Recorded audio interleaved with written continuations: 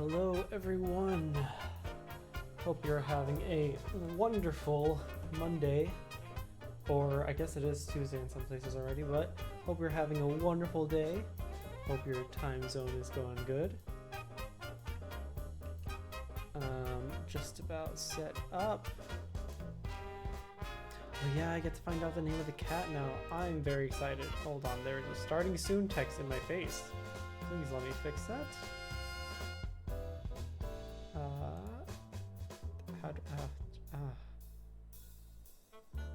This is... Well, that's me. Where's the starting? There it is. Okay. Cool. Oh. Today was the chillest Monday I've had in... Oh wait, why did it not go away? There you go. Today was like the chillest Monday I've had in a very long time. I had like barely any work come in, which normally sounds like a bad thing, but I'm about to go on vacation, so like that's some A+ stuff right there. Oh. Anyway, I'm very excited. Today we get to find out the name of the cat, as Kife has mentioned. I guess the cat is joining us, which is great. Let's do a little bit of a quick recap. While I am actually, my volume is low again. Give me 1 second. Give me 1 second to figure out why it's doing this. You know, sure. Yep, it went down. I don't know why the volume keeps going down. Now this is. I'm just gonna let you hear my volume go up. There you go. Should be good now. Maybe it could be a little bit louder if I bring my microphone just a bit closer. There we go. Perfect. Okay, yes, I am very excited to find out this cat name. We are... Okay, let's see. Let me try to remember what happened in the game since I haven't played since Thursday. But, like, it's not too hard to remember. So, our name is Ryunosuke Naruhodo. We are an ancestor in the turn of the 20th century. And... Well, I guess would that be the turn of the 19th century? Whatever, the early 1900s. We're an ancestor of Phoenix Wright, and we were just a college student, and our friend was becoming a lawyer, and we got blamed for a murder. And our friend was going to defend us, but in order to protect him, we said that we would, in court, we were like, I'm defending myself. He's just assisting me. So we took care of our first case, which was defending ourselves, and we won. And then our friend was going on a trip to Europe, to England, and on the boat, he was unfortunately killed. And it was very, very sad. Amorphous Meiji Japan, amorphous Victorian England. Yeah, it's pretty much. Our friend passed away on that boat, and we were blamed for it. And we investigated with the help of Herlock Sholmes, and we were able to find out what really happened and able to clear our name on that boat. But because our friend had passed away, and we were in the middle of he was in the middle of a like country exchange, like a law trip that was sponsored by the countries and stuff. We asked if we could take his place, even though we weren't really trained to be lawyers or anything. We had the experience, and we studied on the boat until we got to England, and then they gave us a test when we got to England to defend this rich man who was very suspicious, and we cleared his name, but we just weren't sure whether that was the right thing to do, but it didn't matter because he got killed afterwards anyway. And just now we had our first true case where we could prepare, and we investigated, and then we had the case, and it turns out that one of the jurors was accidentally the perpetrator, and she passed out and was taken to the hospital because she could not believe that she had accidentally caused harm to someone. Luckily, that was not a murder case. Nobody died that time. They just went to the hospital, and they were recovering by the end, so But yeah, that's where we've gone. We met an author a Japanese, we defended a Japanese author last trial and cleared his name, and he thanked us, and he was like, all right, I'm gonna move back to Japan. If you want, you can have my apartment or the cat living in there. So I assume we're going to be taking his cat, and I'm very happy for that. Anyway, hello Kipe, hello Icy, hello Boshamo, and hello Delta, who I see you lurking in the background, and Quick, and Robin. Thank you all, even those lurking. I think with that recap, it's about time that I start up the game. Let me just make sure it's running first, because I forgot to do that. We did, yeah, getting a cat is definitely a win in my book, especially considering that it is very fitting for this channel.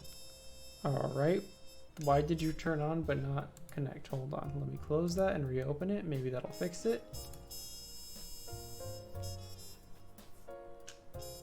Oh, I will, okay, yeah.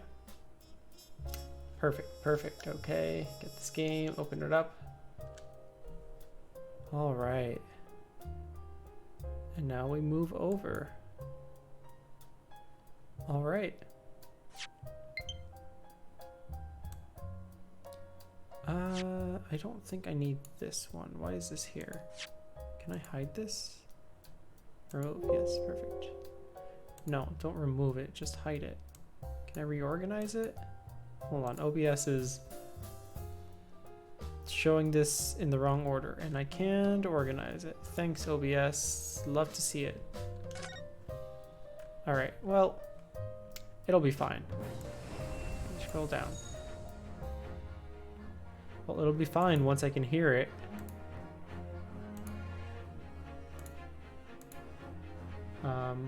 Why can't I hear it? Let's just pop this back into my headphones, please. And allow me audio, thank you very much. It looks like you guys can hear it. I just can't hear it still. Why can't I hear it? The heck? It's not coming out of any of my audio outputs. What? Alright, let's refresh that. Let's pop this back into this. I should be hearing it. There's no reason that I can't hear it.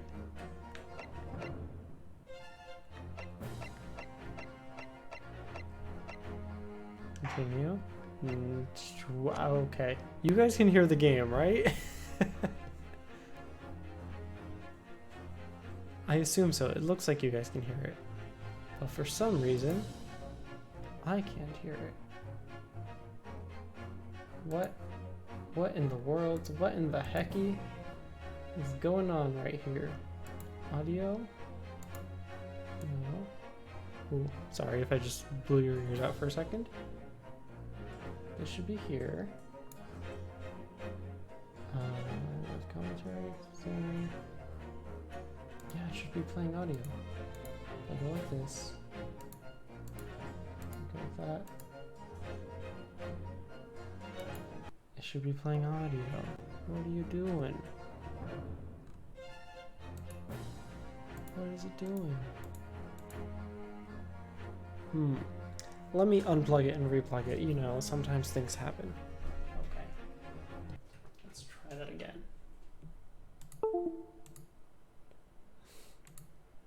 You know how technology can be sometimes. Maybe I'll try closing this, setting this to this. Nope, it didn't actually close. I need you to turn off. And then I need to close it proper. And then we'll connect this again, switch this to that. Technology. Gotta love it. Gotta love it. Have you tried turning it off and on again? There you go. Okay. Now I can hear it. Oh, come on. Turn it off, turn it back on.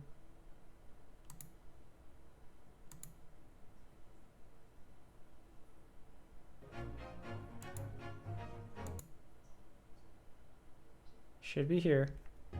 You working? Okay, good, good. We got it, boys. Alright, sorry about that. Let's actually jump into this gosh darn game. Adventure of the Unspeakable Story. That sounds very ominous, but I'm excited. Oh god, I have to remember the voices I gave everyone. We'll be fine. Episode 5, Hound of the Baskervilles. A hound it was, but not such a hound as anymore. Okay, fine. It's coming! Sholmes's cry pierced through the thick wall of fog around us. Wisps of vapor flowed over the pistols I cocked it, and I waited breathlessly in the stillness. The silence lasted for what seemed an eternity, until, at last, it appeared. From the shadows of the cloud, an enormous beast sprang out upon us. A hound it was, but not such a hound as any mortal has ever seen. Its eyes glowed with a smoldering glare. The whole of its ox-sized body was outlined in white-hot flames. Its rumbling pant and hideous howl, so terrified was I that I began to tremble with fear. "Look well, Wilson," Sholmes declared, gazing upon the mystical beast. "For this is the diabolical Hound of the Baskervilles."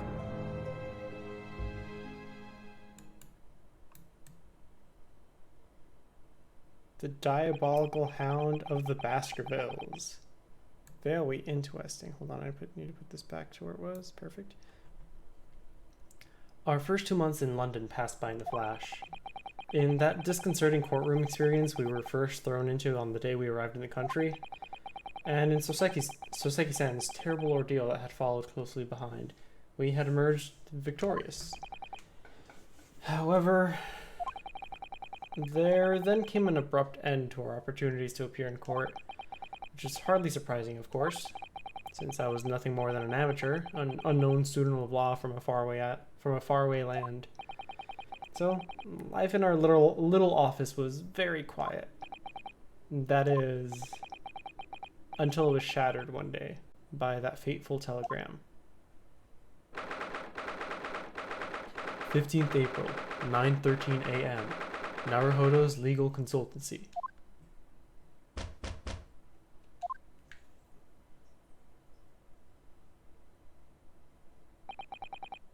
That morning, I was woken by the unreserved knocking on the door by the telegram boy. But after he'd gone, Susato-san's behavior became very obviously strange. Susato-san? Yes! Is it time to leave for court already? Let me see. What case is it today? I don't think I'm scheduled to defend anyone at the moment, am I? Oh, no, of course not. How silly of me. But I think Iris said she would make us breakfast this morning. So, shall we go down to Mr. Sholmes' suite? Yes! Iris makes the most delicious breakfast food. She does, doesn't she? And once our bellies are full, we can leave for court in fighting fit form. Let me see. What case is it today? Here we go again.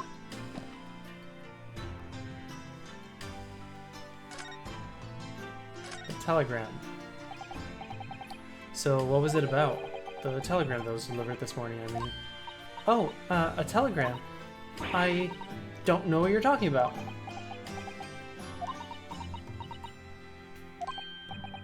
Sorry, but you're not gonna get away with that. Well, I didn't think I would. Actually,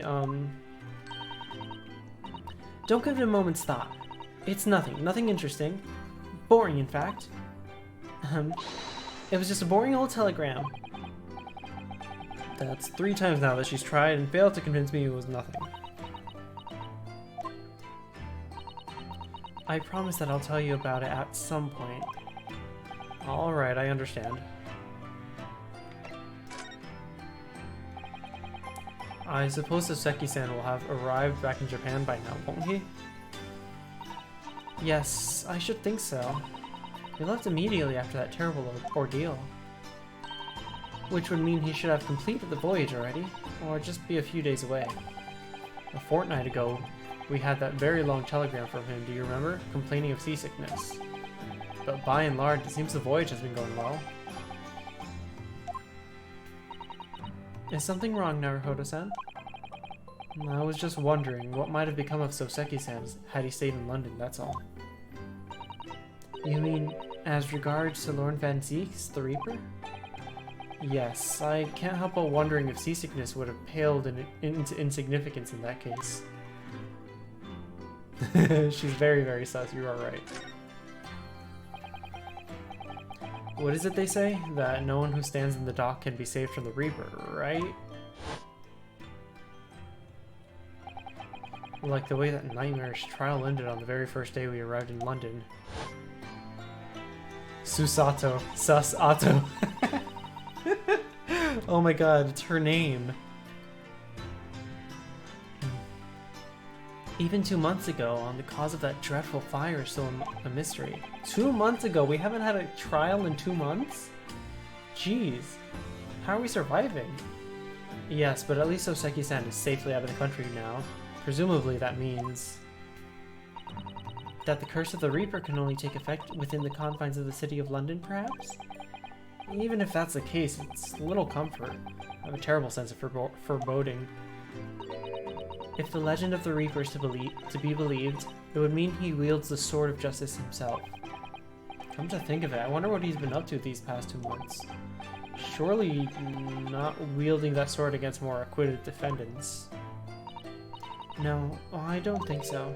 Apparently Lord Van Zieks hasn't appeared in court once since our last encounter. Oh? Yes, in Soseki-san's trial. He's withdrawn from judicial service again, it seems. Really? Just like before, when he wasn't seen in court at all for several years. So it's just me who's had to face him in his recent spate of trials then? Oh, just my luck. I wonder if luck doesn't come into it. Sorry? What was that? Oh, nothing. Never mind. Alright, can we get breakfast? If they don't have pictures of the breakfast, I'm going to be very upset. I want to see images of food. Oh, I probably could have looked around my office. It's a bit late for that now, I guess. 15th April, Shulm Suite. Morning, Bruno. Morning, Susie. What's this music? What is going on? What is this music? Good morning, Iris. What is this music? This is so funny. Iris. What is it, Runa? Oh, what is that terrible noise? It sounds like a cat being strangled. Yes, you noticed that, did you? Hurley isn't in the best form this morning, it seems. Jesus. Hello. Hello, Mr. Sholmes. Good morning. Oh, good morning. A good morning to die, perhaps. Has something happened, Mr. Sholmes? You look miserable, and the way you were playing the violin before. My analytical mind is dead. Music is dead. The world is dead. Damn this blanched existence. That's all it is, my dear fellow. Nothing of consequence. I'm afraid I don't understand.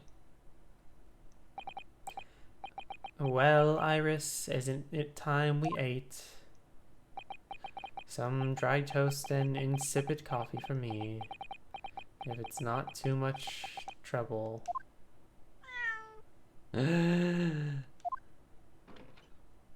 There he is! There she is. Oh look, it's Waghai. Good morning, boy. Okay, I guess he is. Calico cats are usually female, but there he is. Look at his little boy, his little bow tie. Look how cute. We got a cat. Look, it's a cat. My notification phrase is actually accurate right now. Look, it's a cat. Good morning, boy. Wow. I guess that was a voice acted line, wasn't it? We got a wow. Thank you. That must be some sort of tiny door for cats to use. But how did it get there? Well then, everyone, time for breakfast. Oh, wonderful. Let me help you, Iris. It would indeed be a fine day to die. I knew something looked different. Something's missing from Mr. Sholmes' desk. Did the cat knock something over? You seem to be very unhappy this morning, Mr. Sholmes. What's happened? There's no mouse, so I wow. It used to be the case that in my hands, this violin sung like the dawn chorus. Its melissonant tones would make flowers bloom. It would? But now, the muses are unamused with me. The goddesses of music have thrown me over. Whatever do you mean, Mr. Sholmes? For hours I have bowed, for days even. Through the night I have endeavored, no avail. That sound, my tone, is lost. That brilliant, clear, unwavering tone, gone forever. No more recitals of unbridled emotion. Well, you haven't been practicing much lately, have you, Hurley? Don't worry, I'm sure it will come back to you in... Oh, don't worry, I'm sure it'll come back to you in time. Heed my words, Mr. Naruhodo. The goddesses of the arts are fickle. One day they bestow genius on a man, the next they unmercifully withdraw it. Oh, dear. Ah, why is this happening to me? If they take the turn I have for the violin from me, what is left for pity's sake? What is left? Deduction, perhaps? Isn't that what you're known for? What's the missing machine? Mr. Sholmes, I don't like to pry, but... your desk looks rather empty today. Ah, well done, Miss Sato. Your observational skills do you credit. Oh, no, Mr. Sholmes, they pale into insignificance when compared to yours. You'd struggle not to notice, wouldn't you? You mean Hurley's great analytoscope? That's at Windy Banks now? Sorry, it's at a Windy Bank? No, Windy Banks, the Pawnbrokery. Pawn? What? You mean you pawned that enormous machine of yours? It has some considerable value, you see. Quite undeservedly. But isn't it a very important machine for your work? I do wish you had consulted us if your situation had become so desperate. I should have gladly passed what little income I have to you. Dear madam, things are far from desperate. But the pawnbroker has your wonderful machine. How can it be anything but desperate? Making use of a pawnbrokery is quite ordinary here in London, I assure you. It is. It doesn't sound ordinary at all. It would seem that neither of you fully understand how pawnbroking works. Oh, let's understand that exactly.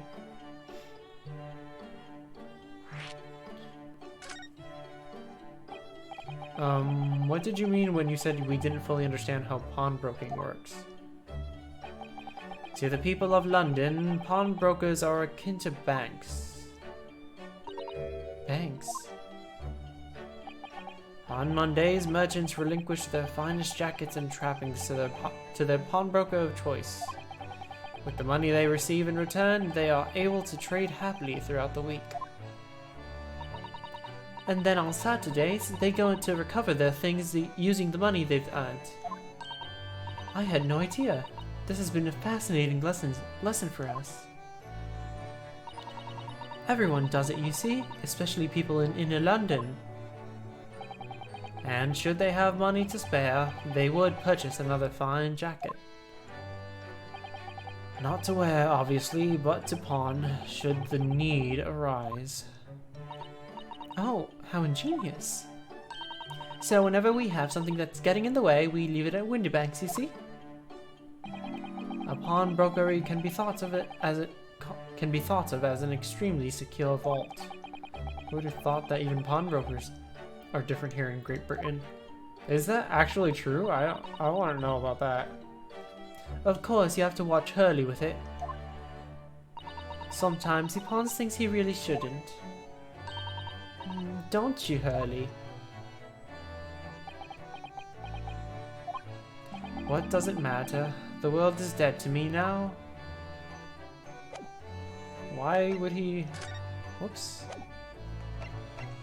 Present. No. Examine. T. Fire. Oops, I missed the T. It's very different feeling to a Japanese hibachi somehow. Oh, look at that photographic print of a lady displayed on the mantelpiece. Could it be? Yes, it must be. It's the woman. Oh, how exciting. Is that supposed to mean something to me? Why did I get an award for that? And it looks like that huge metal chest is being used as a table for tea and coffee. It seems very sturdy with an equally sturdy lock. Mr. Naruhodo, you mustn't go around opening things. I always have to keep an eye on you, don't I? You're very mischievous. How did you come to that conclusion? I want to know about the shoe. I can't know about the shoe. These are all mementos of Mr. Sholm's past cases, I think. If he'd been involved in my case, I wonder if the beefsteak from Le Carnival would be on display here. A mystery shoe, a curious hammer, some mysterious dancing men, a bust of Napoleon. Ah, what an entrancing collection. It looks like an untidy assortment of junk to me, rather than what's on my... Rather like what's on my own shelves. Well, you really ought to learn to keep your things in order, Mr. Naruhodo. No favoritism there at all.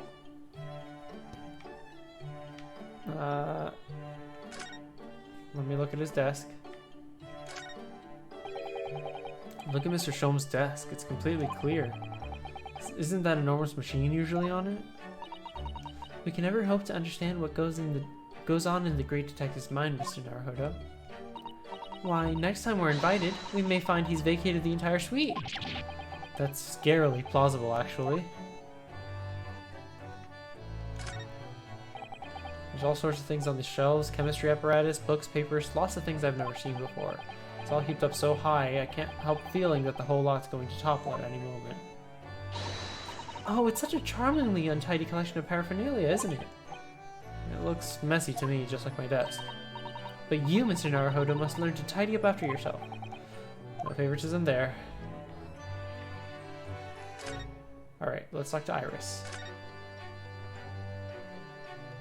Wait, actually... Whoa, I hadn't seen Iris's half of the room. Iris's beautiful tea set is there on the table as usual. A cup of one of her special herbal blends always helps me relax when I'm feeling the strain. The English pastime of tea has many similarities with our own tea ceremony customs, don't you think? It's the idea of hospitality behind it, and that's the essence of tea.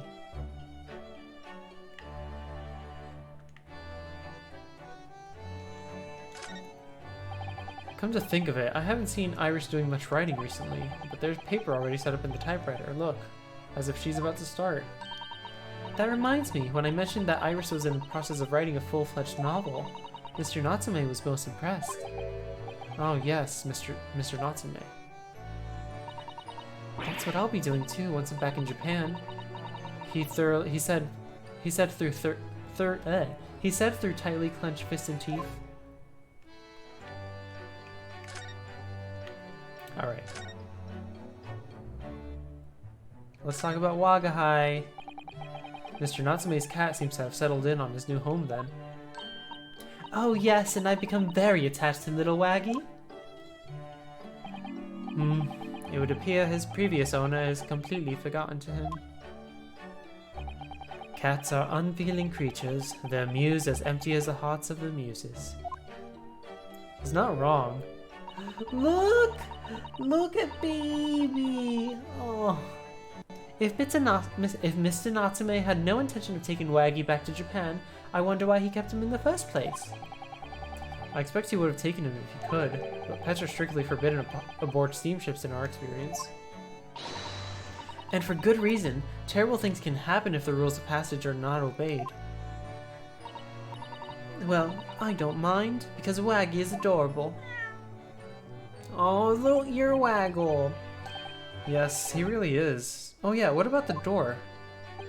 I don't remember seeing that tiny thing in the main door before. Where did that come from? Oh, you noticed? You're very observant, Runo. Look, I use this. It's my latest invention.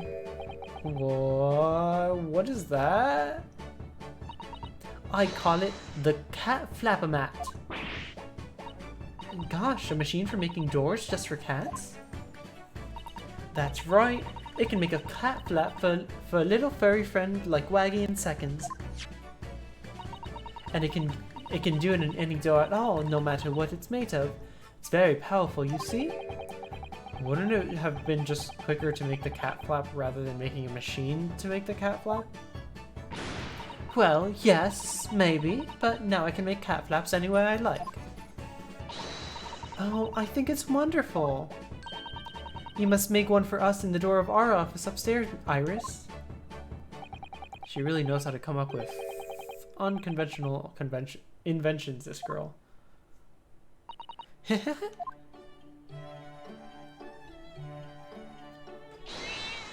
Uh-oh. Oh, what was that? Wagahide? No! What? That was very unhappy cat noises. What was that? Oh no! Wagahide's tangled up in your violin! I think he thinks it's a toy! No! What's he doing to it? Oh dear, Mr. Stroll's precious violin. Why should I care? What? I shouldn't be surprised. If the cat is more accomplished musician than I now. Mr. Sholmes really is in poor spirits, isn't he? Well, anyway, I'll put it back where it lives, shall I, Hurley? Out of the cat's reach if possible. Maybe we should assess the damage. Where is it? There it is. So this is the violin, is it? It's a Stradivarius, one of the finest violins in the world, made by the renowned Italian luthier Antonio Stradivari. Oh, I see. Doesn't look like anything special to me. I happened upon it covered in dust, languishing in a pawn shop down a nondescript back alley. The broker had no idea of its value, so I was able to purchase it for a mere 55 shillings. How honorable of you. And until today has been my faithful companion in every great Paganini-inspired performance I have made.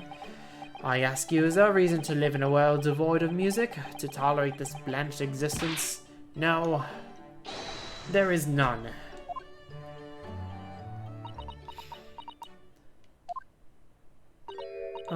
Mr. Sholmes?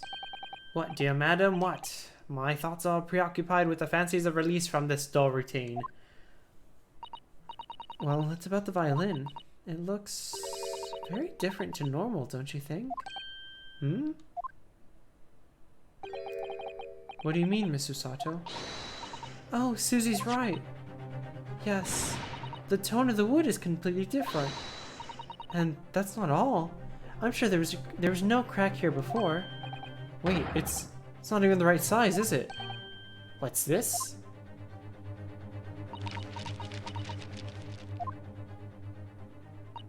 I'm terribly sorry to have to tell you this, Mr. Sholmes, but that instrument isn't a violin at all. Then what? I believe it's an entirely different instrument called a viola. What? What? What? What? Oh, Mr. Sholmes, are you alright? You're right. You are quite right. This isn't my faithful Stradivarius. So what pray is this piece of stringed flotsam? Not your faithful performing partner then. Hold on, let me disable notifications in here for 1 hour at least. Okay. Ah, I see what must have happened. You do, Iris? This is just a simple mix-up. Sounds like Iris might be able to tell us exactly what's happened if we ask her. What's up, Iris?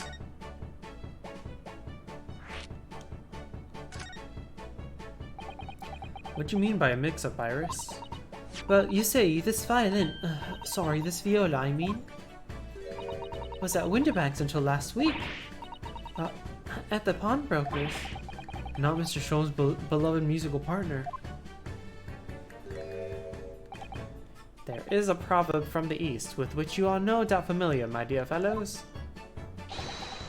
Always let a beloved child travel. Yes, indeed.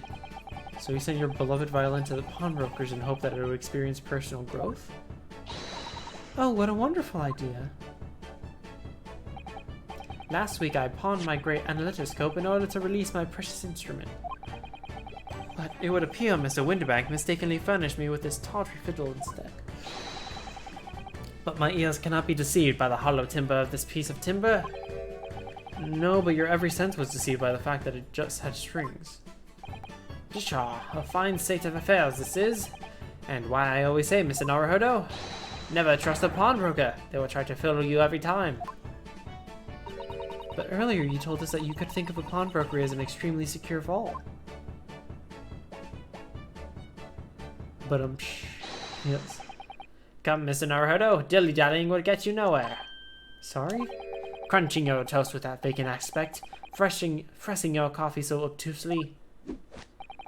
Are you not a little embarrassed with your own conduct, considering the urgency with which we are faced? We must visit Mr. Winterbank's brokery at once, isn't that right, Mr. Sholmes? Precisely, Miss Susato, without a moment's delay. What? But I haven't finished my bacon and eggs. My dear fellow, surely you do not still intend to crunch your bacon with an increasingly vacant aspect, to press your egg over ever more obtusely? Alright, say no more. Let's go then. I would not let him pull me away from eggs and bacon breakfast. I would devour that. I'd be like, I'm sorry, bro. This egg and bacon? You can't bring me away from egg and bacon? This egg and bacon? Don't worry, Bruno. I'd be happy to heat it up for you again later. Oh, thank you, Iris. As it happens, I am rather curious to see what a British pawnbrokers looks like. Let's go. New location has been added. Winterbank's Pawnbrokery.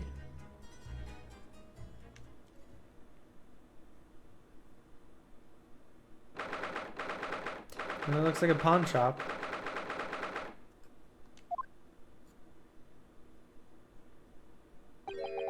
So this is a British pawnbrokery. Oh my, there are all sorts of tools and contraptions in here that I've never laid my eyes on before. Oh, Susato-san, and that spark of wonder in your eyes. Can't wait to scour the shelves, can you? Get the impression you enjoy places like this? Oh yes, I don't know why, but seeing such a lot of things I don't understand is a real thrill for me.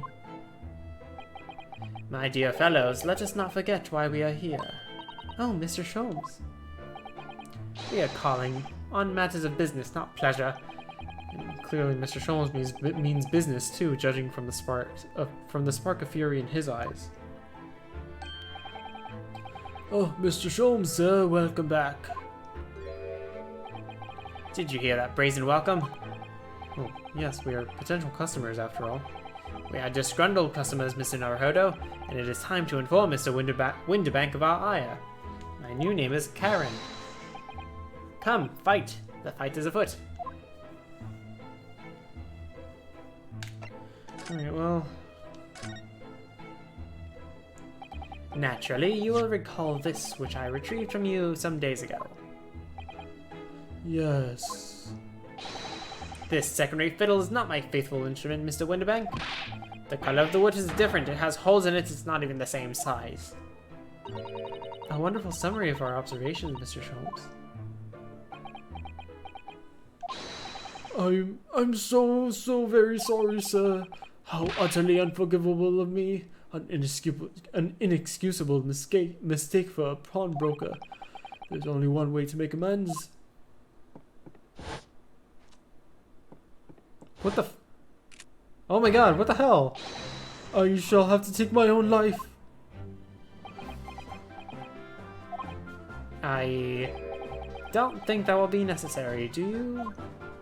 Wacky music while a man points a gun to his own head. What the hell? Look at that.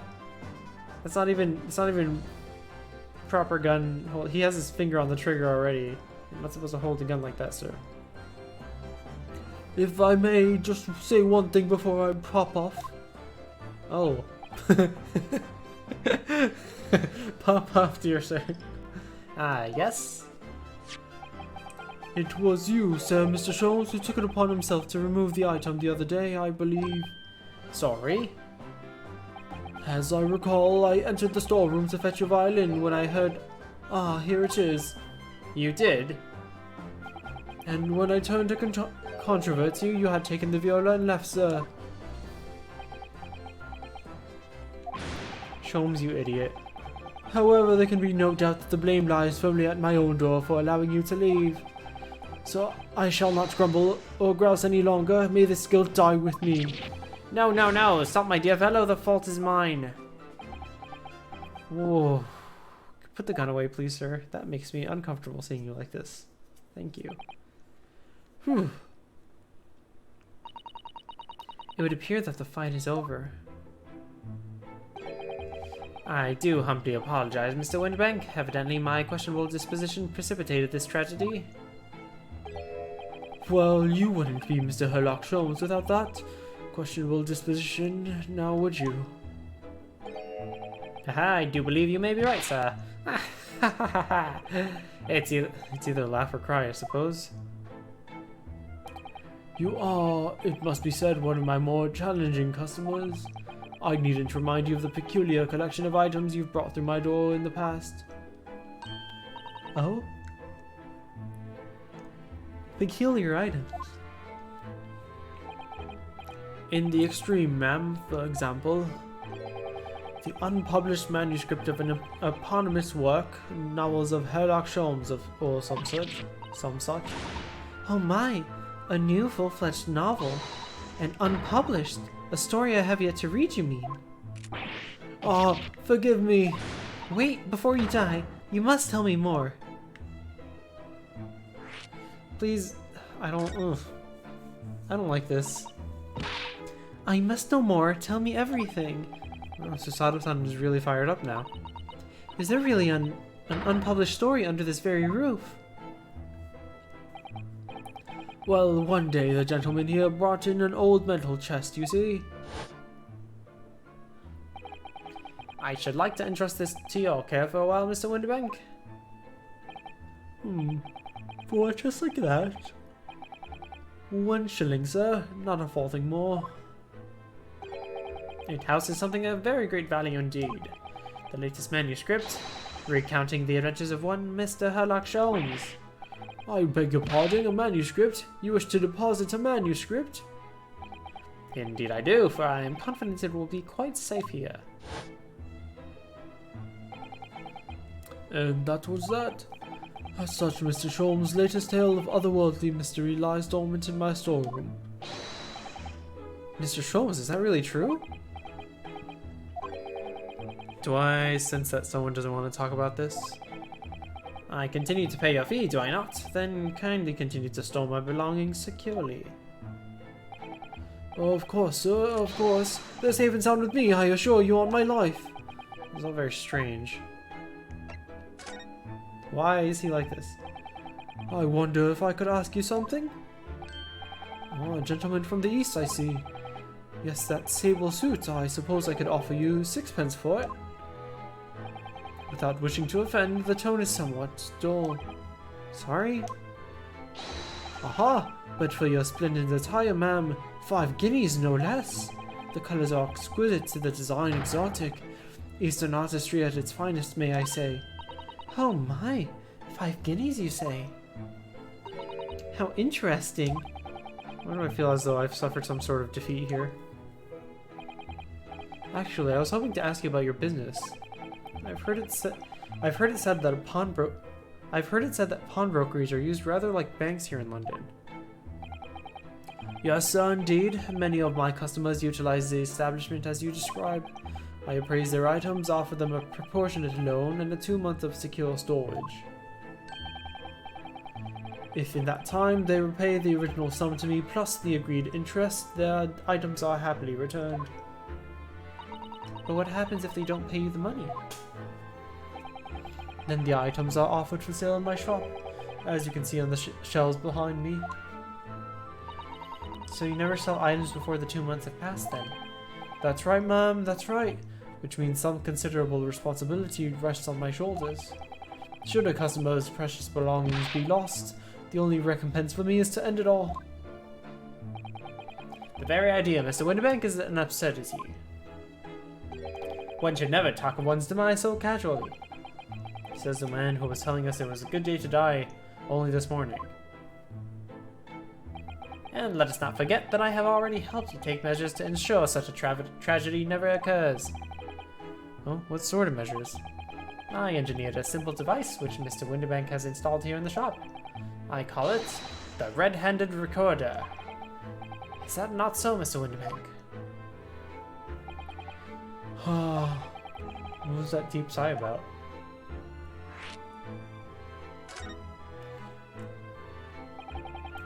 What on earth is a red-handed recorder? Use your eyes, my dear fellow. There are 2 just below the ceiling. And I can see what appears to be a camera attached to some sort of timing device. Very astute. It is indeed a camera furnished with some 100 of pieces of celluloid film. And every 13 minutes precisely, the camera automatically records the appearance of the shop. Here, I have an example I can show you.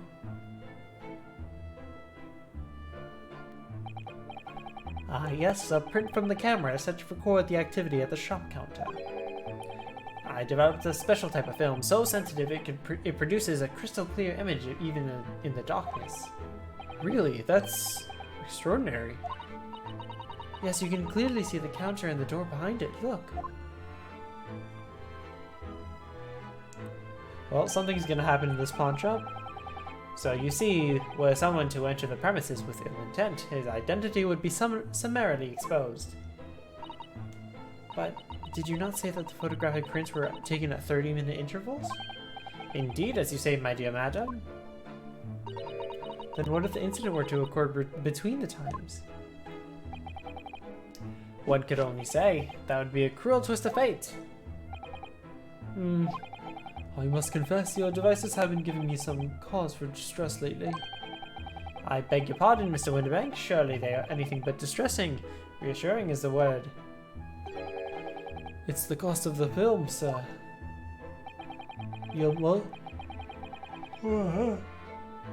Excuse me, wow. You most gracefully placed not 1 but 2 cameras in my shop after all, which means I must pay for nigh on 100 utterly useless prints every single day. I'm afraid the cost of the film will break me before I'm very much older.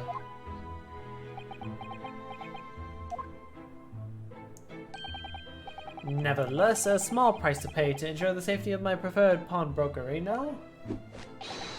My dear fellows, we verge on an age where safety and security come at a price. Oh, heaven help us.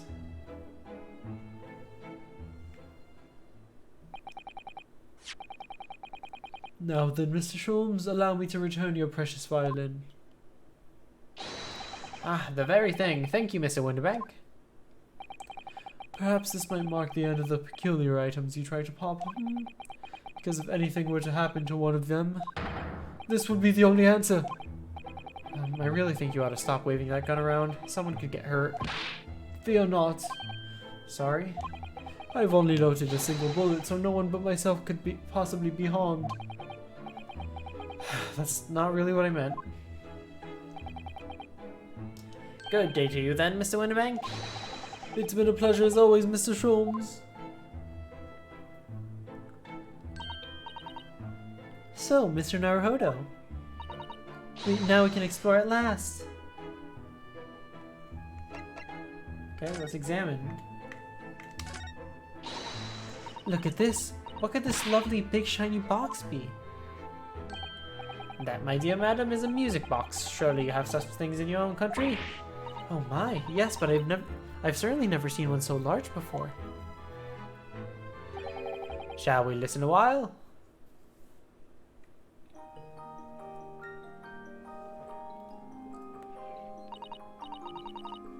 What a sublime sound. It's like the music of angels. I've never heard anything like it before in my life. This particular specimen is of the larger variety, commonly found in public houses and restaurants. There is a metal disc on the inside in which the notes to be played are recorded. Simply by replacing the disc with another, any music you care to imagine can be played. My goodness, what a simply delightful machine. Indeed, though their popularity has waned recently with the development of the gramophone, of course. Science and technology advance at such an overwhelming pace.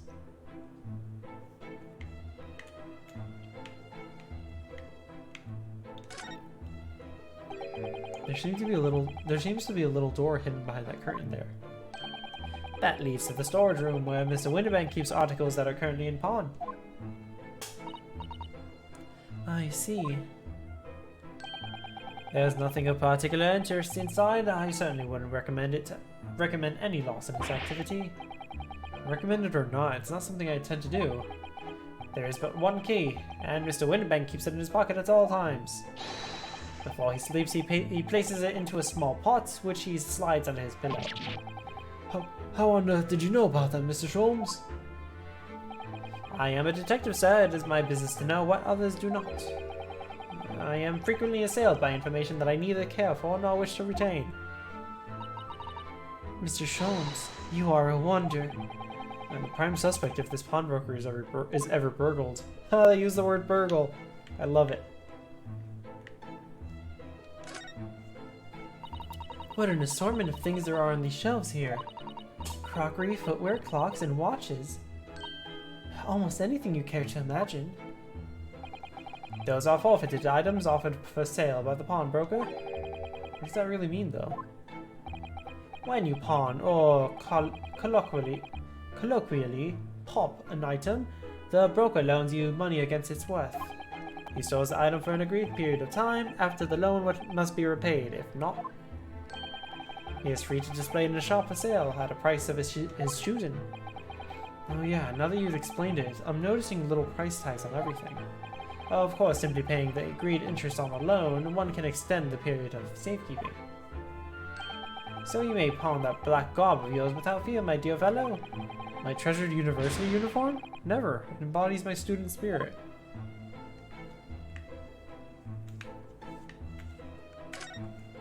What is this? Now what do you suppose this enormous machine does? It seems to have two little windows for looking through. Is it? Allow me to enlighten you, my dear fellows. What you are looking at is a stereoscope. A stereoscope? Fascinating. It is aptly named, I assure you. Look through the eyepieces and see for yourself. Oh, I should be delighted to. Excuse me a moment while I have just a look.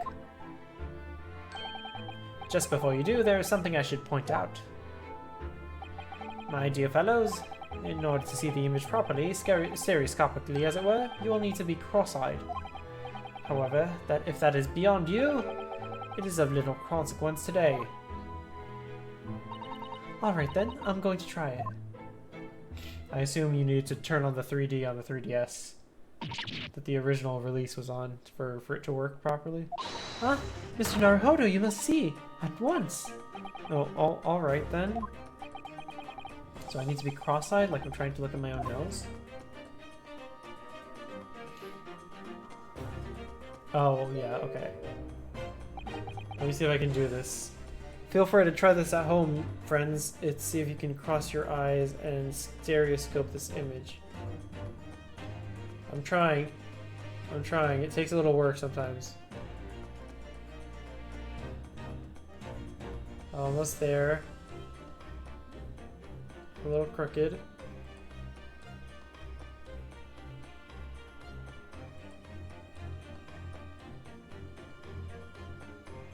I can't do it. I used to be able to do it. Can you guys do this? People in chat, tell me if you can cross your eyes. I'm trying my hardest. Oh my god, this is so hard. I can do it. What the? I don't believe it.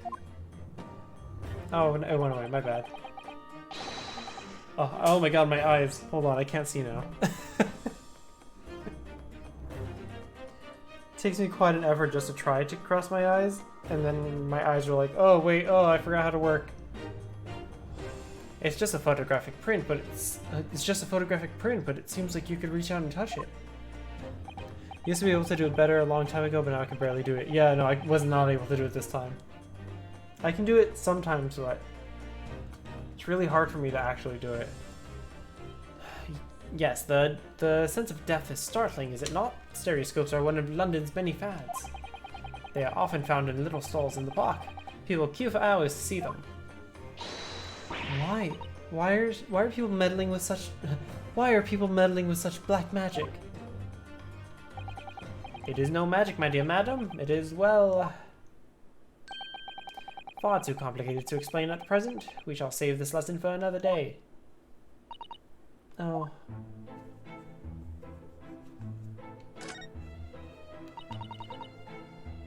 Okay, never mind. I want to see if I can look at it again real quick.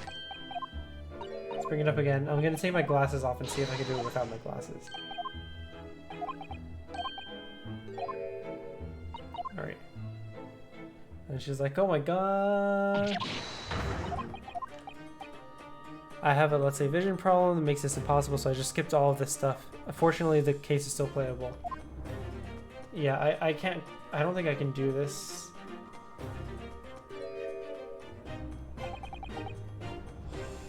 I'm trying again.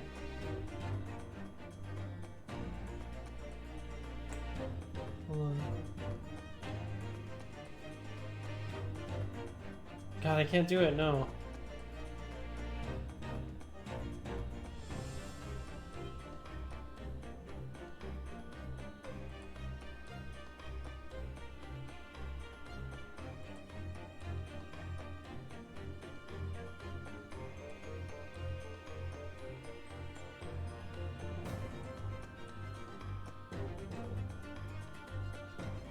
God, jeez. Oh my eyes, yeah. It's so hard. Oh my god, I can't do it. Yeah, I'm sure this was way easier on the 3DS.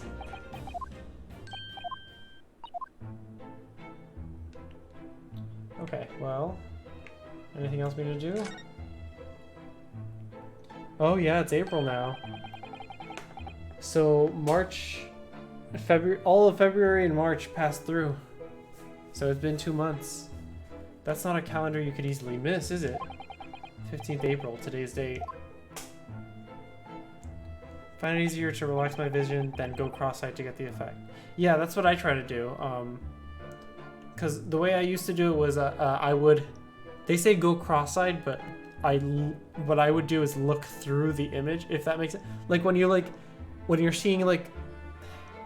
Imagine like you're like zoning out and like daydream or whatever, you're looking at something in the distance and then someone walks in front of it, but like you haven't like you're still daydreaming and not like really focusing, so you don't focus on them. You're still technically looking at what's behind them, but you can't see the thing behind them. That's what I have to do. Problem is when I go cross-eyed, I end up focusing on my nose instead of the picture. Yeah. I don't think my nose is that centered in my vision. Like my nose is down here. I have to hold it close to my face, then slowly back away. I used to do that as well. Like sometimes that would work. It depends on the size of it. But because right now I'm looking at my screen and it's a lot bigger than I would normally do it, it's way harder to do it for me. If I had it on, if I was playing portably on the Switch, I might be able to do it. Okay, my attempts of going cross-eyed means going down instead of going in. That might actually be easier.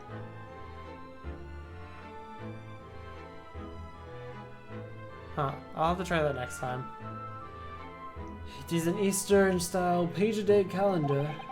Every night at midnight, I tear off the front page to reveal the following day's date. The perfect calendar for a tearaway fellow such as yourself, Mr. Winterbank. And who was it who walked out of here with the wrong violin before? Well, when the agreed storage period has passed without repayments, articles are forfeited, you see. So I have to keep a close eye on the date. It's something of a pawnbroker's obsession, you might say. Oh yes, I can see you're very dedicated to your job. Alright, is there anything else that I need to look at? I think the stereoscope was really it.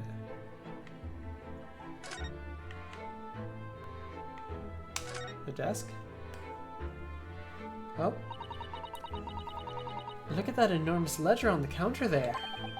Mr. Winterbank is, if nothing else, very particular about the recording items he accepts.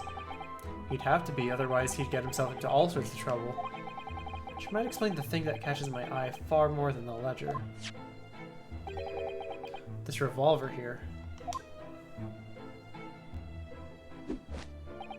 Do not entertain even a single thought of pilfering an article herein, my dear fellow. I assure you, Mr. Winterbank would not hesitate to draw that weapon with a speed belying his portly size. Oh, you don't mean he'd blow his brains out? Indeed, in recompense for his blunder. Oh my. But in any case, of course we would never do such a thing. How could you even suggest it? Alright. Are there anything to do? I guess not. Let's go to Baker Street. Let's see what's going on out here.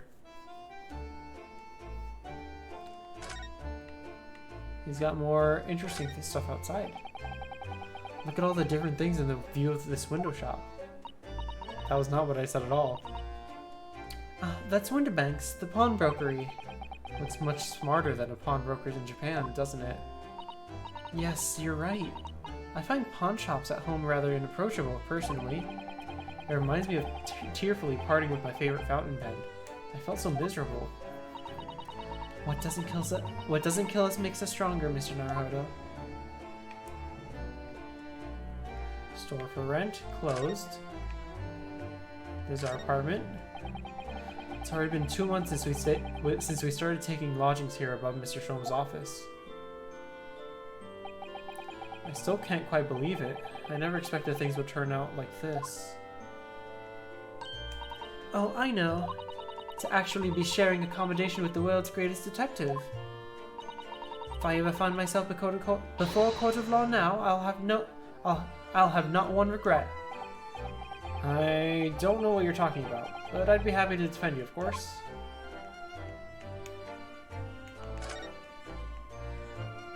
Nothing else here? Alright. Let's move back to the Shom Suite. Can I have my breakfast now? Apparently not. Guess we're missing something. Are we? I can't talk to him anymore. Bucket. Oh, there's one thing. Look at this! Look, whatever could it be used for? I have no idea.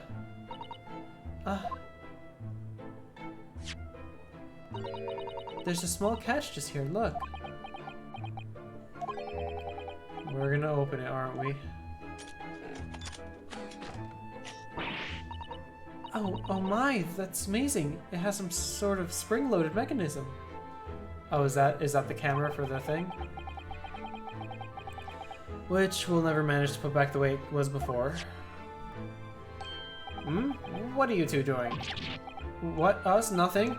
No, nothing at all. Whatever this device is, it seems to have a pair of little windows to look through. It feels as though I've seen something rather similar to this elsewhere. Well, only tuppence for it? That ain't fair, and you know it. The article is barely worth a penny, miss, so I cannot offer more. Sounds like there's an argument brewing over by the counter. Is it our good friend Ginny? Come on, that can't be right. Have you ever had an oh my god. Oi. I just have to do oi. Come on, that can't be right. Have you ever had a proper butcher's at it? I've seen all I need to see, young girl. It's Ginny, I guessed correctly. Oh, thank you for the hydrate and the munch. Hold on. Get that hydrate in. I'm out of crackers, so my munch. First I'm gonna munch into this tortilla chip, so I can give you guys an HD crunch. You guys want an HD crunch? Here you go. Mmm.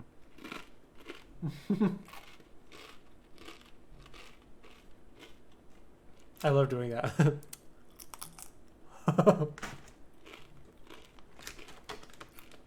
That sounds as satisfying as it is. I would love, sorry about the crackling. I know I have to close the bag, and unfortunately chip bags are made to be loud. Let's get that out of the way.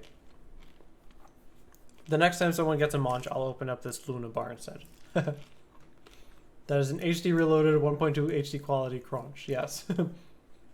It is a final remix 1.2.365 over 2 crunch. Wait, don't we know? I'm sure I recognize her. Oh yes, it's the young lady from Mr. McGilda's trial 2 months ago.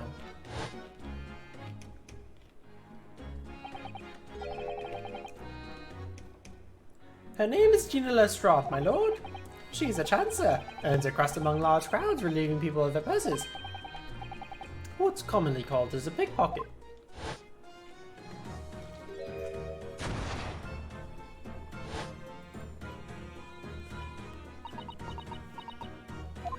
I like her new jacket. Look how cute it is. She looks so cute in that new jacket. Gordon Bennett, you lot! Why do you still have that gun? Did Iris not take that back? Did she just say you could keep it? Oh my god. Hello, Miss Lestrade. I hope you've been well. Hey, what? You remember me, do you? Well, I remember being completely surrounded by smoke, that's for sure. So, what are you doing in here? Down and out like the rest of us. Nothing to eat. Come pop that black weasel, sorry, coat, have you? What is it about this black uniform that makes everyone comment on it? Ah, good day, unless I'm much mistaken. You would be the young pickpocket who stole our... Whoa! I got chips stuck in my throat. Whoa! Whoa, that was weird. Huh. Sorry. Whoa. How did that happen? You would be the young pickpocket who stole our experimental smoke grenade launcher. Oh, Mr. Sholmes. Yeah, the cruncher is too powerful. So, you have something of value to pawn, do you?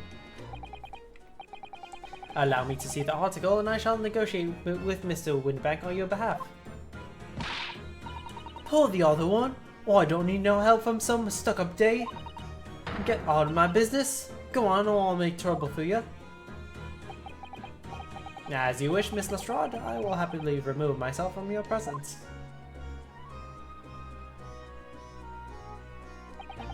He's really done it. He's gone. I'm sorry, but as I said, there really is no room for negotiation here. What is that thing he has in his hand? Some kind of metal disc? And you, go on, leave me alone. Oh, Miss Lestrade, just pretend we aren't here. We shan't be offended in the slightest. Susato-san can really stand her ground when she wants to. Whatever.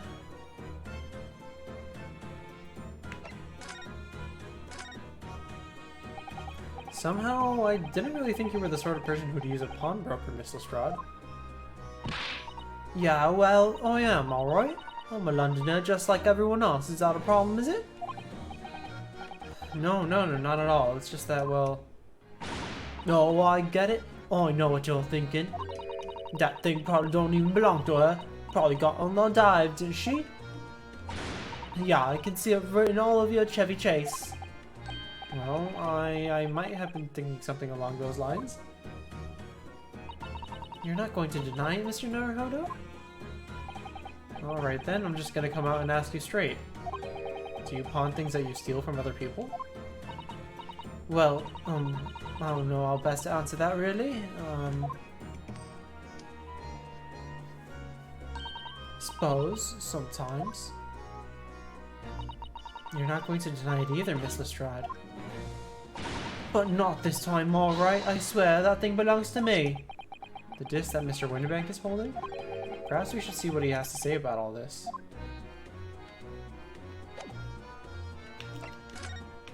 Why don't you try it out, Mr. Winterbank? There's a player box thing over there.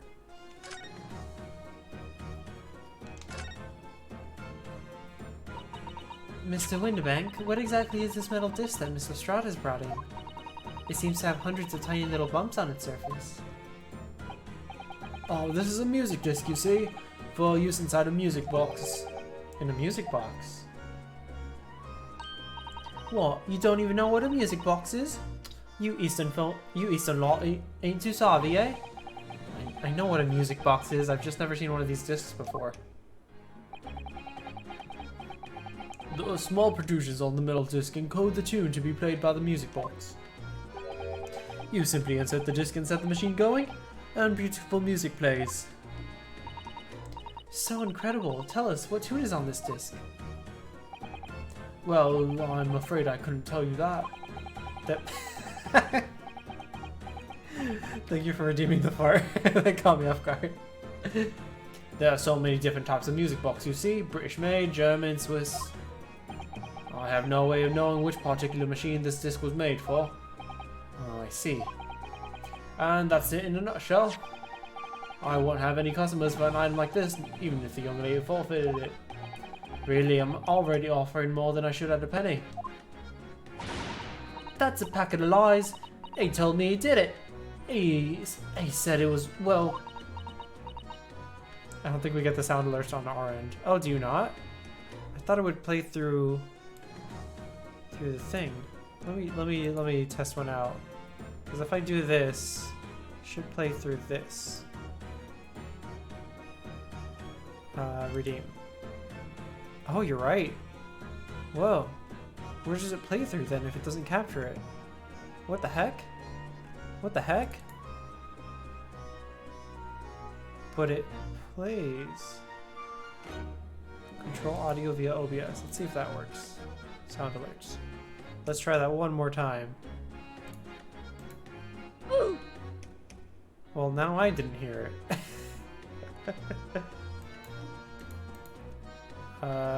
What if I go... Well, if I do monitor, maybe it will play twice then. Okay, let's do... Oh, I can hide this here. Okay, hold on. Wait, where is it? There it is. Let's hide this. Sound alerts, monitor on. Monitor and output. Perfect. But I can hide it. Alright, do you hear if I play this wow? Wow! And do you hear it once or twice? Because if it's twice, that might be a bit much.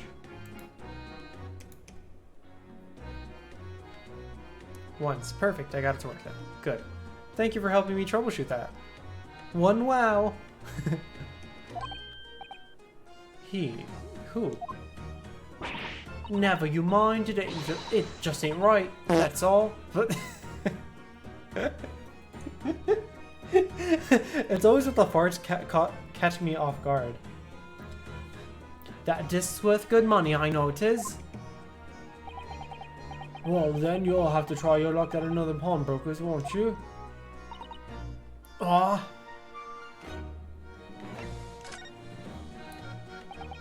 She's been in before, of course, this little tattletale. I see. And brought some dubious article or other with her every single time, I might add. Dubious? What are you trying to say? I'm an honest customer, me. So, is there something dubious about the dish you brought in today?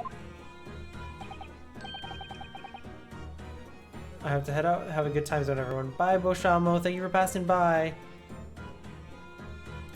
Well, if only I'm gonna shout you out as you leave out because Boshamo started streaming recently. He did an art stream the other day. I was lurking in the art stream, but I could not type in the chat because I was doing things, so I couldn't say that I was lurking. But yeah, Boshamo has been doing some art streams. He did his reference sheet. They did their reference sheet earlier, I think. Well, if only you were that simple. Sorry? What do you mean? What she actually brought in was a storage ticket. A storage ticket. So, Miss Lestrade has actually come to redeem an article from you today, is that right? Yeah, that's right. A girl like me yeah, that's right. A girl like me has a lot of stuff what needs storing. Alright, yes, that's definitely dubious. The article in question would have been forfeited at midnight tonight, but as she gave me the ticket for it and repaid both the loan and the interest, I was obliged to return the article to her. But what was the article? Do tell us, Mr. Winterbank. The little scamp is wearing it, ma'am. Is the coat? It's the overcoat that she redeemed. Oh. What? What's wrong with that? It fits, don't it? I mean, it's mine. Of course it does. So, what about the disc then? How does that come into all this? The disc is something else. A new article to pawn if the girl and I can agree at price. I'm confused. I thought you said that Miss Lestrade brought in a storage ticket today. It's really quite simple. Yes, the child brought me a storage ticket and the money owed on it, as you say. For this heavy black coat which you returned to her care, as I understood it. That's right, yes. And rather unsurprisingly, as soon as the little ragamuffin put the thing on, she went rifling through the pockets. Oh, you mean... What? Don't you know it's rude to stare at a lady? Ah, I see. So it came from the pocket of the overcoat, did it? If you mean this disc, then yes, exactly, ma'am. And she immediately tried to pawn it.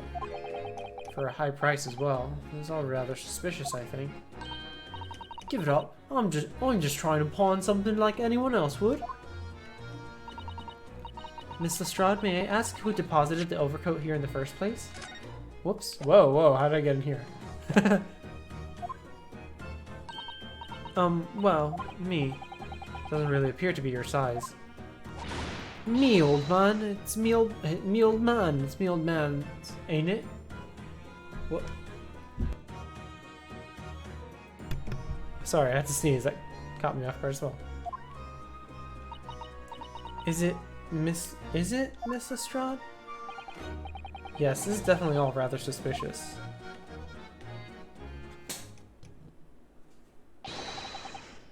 Out of my way, please. Okay. Oh my god. We got another JoJo character. This time it's what's his name? Speedwagon. That's Speedwagon's outfit, isn't it? No, is it Speedwagon? It's no, it's Zeppeli. Is it Zeppeli or Speedwagon? I feel like either or. That's definitely a JoJo outfit if I've ever seen one though. Who's this picture postcard in English gentleman?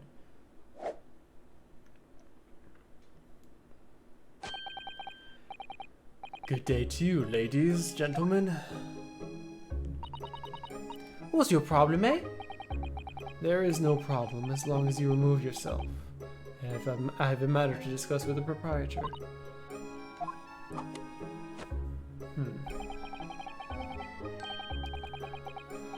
Let's give him a more posh voice. And if you intend to make a problem of it, I shall see you outside, little girl, for the hiding you deserve. Look, ain't it obvious? I ain't done talking with him yet. If you think you're such a gent, you should know how to wait in line. Well, aren't you an impudent little brat, aren't you? As well as a pickpocket. Hey? Who are you? How'd you know who I am? Question is, how do you not know who I am? You have the courtesy to even remember the faces of your victims, it seems. What? You mean from you? Broker? Yes, sir. I believe this filthy pocket thief has just redeemed an article from you, no? Yes, the article in question belongs to me. I demanded for it to be returned at once. Oh my. Now that's a lie. What are you trying to pull? Give me back my overcoat, you astral. Give me back my overcoat, you astral. Needless to say, any music box discs too. No, you can't have it. You just can't. It's me old man's. Or it was, now it's mine. Goodness, Mr. Naruhodo. This is a very awkward situation. Yes, I think perhaps we should hear both sides of the story in a little more detail.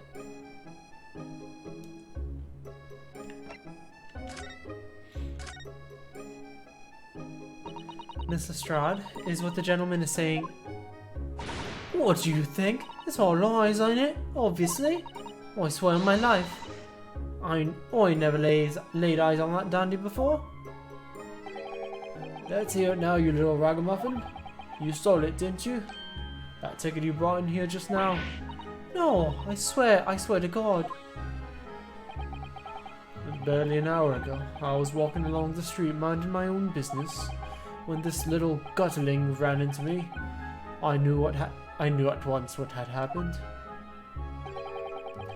Oh, I've been robbed yet again, I thought to myself. Those wretched pickpockets. Wouldn't it be easier to separate them, ask them what's on the disc, whoever can guess correctly gets both? Yeah, that makes sense. Yet again? Oh yes, as you can see, I am a man of impeccable style. This isn't the first time that I've been targeted by these black slum scoundrels. Now then, relinquish my overcoat. Look at this JoJo-ass man.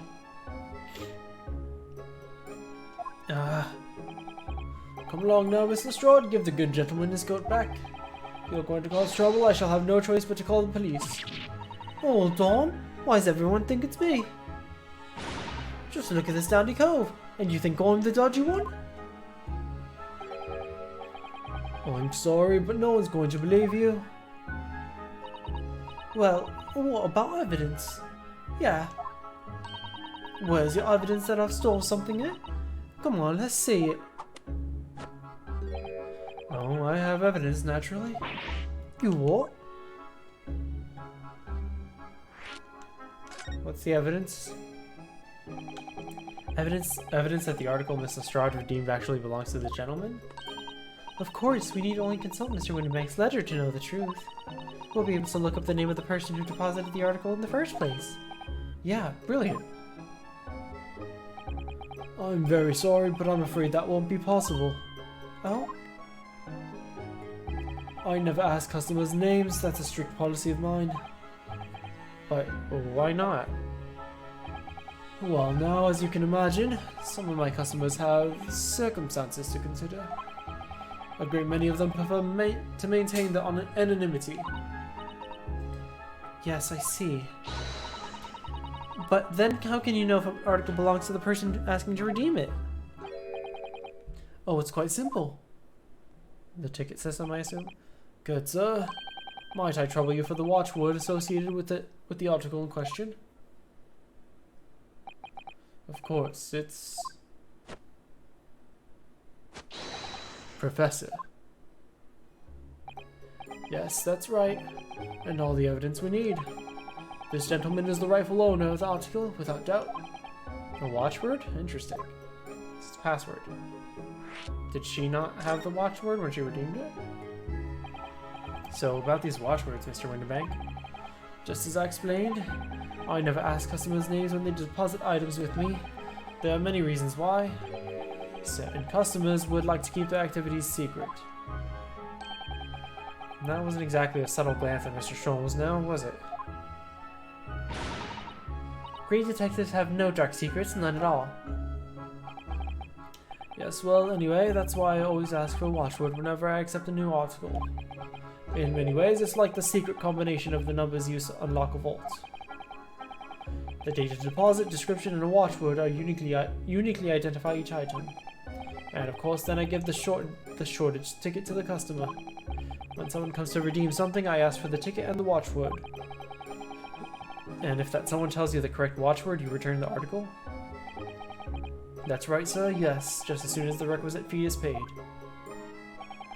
And I have supplied you with the information you require already, but for the avoidance of doubt, the article in question is an overcoat deposited 2 months ago on 15th February, with the watchword of Professor. All perfectly correct information, sir. But now... Really, this is beyond a joke now. There's no further room for doubt. Ugh.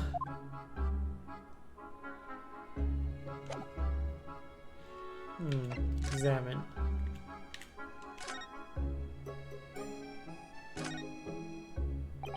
Excuse me, but who are you? One would expect the inquirer to introduce himself first.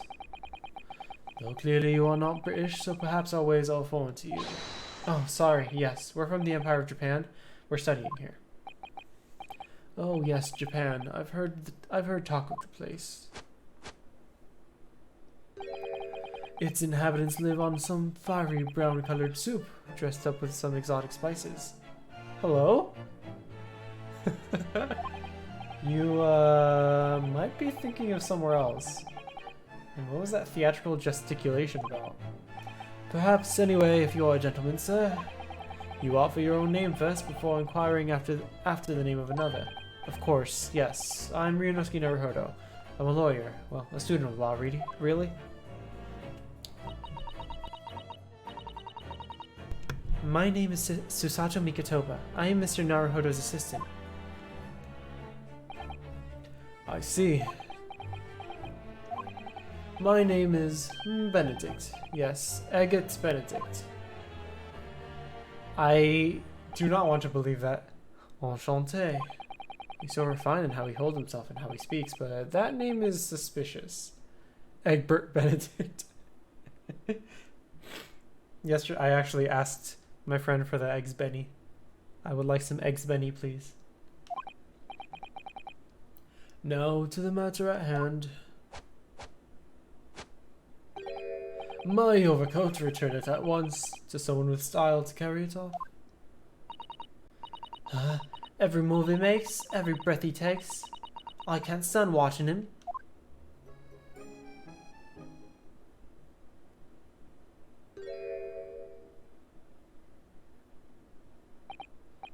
So let that be an end to the matter. And thank you for your custom, Mr. Agate Benedict. With such reasonable rates of interest, I may even decide to come back. This is why I hate grown-ups. Just because I'm a diver, everyone thinks that makes me a lawyer. And the contents of the coat pockets, if you please, broker. But of course, sir. Here's the disc for you. Just this one? Pardon, sir? I was expecting another. That is, I deposited another. Another disc. Oh dear. I regret to inform you, sir, that was what was deposited with me. That what was deposited with me was merely the overcoat.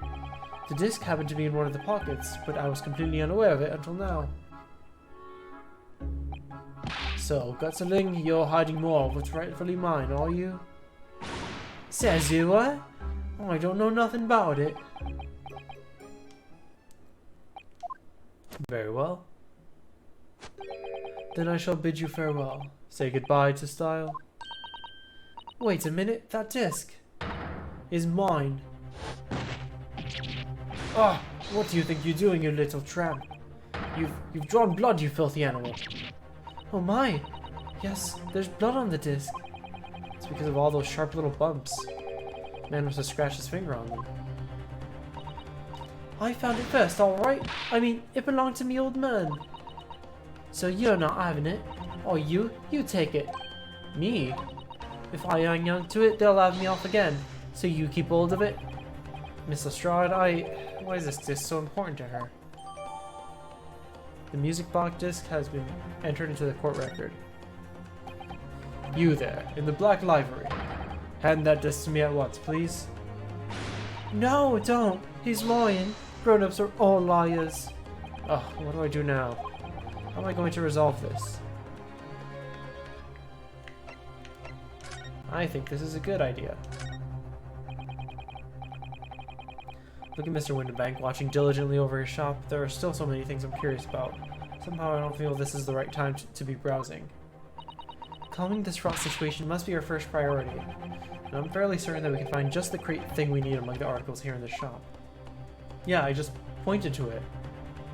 Yeah, I just pointed to it. Oh my god. Well, actually, what are the cameras? Mr. Sholmes, what are you examining with such keen interest over there? As you enjoy a bar of caramel, I see.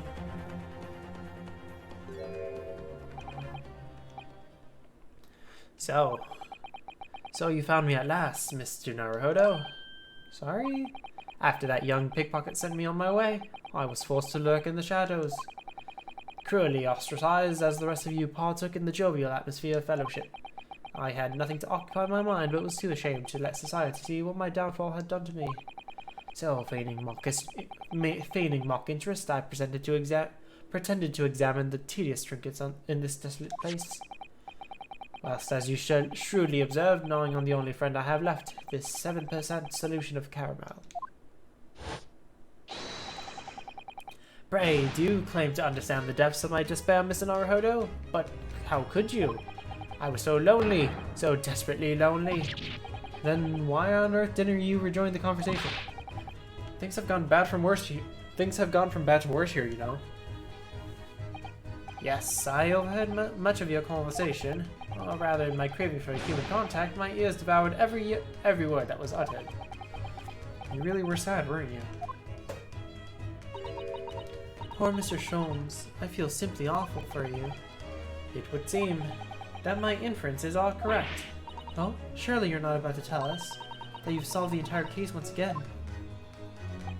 My dear madam, sometimes I wonder, were my genius for deduction to be commoditized? How much I could pawn it off for? Seems Mr. Sholmes has had another of his flashes of inspiration. Who knows if it will help to resolve the situation between Miss Lestrade and the mysterious gentleman. What's the right thing to do here? Listen to the deduction, yes. Oh, are we going to have another spectacular?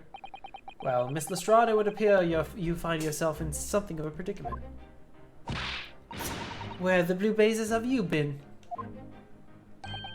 Pardon? When lady's in trouble, it's you gent's supposed to be there to help.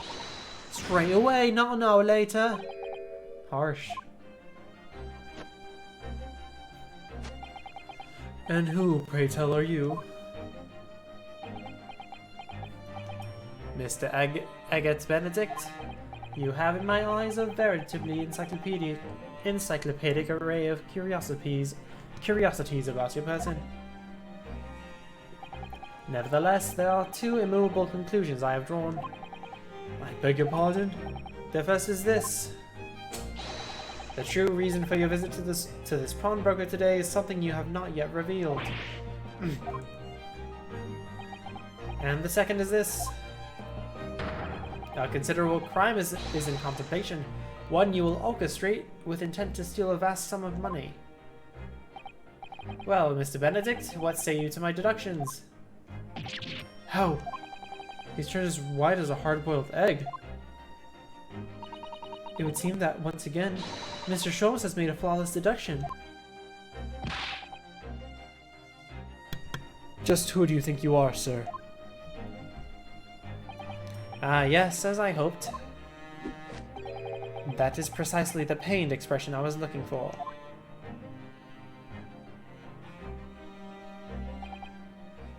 So, shall we begin? The time has come for yet again another Sherlock Sholmes Logic and Reasoning Spectacular. The Great Deduction. The game is afoot. Topic 1. Mystery Man's Aim. Oh, sorry. Topic 1. Mystery Man's Aim. Should be doing it first. First of all, we must ask ourselves on what business you have ventured into this pawnbrokery today. You claim to have followed this pickpocket here, having had the redemption ticket stolen from you on the street.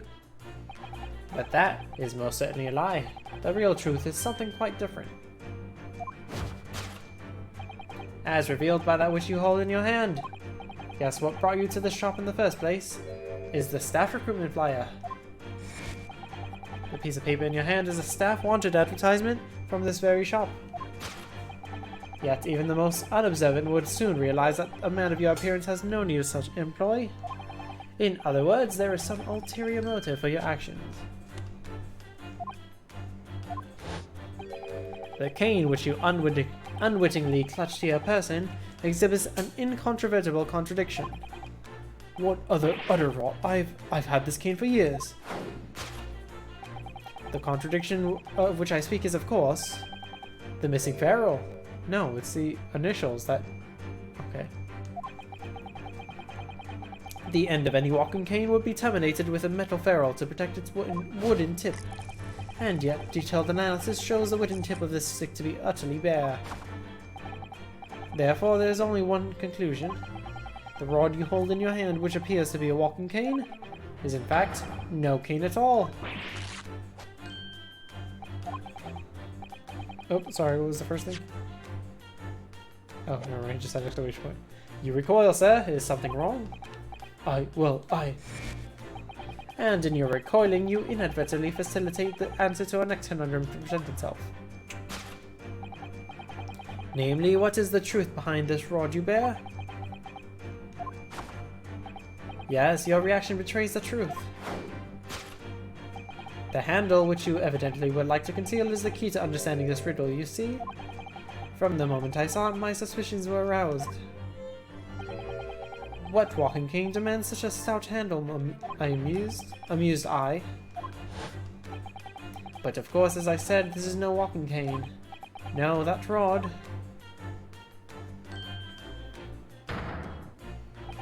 is a broken handle of a shovel. What? Are you insane? And now, having determined this undeniable truth, the conclusion is clear. Your true motive for coming here was to take employment at this establishment in order to excavate the ground beneath the premises. That does not sound about right. What a calculated crime you have conceived, sir. A wickedly calculated crime. I do wish that these, I could just interrupt and be like, no, one moment. Topic 2, Great Crime. Now, Mr. Benedict, let us continue. Well, we must expose the details of this elaborate crime you have in the planning. This is utterly absurd. You suggest that I, a gentleman, intend to excavate the ground beneath this pawnbrokery with a broken shovel. What on earth do you propose I could expect to find there? Some long-forgotten treasure, I suppose. Save for such a fanciful theory, what possible reason could I have to do as you say? Oh, but there is ample reason. As you are only too well aware, Mr. Benedict. Ah, and your furtive glance is more telling than I could have hoped. What? Let us consider what would motivate a man to infiltrate a shop such as this and covertly dig beneath its floor. Oops. The answer is revealed by the council notice on the counter, which your eyes were inadvertently drawn. This letter gives notice of public works to be carried out in the local area. And according to the enclosed plan of the upcoming sewerage works, beneath the shop runs a sewer that adjoins another, one that runs under the bank on the opposite side of the road. This madness has entered the sewers now, has it? By excavating the ground beneath our feet, you would gain access to the waterway that flows in the very proximity to the great vault of the financial institution opposite. What are you? In summary, sir, you devised a master plan to pull off an elaborate bank robbery by dint of underground tunnels. Master plan? Which brings us to the last chapter of the slurred scheme. With what plunder did the thief hope to make off from the underground vault of the bank? Are you quite serious? Having consulted with Scotland Yard some days ago, I happen to know the answer. But naturally, the answer is no secret to you, is it, Mr. Benedict? I have no idea what you're talking about. Allow me to present a rather interesting piece of evidence. You see, this picture postcard tells us all we need to know. A postcard of the Great Exhibition? I'm afraid you've quite lost me. Currently in the final stages of preparation, the Great Exhibition will be soon underway, and the government has provided extra funds to complete its centerpiece, the Crystal Tower. Funds that currently sit on the vault of the bank, on the other side of this road. Pardon? Yes, the considerable crime you have been contemplating.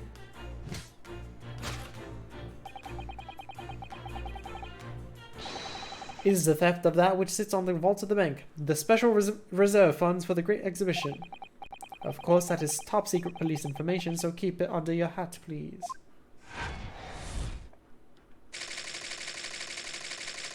To steal the Great Exhibition's reserve funds.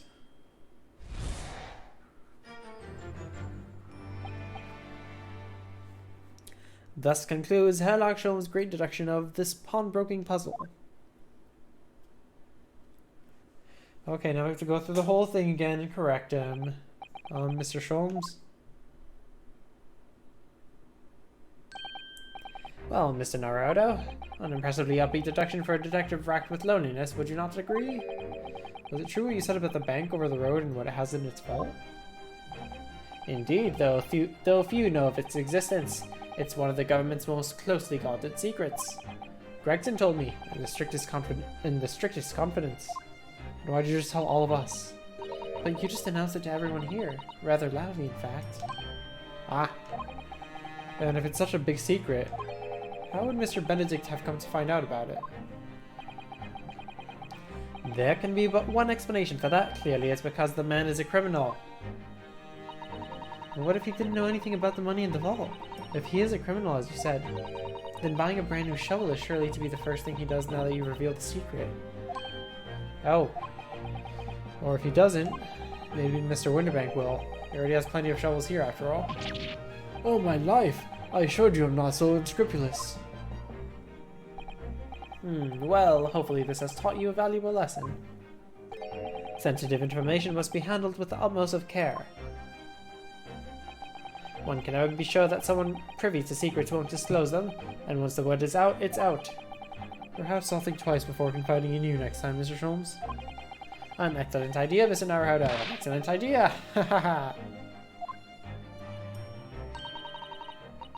Well then, Mr. Naruhodo, you know what to do, I'm sure. Yeah, let's listen to that great deduction again. See if we can massage it into shape. Very well then, let us start once more from the beginning. Of Herlock Sholm's magnificent logic and reasoning spectacular.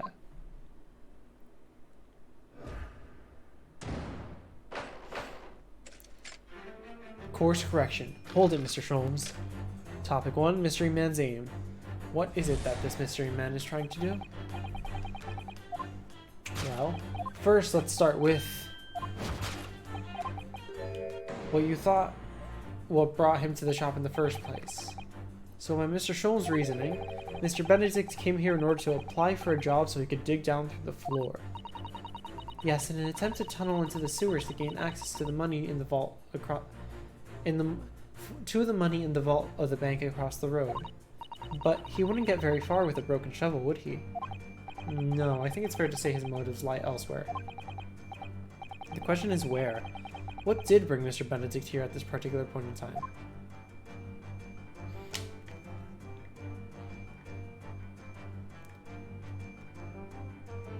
I feel like it would be the cane. Stylish hat. Anything in the back? Staff recruitment flyer. Anything in the back? Oh, there's a note in the back. Scribbled writing. Oh, look at all the scribbled notes on the back of the flyer here. I don't believe it. What is it? Listen to what it says. Name Gina Lestrade, height 5'2", green cap, scruffy waistcoat, grubby white shirt, blue satchel ragged. Oh, one moment, I'm getting a call.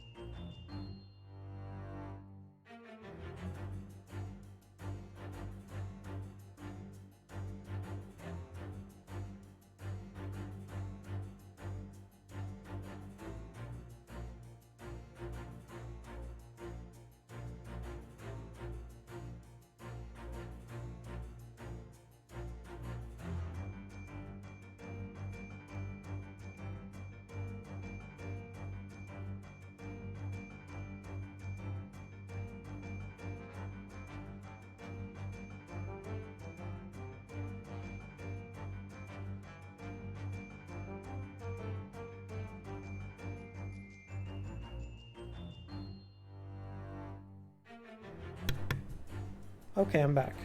Let's pull myself back on. Sorry, my mom has absolutely terrible timing with calling me.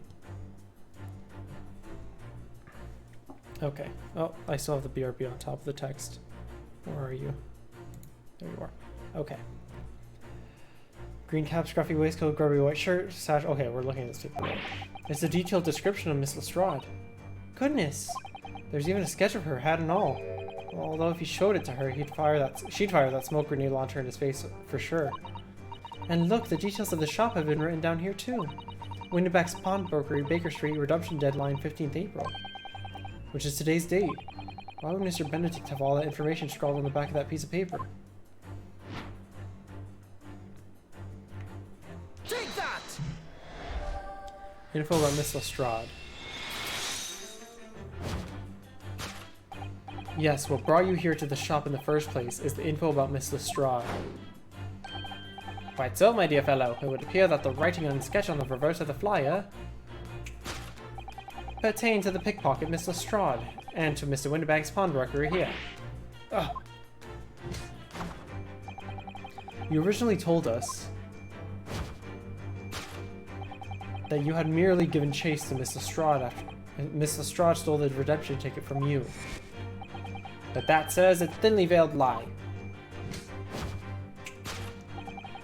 It's the information on the back of the flyer that led you here today, by which I mean here to Winterbank's Pawnbrokery, and today the redemption deadline of that overcoat. So, you waited outside for the young girl matching the description you have written down to arrive. And you have gone to some lengths to hide the reason for your pursuit of Miss Lestrade. In other words, there is some ulterior motive for your actions. The cane of which you unwittingly clutched to your person exhibits an incontrovertible contradiction. What utter rot. I've had this cane for years. The contradiction of which I speak is, of course, the missing ferrule. Okay, yeah. I already know that it's not that. What's a ferrule? It's a metal cap commonly found on the end of a cane, Mr. Narhoda. Ah, the bit that makes a nice clacking sound on the pavement. Yes, exactly. And Mr. Sholmes is right. It appears to be missing on this cane. But it doesn't actually look broken, does it? No, it doesn't. Though the gentleman certainly did recoil when Mr. Sholmes identified the cane as suspicious. In other words, there's something secret about the cane that Mr. Benedict would rather we don't know. Also, I'm sorry I redeemed a hydrant and a munch while you were away. Oh, sure, let me get that. Let me point to this. And let me get my Monchon and then a hydrate. Like I said, my second munch is going to be for this Luna bar. It's like a protein bar. What do you call this? Whole nutrition bar. Okay. Whoa, why can't I open this? Wow. Like I have said in previous streams, I love buying protein bars and stuff like that because I snack on them. They're delicious sometimes, like these Luna bars.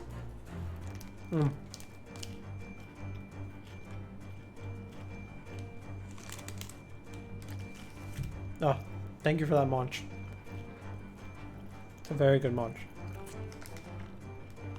It's the flavor of this Luna bar is nuts over chocolate.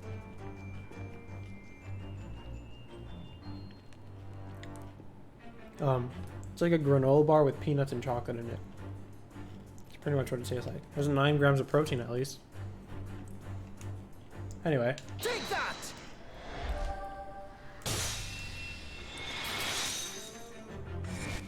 Luna, as in the Spanish word for moon. L-U-N-A.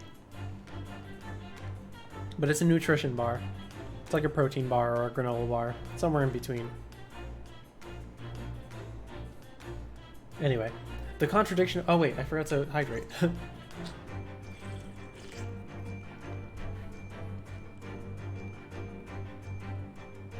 I was like, why is my mouth so dry? The contradiction of which I speak, of course, is the initialing. A most astute observation, wouldn't you say, Mr. Benedict? Yeah, that's to believe, sir, that your initials are EB. Yet in a most possessive manner, you have in your grasp a cane bearing the initials AG. An incontrovertible contradiction indeed, would you not agree? No, you're wrong. This cane isn't... You said before that you had that cane for years. Ugh. So don't tell us that you just borrowed it from a friend or found it in a park. In short, though you hold yourself to be a gentleman, you have withheld your true name. Just reminded me of a... What was that? Rip. Something just ripped. It just reminded me of a nutrition bar that I couldn't remember the name of, but it was nasty. It was called Lara Bar or something like that. I have had Lara Bars. Some of them are good, some of them are bad.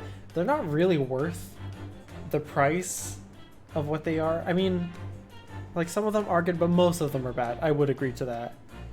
I'm very lenient with nutrition bars and stuff because I've tried a lot of them. Lara Bar is far from the worst I've tried, but I wouldn't go out of my way to buy them. Unless they're like on a big sale. Then maybe I'll get like the cherry one or something. I forget which one was the one that I liked.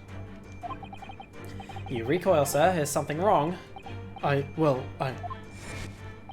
in your recoiling, you inadvertently facilitate the answer of the next conundrum to present itself.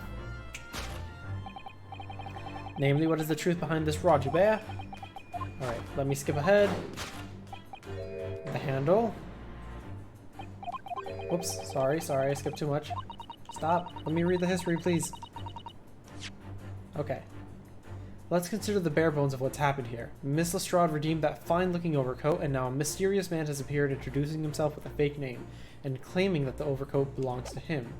But we know that he actually identified Miss Lestrade from a written description, which suggests that everything else he's told us is untrue. So what we need to do here is somehow prove that the overcoat cannot possibly belong to him. Yeah, it's the tear on the sleeve right now. Take that! One I had was supposed to taste like peanut butter and chocolate, but it's not what it tasted like. I had that one and it was okay. Definitely not the best peanut butter and chocolate thing that I've had. This nuts over chocolate is peanuts and chocolate Luna Bar. This one is pretty good, and it's usually $1 at my store. I also really like the Gatorade. God, I forgot what they're called. They're like these like also granola-y like protein bars. Gatorade makes some, and Cliff Builders. Cliff Builders is the other one that I really like.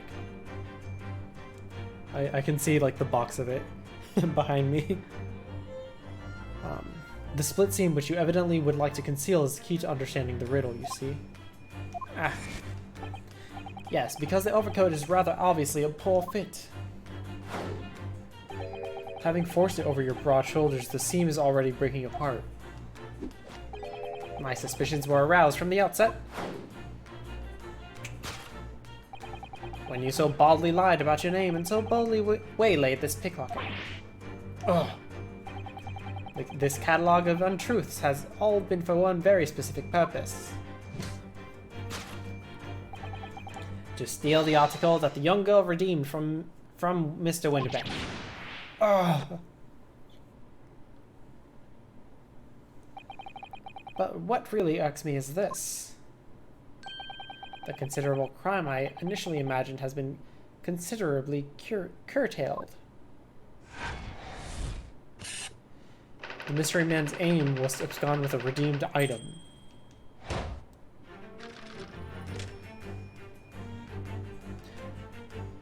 And his great crime?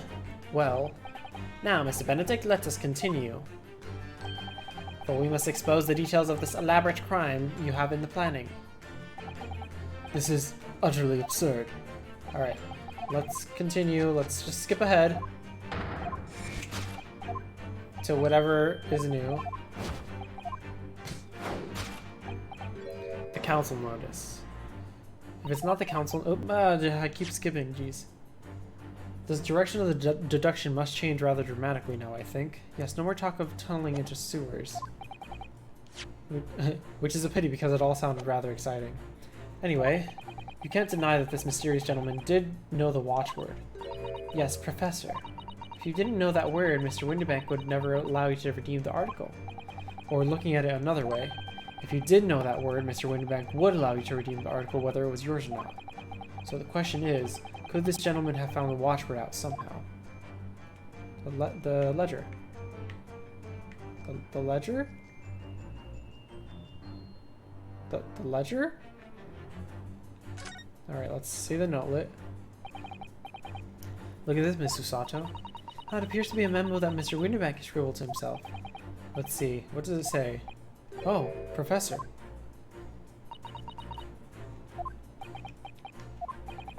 Mr. Winterbank must make note of the watchwords his customers give him right before their eyes. And in an alarmingly clear script as well. Oh dear, I don't know where to look. Who knows what other secrets I might see? Okay, well. Take that! He's not very good with security, huh? Wait a second, where I may have forgotten, but wasn't he wearing a white suit? Yes, so what happened was he came in, he was wearing a white suit, and he accused the pickpocket girl, Gina. He accused her of stealing his redemption ticket and redeeming the black coat that he's currently wearing now. He said that he came in to redeem it, but she stole the ticket from him. But he was wearing the black coat, and the sleeve ripped because it's obviously not his. The method revealed by the by a notelet on the counter which your eyes were inadvertently drawn. Yes, the broker here follows the same procedure whenever a customer comes to redeem an article. He asks the customer for the watchword and notes down the response uttered on the notelet he has to hand. Then he consults his ledger and confirms whether or not the watchword matches that of the article in question. I would expect nothing less of a diligent pawnbroker. But his diligence clearly has its disadvantages. What are you talking about? It is increasingly apparent that you were present in this shop before your accusation against Miss Lestrade. In all likelihood, you followed her inside, then observed her talking to Mr. Winterbank. When the diligent broker made a note of the watchword, as is his common practice, you observed him writing the word Professor on the notelet beside the ledger. And that, sir, was the master plan you devised to steal the pawned article from the young Miss Lestrade. Master plan? Which brings us at last to the final chapter of this lurid scheme. Why would you go to such lengths to redeem that particular article from this pawnbroker? Are you quite serious? For an ill-fitting overcoat that hardly seems to justify the effort, much less a worthless music box disc. But naturally you had very good reason to make them yours, didn't you, Mr. Benedict? I have no idea what you're talking about. Allow me to present a rather interesting piece of evidence. Alright, picture postcard. The articles we're talking about are the overcoat and the music box disc that was in one of the pockets, which according to Mr. Winterbank isn't even worth a penny. And yet this man went to such lengths to steal them. Why? I wonder if perhaps we already have the evidence we need to explain to Mr. Naruhodo. Could we? Really, I'd better have a thorough look through all the evidence we've collected so far. Well, this is the only piece of evidence we have, so I assume it's this. Let's examine it real quick. What does it say on the back? There we go. Forma gilded. Oh, there's a little scrap of paper stuck on the reverse side of the disc too. Look, and a scribbled word or two. Looks like somebody's name. Forma gilded. McGilded? It couldn't be. But it is, Mr. Naruhodo. A name I shall never forget for as long as I live. But why? Why is his name on this?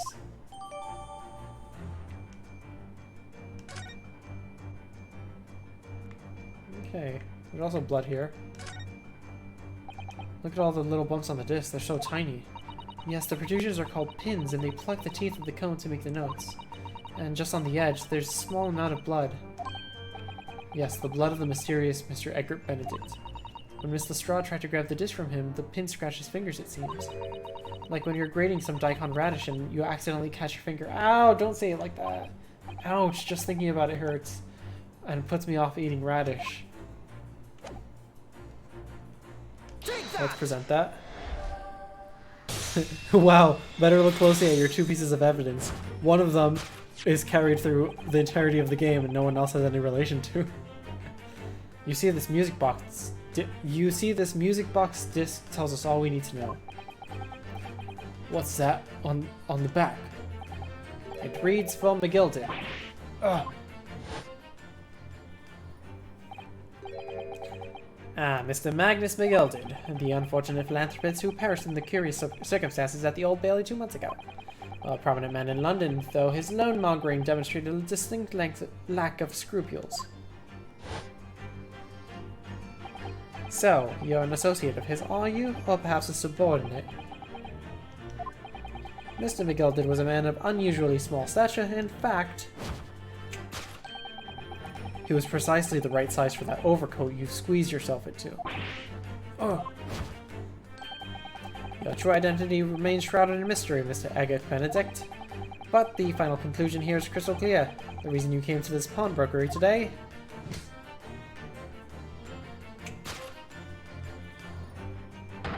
was to retrieve an article left behind by the late Mr. Magnus McGilded. Ah.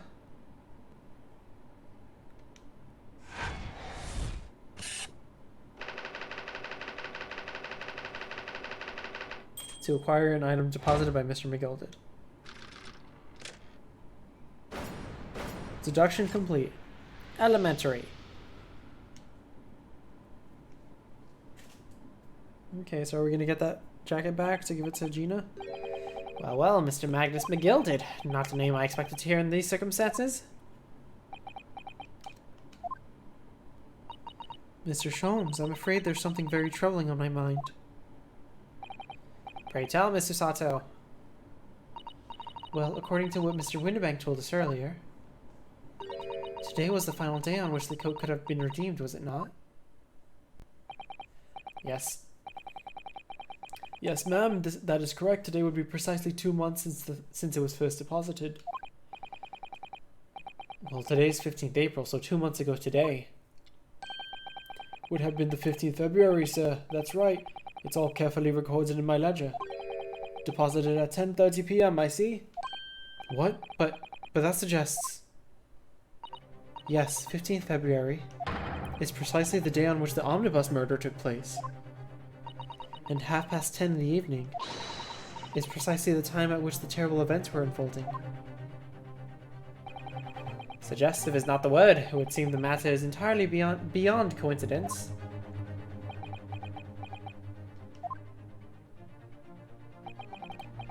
You are, of course, at liberty to make whatever outlandish deductions you choose. However,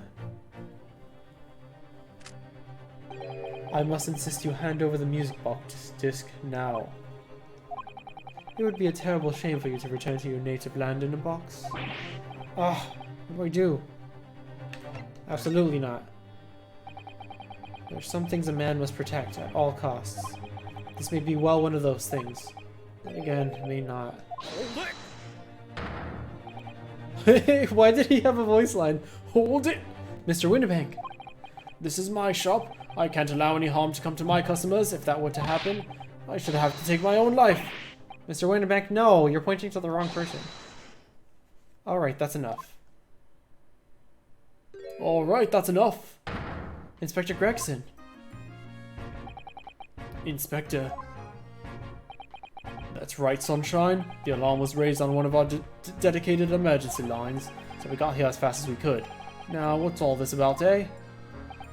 Oh, praise be, you're here at last. I was moments away from forfeiting my own life in my very own establishment.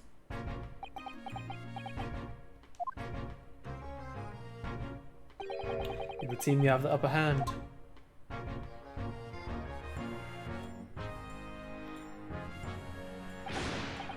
Roy, you lot have some explaining to do.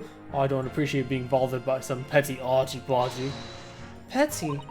Mr. Winterbank very nearly met with his end. Ooh. Yeah, by his own gun as far as I can tell. Oh dear. And the whole of Britain can meet with its end if I don't get to the bottom of the case I'm supposed to be working on. Whoa, sorry, excuse me. What? What on earth is the case, Inspector? Spare no detail, Gregson. Oh, I might have said a little too much. No matter, it's nothing to do with you lot. Anyway, sir, you're going to have to come with me down to the station. But of course, Inspector. Gah! He's getting away! Get after him, lads! Whistle the beat officer too. Sir!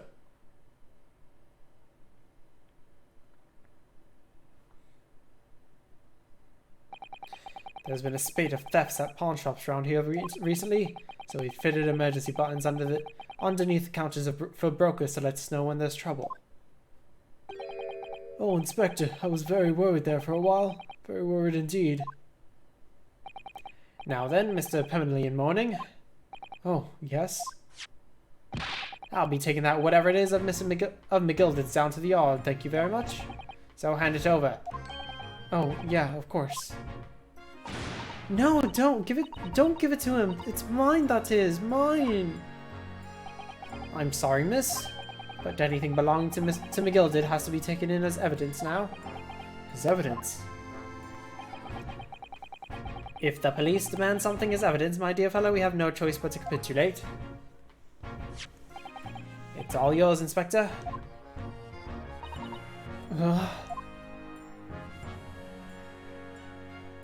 Swoosed right on out of there. He really did. He just spun exit. And so we handed Mr. McGilded's disc over to Inspector Gregson. We were summarily turfed out of the shop and onto the street.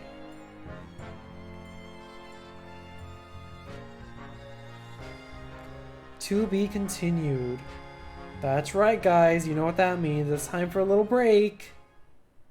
We'll have our little break right now. Save our progress. Yes.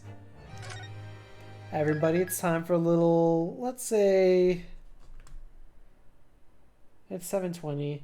We'll have a little, like, 3-minute break or so. Just go to the bathroom, get yourself a snack, refill your water, do whatever you want. I will be right back. So you guys, I mean, you can be right back if you want, and it's up to you. Let me just put myself on BRB real quick. Where's my chair? There's my chair. All right, be right back.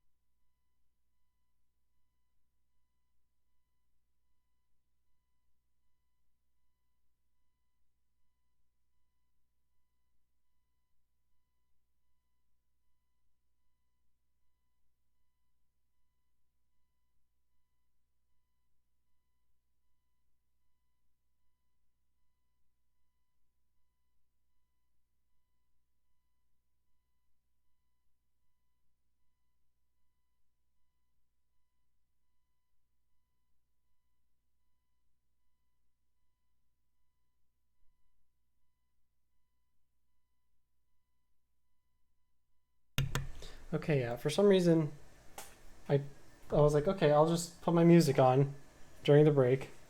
And I put play on my music, and it started playing, and then I was like, wait, it's not playing through the stream. Why is it not playing through the stream? The audio, it's playing through my headphones, which means it should be going through the audio capture. But it's not. In fact, nothing is going through the audio capture, and I'm not sure why.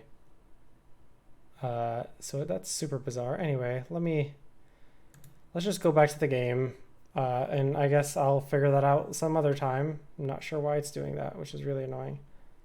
I need to put all of these in a folder eventually. Give me 1 second. That goes there. This goes up here then. Whoops. Where'd it go? Where'd it go? That's incorrect. Where'd it go? There it is. Okay. I'm gonna put these in a folder.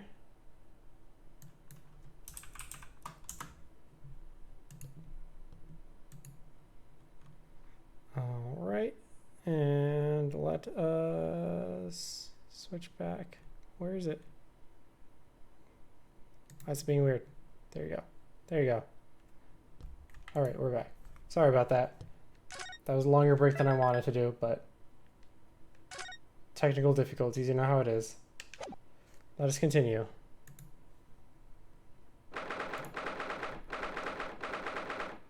April 15th, Baker Street. See, that's why I hate grown-ups. All they do is feed you a pack of lies and take your stuff away from you. Oh really, Miss Lestrade? Tell me, is that overcoat keeping you warm? Oh, geez, that's not the voice. Oh really, Miss Lestrade? Tell me, is that overcoat keeping you warm? What? Oh my, surely you were given that. Yeah, the dealer let me keep it after I looked daggers at him for long enough. He went through the pockets and said, go on then, have it, before telling me to scarper. Always pays off, giving people a look like you ate them.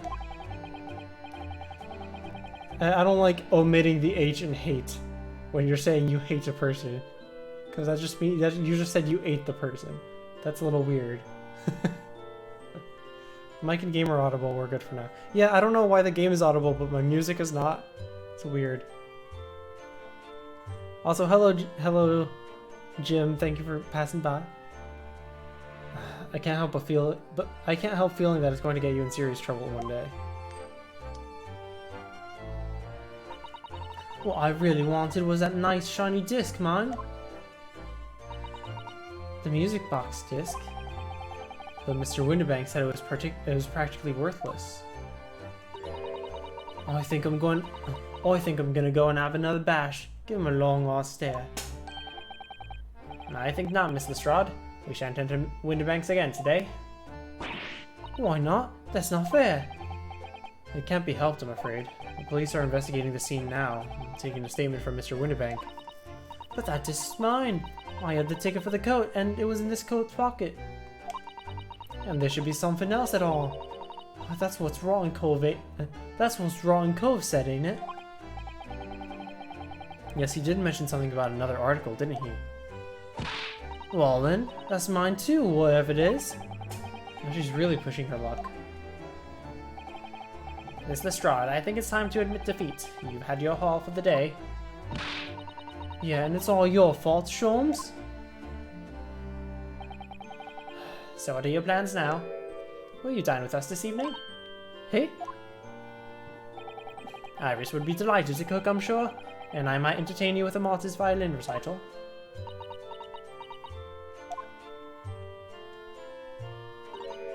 No, Tar. Oh. Why would I come round your place, eh? Have you lost your head or something?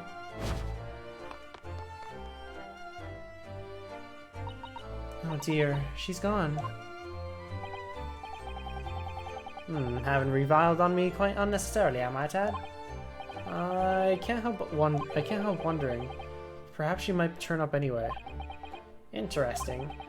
Once she's had a chance to calm down, I think there's a good chance she'll decide to come. Very well then. I'll inform Iris to set a place for our potential guests at the dinner table this evening. And one more thing. I should be glad of your company later too. Sorry? I believe I will have a rather splendid surprise to show you. Oh, how exciting. What is it? We shall have to wait and see, Miss Susato. Until later. Until later, then. Until later, then. Alright, well, let's go to our office, I guess.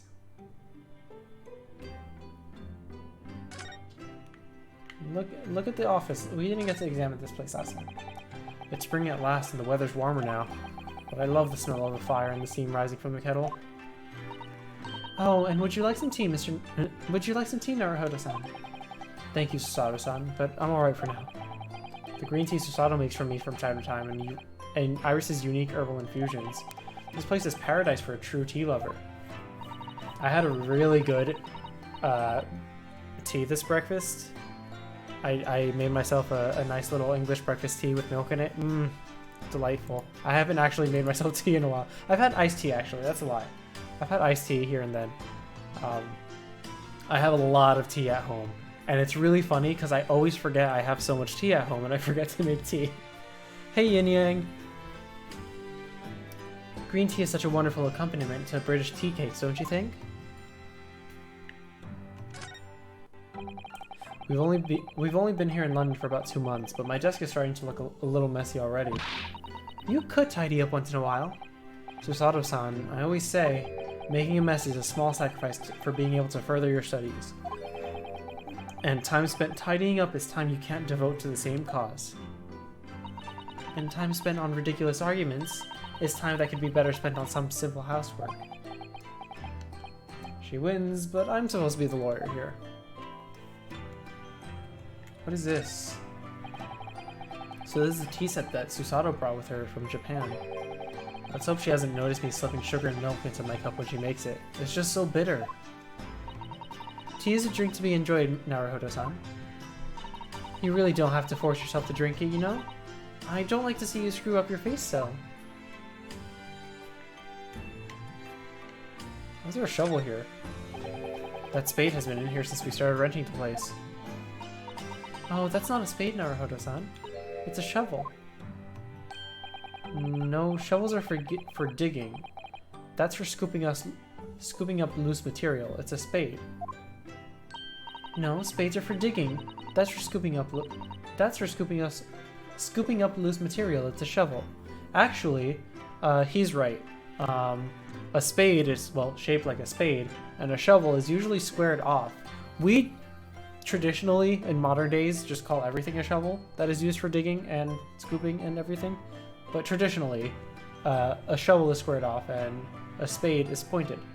How goes? I'm doing well, Yin Yang. I hope you're also having a good day. I had a very easy day at work today, so I'm actually having a good one. I don't want to dig a hole for myself, so let's leave it.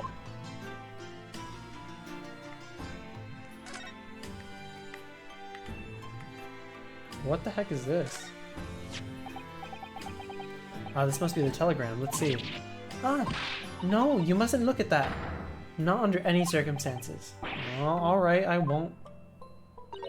I'm sorry, Naruhodo-san, but you can be very mischievous at times. Then put the telegram away if you don't want people looking at it. Was it for you or was it for the office? Because if it was for the office, then let me see it. We were rather lucky to find that old aquarium left behind here. The prawns we put in there are doing rather well. The anemones too. Anemones. It's a wonderful invention, isn't it? The sea behind glass inside your room. Another example of Great Britain's greatness. Having to clean it out and change the water isn't so great though, is it? Is that our bathroom? Do you know? I've never seen inside your room there, Susato-san. I've never even peeped inside. I should think so too. A young maiden's private chamber is a place of bittersweet secrets, you know.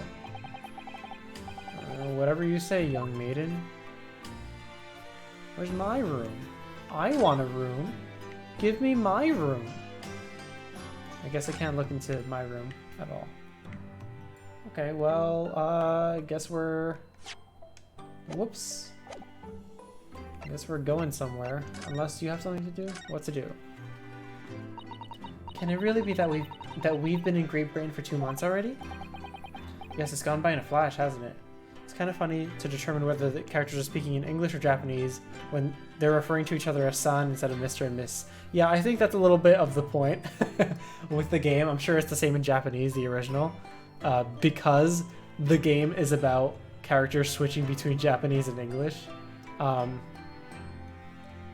I think they're actually speaking to each other in Japanese here, but when they're in company of English-speaking characters, I think they speak English. It's like the true canon, if you will. Yes, it's gone by in a flash, hasn't it? And what an English gentleman you've trailed off there, Susato-san. I'm so sorry. When I thought it through, I realized it's not at all true, actually. I simply don't feel any Britishness has really rubbed off on you. Nor you, to be honest. Well, that's obviously because... Yes, I know. Without a doubt, it's your kimono. It most certainly stands out. I do adore the attire of English ladies. It's quite delightful. But somehow, I just don't feel ready to abandon my Japanese dress yet. I wonder how Susato-san would look in Western clothes. That'd be interesting to see. That didn't answer the question of what to do. So, thanks. I guess we're just gonna turn to dinner time. 15th April, 3:46 p.m. No, that's a bit early for dinner time. Show 'em sweet. Oh, Susie and Bruno, come in, come in. Good afternoon, Iris. Thank you so much for breakfast this morning. Oh, don't mention it. Goodness, look at the time already. Busy as always? Oh, I am? I'm preparing everything for dinner this evening. Already? You're obviously cooking something special, aren't you? Oh yes, after all, we have a special guest joining us. Guess who it is? Go on. Hee hee, you'll never guess. Look at those little eyes of her shining. Oh dear, it is awkward when you already know the answer, isn't it? It's Ginny! Isn't that exciting? Oh, what a surprise! Yes, that's wonderful news. Wow, Iris seems overjoyed at the idea. I can't wait to learn some pickpocketing tips from a real professional. Oh yes, that does sound like fun. I'm not so sure that's entirely appropriate. Are you Mr. Naruhodo? By the way, Iris, what's Mr. Sholmes up to? Hurley? Oh, he's been like that ever since he got back. Hello, Mr. Sholmes. I beg that you won't speak to me. Sorry? I don't know who you are, but kindly take your leave. As you can see, I'm not here. I don't know how to respond to that. I do apologize. When he gets like this, he's completely oblivious to everything. Yeah, I see. Really? He behaves just like a child sometimes. Hurley does. Mr. Sholmes and Iris have something of a parent and child relationship, don't they? Yes, except that Iris is clearly the parent here. Come to think of it, I wonder where her real parents are. What's the matter, Runo? You've having such a funny look on your face. Oh, no, it's nothing. I know what it is. Why does this girl live here with Mr. Sholmes, you're wondering? Am I right? How did you...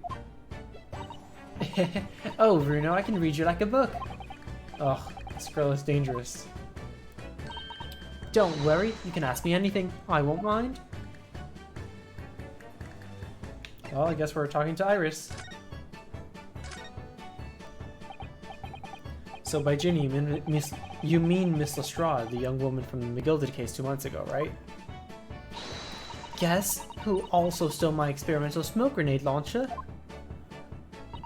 Although, after that trial, I invited her back here and we had dinner together.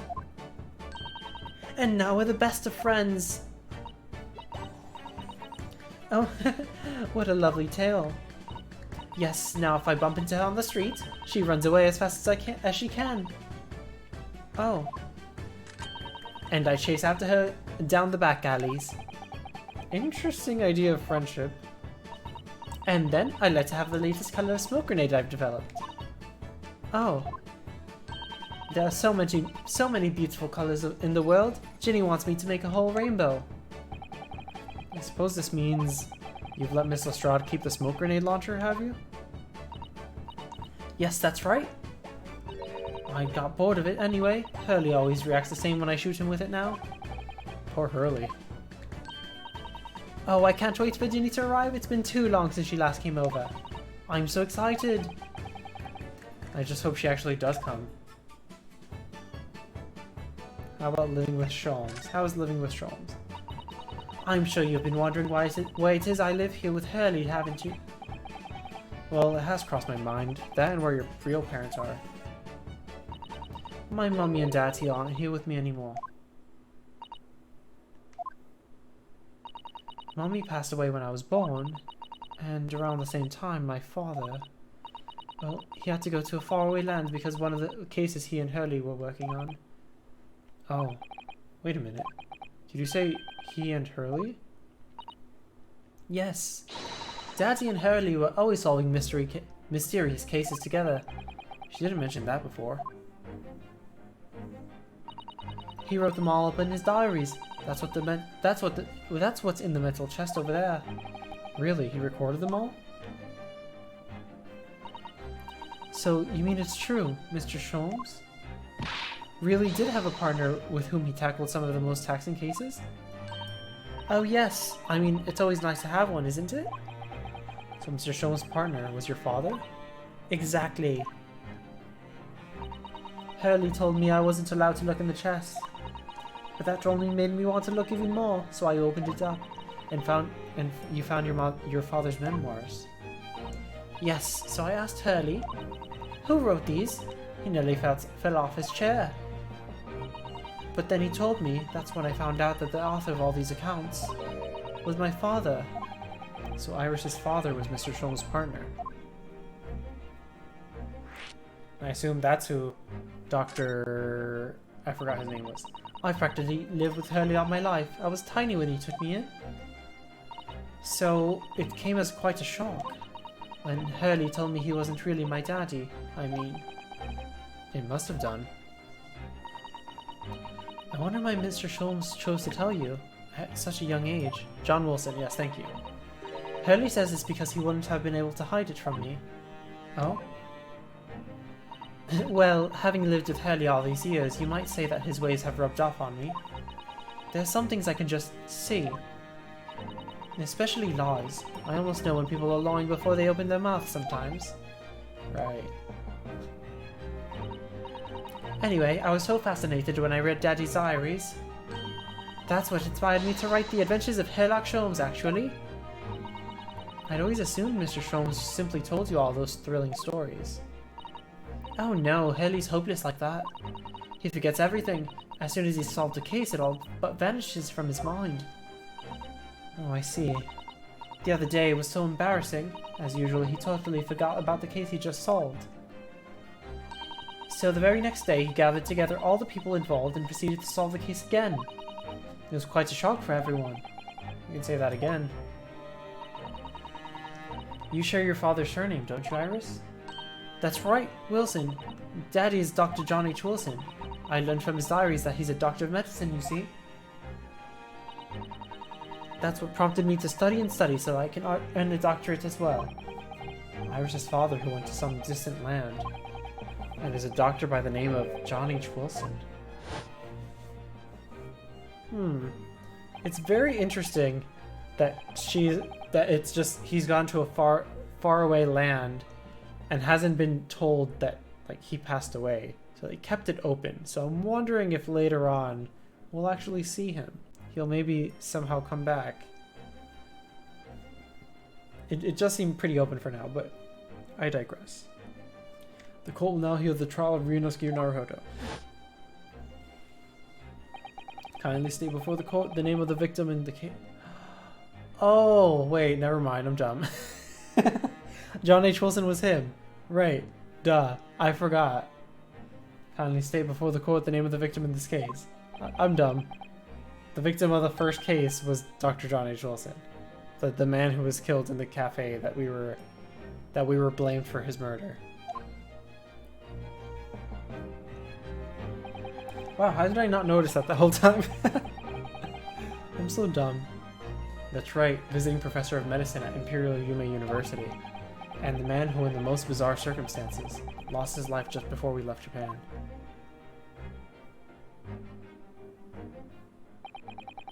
Miss Usato. Oh, Miss Usato. Yes. Perhaps we shouldn't pursue this conversation any further at this time. No spoilers, but wow, I'm really glad I finished the game before rewatching this bit. Yeah. I completely forgot that that was the name of the guy from the first case. I guess I would have pieced it together if I did notice. I think that would be for the best. Ah, my dear fellows, how good to see you. Mr. Sholmes. Why ever did you not make your presence known to me before? Well, no matter now. So, how the devil are you? We've been with you for most of the day. Goodness, really?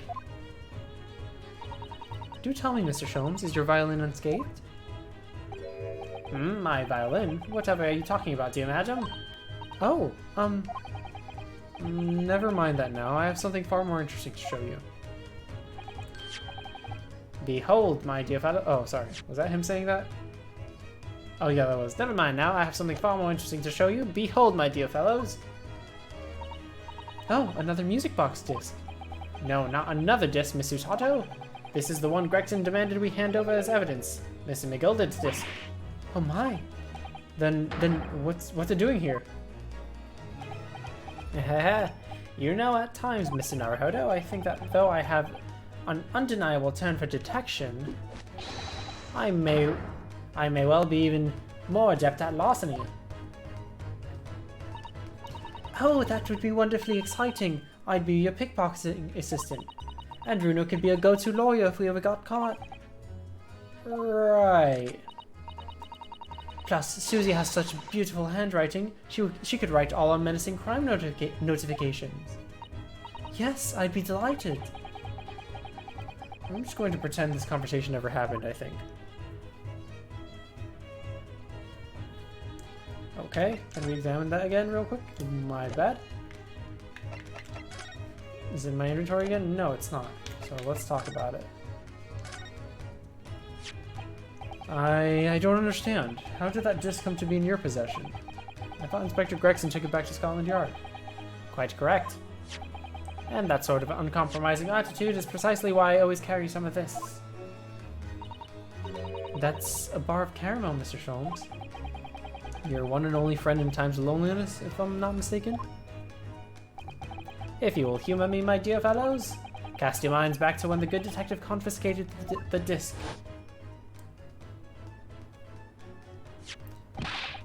I'll be taking that, whatever it is, of Mr. McGilden's down to the yard, thank you very much. So hand it over. Oh yes, of course. If the police demand something as evidence, my dear fellow, we have no choice but to capitulate. It's all yours, Inspector. For the briefest of moments, I had the disc in my hand, did I not? Yeah, you did, but I still don't understand. It was at precisely that moment that I summoned my one and only friend into action. I pressed the disc into a pair of bars, like this. That's amazing. The disc and all the minuscule protrusions have made an image at the caramel. In the caramel. Indeed, this caramel is quite exceptional. I developed it myself, you know. Suitably soft for making impressions, but resistant to melting. The result of a precisely controlled solution. How extraordinary. Carrying a pair of these on one's person is frequently proves useful indeed. Take a house key, for example. A simple press and its unique form is duplicated. I can enter anyone's property at will, and never without high sucrose nourishment. Yes, that sounds illegal. From the image, I was able to create this. I confess I was most curious to know what manner of music would issue from the disc when played. It's the music on the disc. Do tell us then, Mr. Sholmes. What music does the disc play? Well, unfortunately, I have no idea. No idea? None whatsoever. Are you familiar with the workings of a music box, my dear fellows? No, I'm afraid not. Goodness, you don't know, Bruno?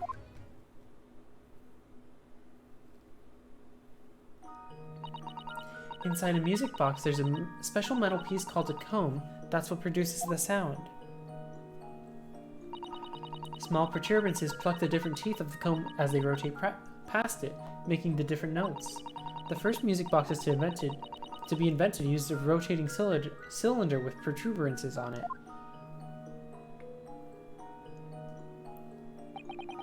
But over time, a new type of player was produced, which uses discs such as these. With that development, the popularity of music boxes spread far and wide, all around the globe. Oh, why exactly? Because the discs are easier to produce and can be interchanged to facilitate the playing of different tunes. There are a great many firms in Europe now manufacturing music boxes as a result. It is wonderful to be able to enjoy music even when no performer is present. But it is the very success of the invention that means we are now presented with an insurmountable problem. What do you mean? As you may imagine, the construction of one's firm music box does not match that of another, and we have no way of knowing in which music box this particular disc was designed to be played. There's no resolution to this problem, I'm afraid. It's quite intractable. Ah, I see. So that's why. Naturally, I tested the disc in those few music boxes I have at my disposal. But as you can hear, to no avail.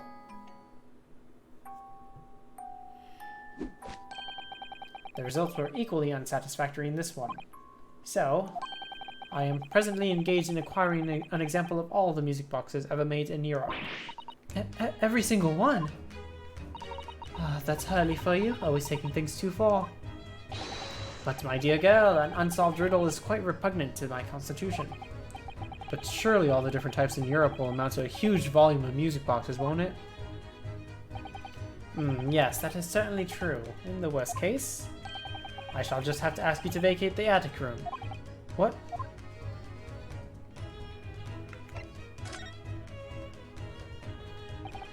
Magnus McGilded. Magnus McGilded, not a name that I expected to hear again so soon. Yeah, it's only been 2 months since that grisly case.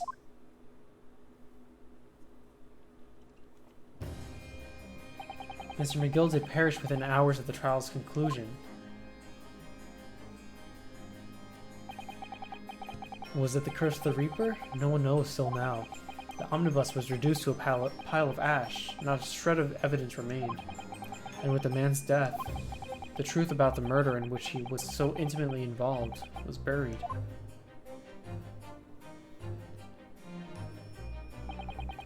Even though we successfully established Mr. McGilded's innocence in the trial, the newspapers are still claiming that it remains an unsolved case.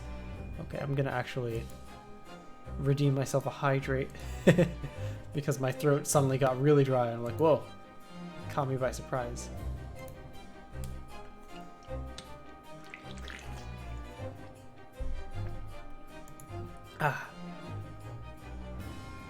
Excuse me. Okay. The newspapers are still claiming that it remains an unsolved case.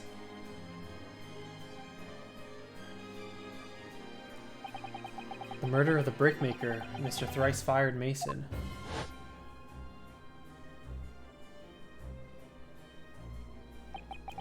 In the end, the truth of the matter remains a mystery. We still have no idea what really happened that night.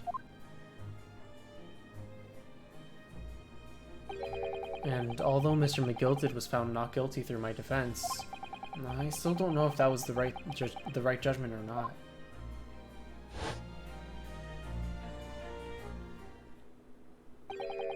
It would appear the case is not yet closed.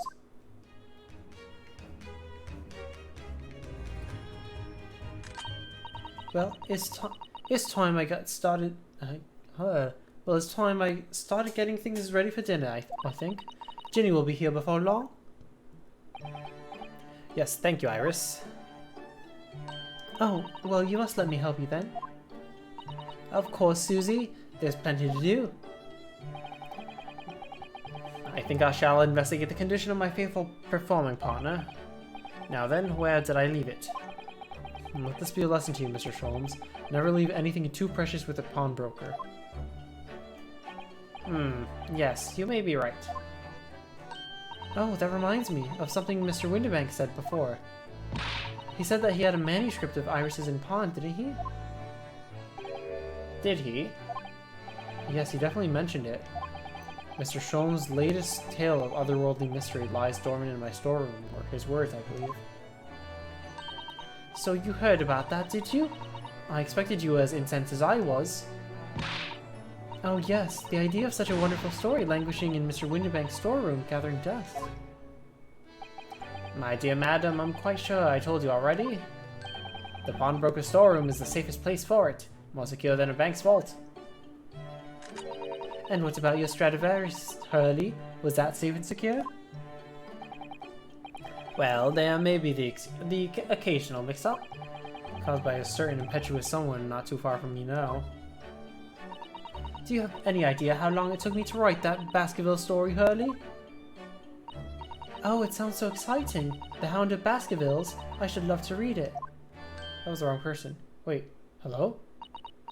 How did you know the title of it? Susato, how did you know the title of it?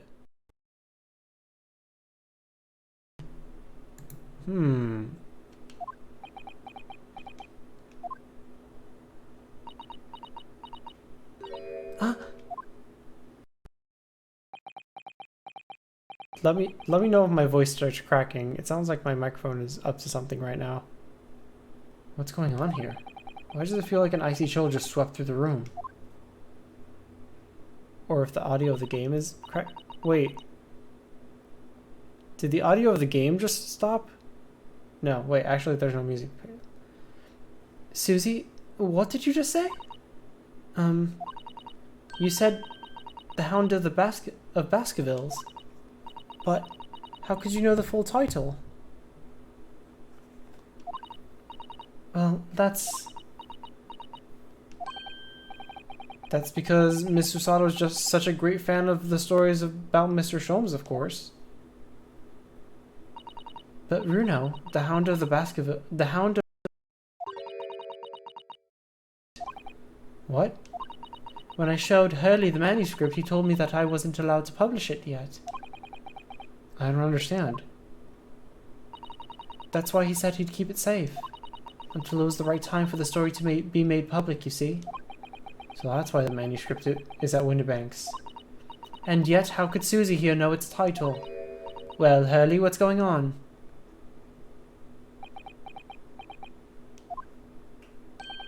Ah. What is it? It would appear our guest has arrived. Oh, it appeared our guest has arrived. Miss Lestrade.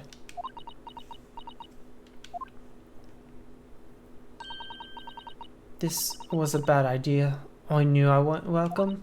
I'm going. No, wait, Miss Lestrade. We've all been eagerly awaiting your arrival. Haven't we, Iris?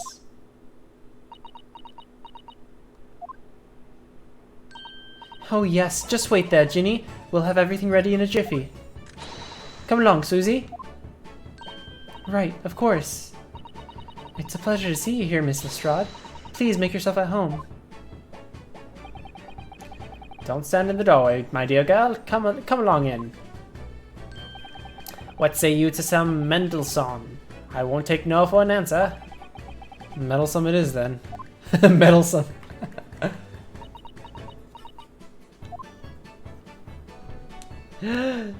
The boy! There he is. Look at him, baby. That evening, Iris prepared us all a meal that was even more delicious than usual. Mr. Sholm's violin performance was in no way meddlesome, and Gina, as we came to call her, taught us all how to steal things from one another without being noticed. Everyone thoroughly enjoyed themselves, well into the night. How delightful.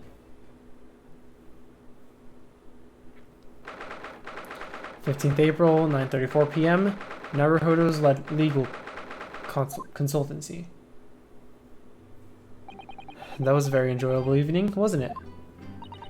Oh yes, Iris's cooking was truly divine.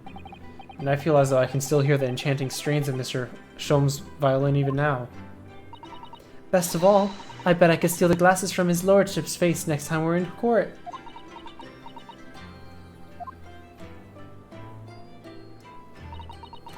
Naruhodo-san, could I consult with you about something? I wonder? What's the matter, Susato-san? It's about the telegram I received. Oh. The one that arrived first thing this morning, I suppose. I've been summoned. What? Summoned? What do you mean? The telegram was from the Lord Chief Justice's office. Lord Strongheart asked to see me. The Lord Chief Justice? When? Tomorrow morning. What? Then we have to start preparing at once. Oh no, that won't be necessary, Naruhodo-san. I've been summoned alone. Alone? What on earth for? I have no idea. I suppose I shall find out tomorrow. What's all this about? Whatever it is, it's making me feel very uneasy. Oh, who could that be, I wonder? Good evening, friends. Oh, Iris. Hello again. Oh, Ginny's here too. Gina. And Gina too. Yes, Ginny's going to stay with night. I just skipped an entire word there. Yes, Ginny's going to stay with us tonight. She's going to sleep in with me. Isn't that right, Ginny? Oh, yeah. How lovely. Let me make a pot of tea.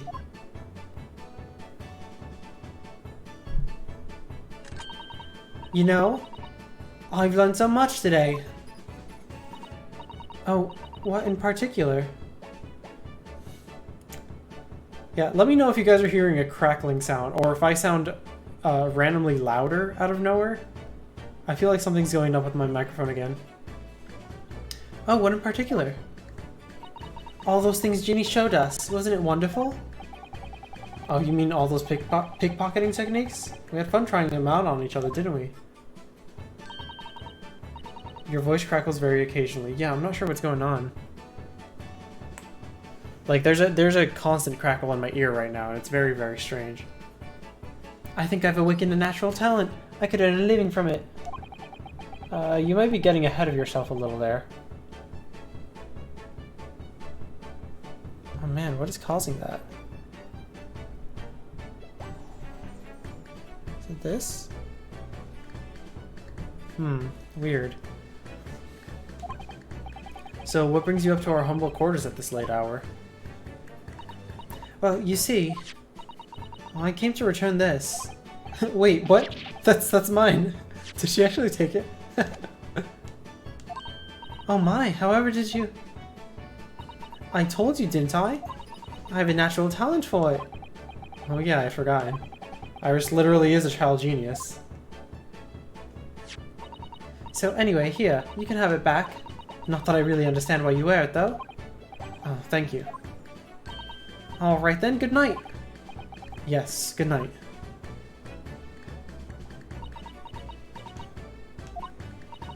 So this is your office, is it? What do you think, Ginny?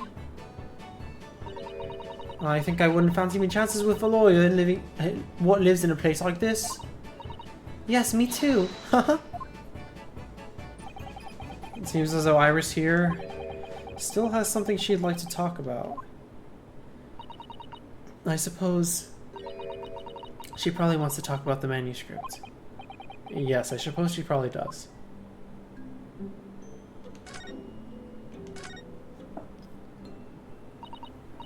Iris, I suppose you're hoping to talk about the manuscript, aren't you? Aren't you going to tell me? I'm so sorry. I need a little more time, please. Alright, I understand. I hope I haven't made you feel awkward. Oh no, not at all, Iris. Not at all. I don't know what all this is about really, but it's a story you made up, isn't it, Iris? The manuscript, or whatever you call it. It's not exactly a story I made up. It's something I read in Daddy's diaries. Daddy's? That's right. I don't suppose I mentioned it to you before, Ginny, but my daddy was Hurley's assistant once, his partner. Hey? They solved all sorts of strange and mysterious cases together? Is that right, mister? Apparently so. I was as surprised as you are, though. And Daddy wrote all the details of every single case he wrote down, you see, in his diaries. So I study them and write my stories based on what actually happened. So, where's the old man now, then? He had to go away on urgent business to a faraway land. He'll be gone for a very long time. So, I've never really met him. Oh, right. Come to think of it, I don't know anything about Gina's parents either. Perhaps we should ask her.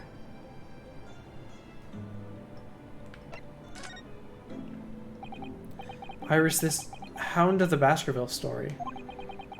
I take it that's another tale inspired by your father's accounts? Well, thank you for the hydrate and the munch, Robin. Let me get another munch of this Lunabar.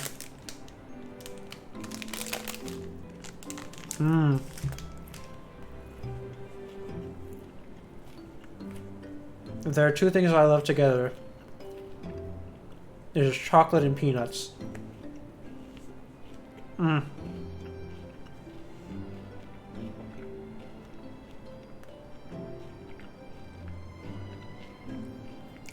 Oh, there's a lot too.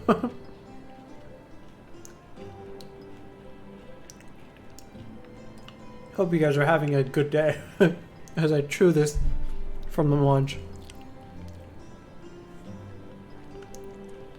Not as fast to eat as a cracker.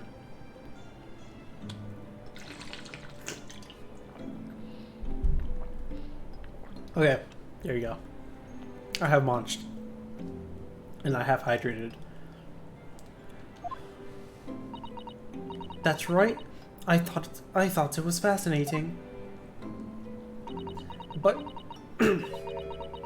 but it's different somehow from the other cases, I mean. Oh, how? I don't really know, but it must be special in some way, because after I'd written it and showed the manuscript to Hurley, he turned as white as a sheet. It was the first time I'd ever seen him like that.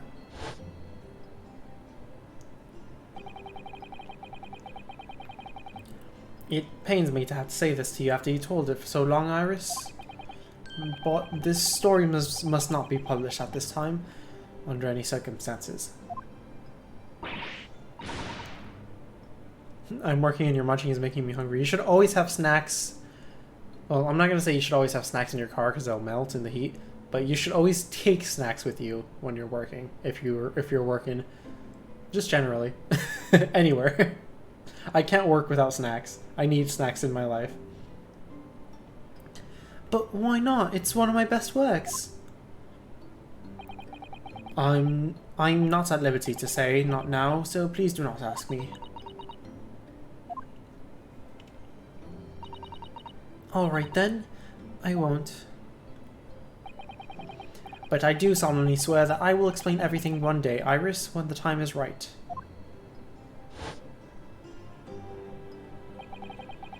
And that's how the manuscript came to be with Mr. Winterbank, isn't it? Yes. Hurley said it had to be somewhere safe. That really gets my goat, that does. He's treating you like a child.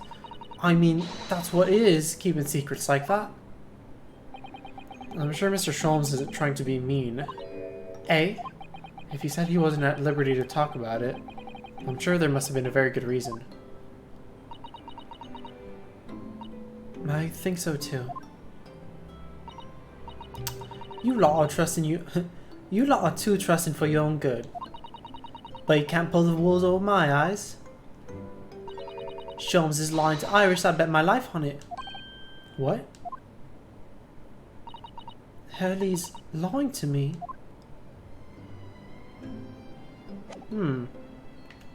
Why do you think that, Gina?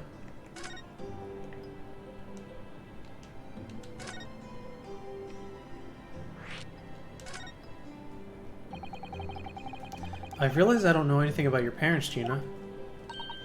I ain't got any, have I? Never did have. Oh. Look, East End's full of orphans like me. No one wants nothing to do with us from the moment we were born, not even our mums.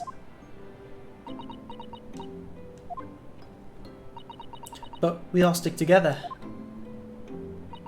The older ones look after the little ones and make sure they get by. So that's why you're a pickpocket.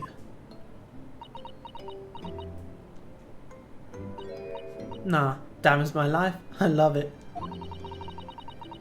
Autocorrect has definitely gotten me to say some pretty funny stuff. Well, August Otter has a story for you from very recently. I get a kick of it every time I lift some pompous idiot's purse.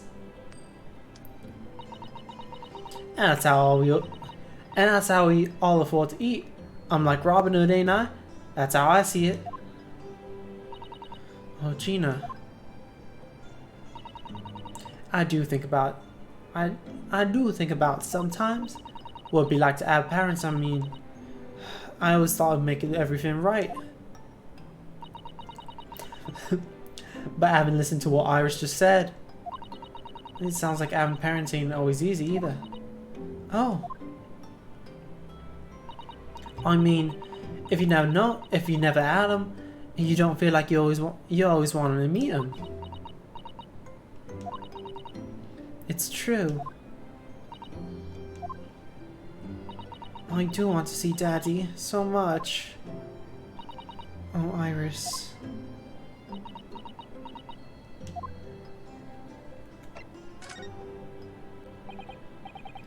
Gina, what did you mean when you said that you know Mr. Sholmes is lying to Iris? Well, he reckons he popped up manuscript or whatever, right? But come on, that's obviously a load of rubbish. Oh my, why would you think that, Gina? It's simple. If that story really was an all in the back storeroom, there's no way someone from halfway around the world, in other words, you, could know about it.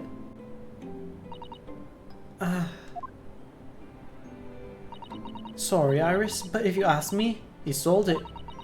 Without ever telling you. But Hurley would never do something like that. I'm sure of it. Huh? Grown-ups do a lot worse than that, believe me. Barefaced lies, a lot of them. You just ain't realized it yet.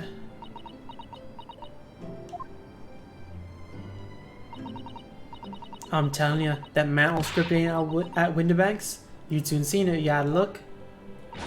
Even if you think you could trust him, I don't. That Sholmes is a liar like the rest of them. If I'm honest, I have wondered if Hurley's telling me the truth sometimes. See? Oh, but I don't mean that I think he sold it. I mean that I sometimes wonder if he might have hidden my manuscript somewhere. Somewhere I don't know. Even though it's wrong of me to doubt him. Don't be too hard on yourself, Iris.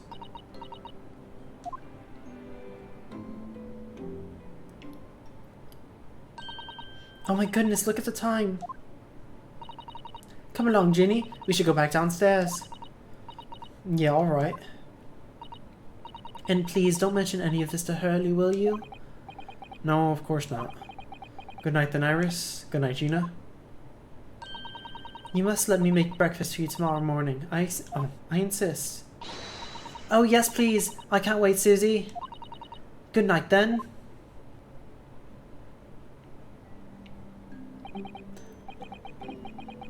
Iris sure is easy to forget, isn't it? Sometimes she just speaks like an adult, but deep down, she's still just a child. My brain I was gonna say she's still just a kid before the word child showed up, so when I saw the word child, my brain stumbled, was like, that's not the right word. Well, I think it's time I turned in for the night too, Naruhodo-san.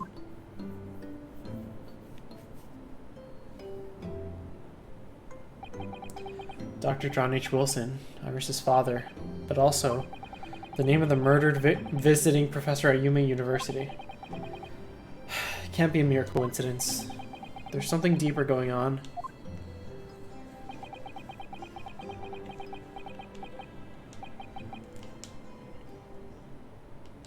So all these ellipses. It's ellipses everywhere. Mr. Naruhodo. Naruhodo. The voice. That's Mr. Sholmes. What's going on? It's the middle of the night. It's Miss Lestrade. She's gone.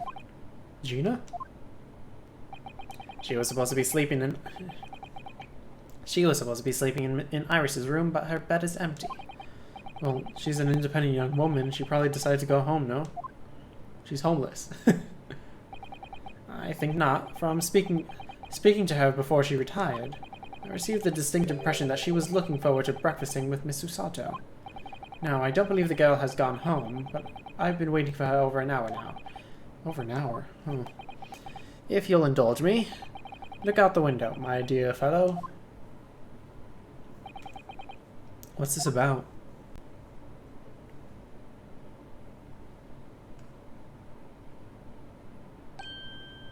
Oh, she went to the pawnbrokers. Wait a minute. Why is there a light on at this time of night? That's Mr. Windibank's pawnbrokery. Mr. Windibank's? Oh no.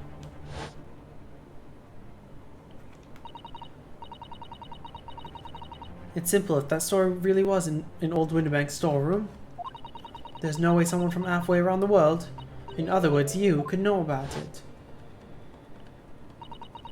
Sorry, Iris, but if you ask me, he sold it.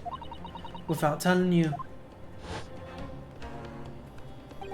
Could Gina have gone?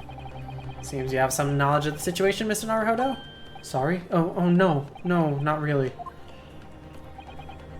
Well, anyway, we must investigate.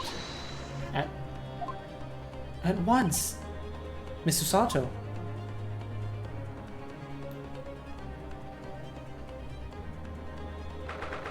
'16th April, 1:14 a.m. Baker Street. The door to Windibank's, it's open.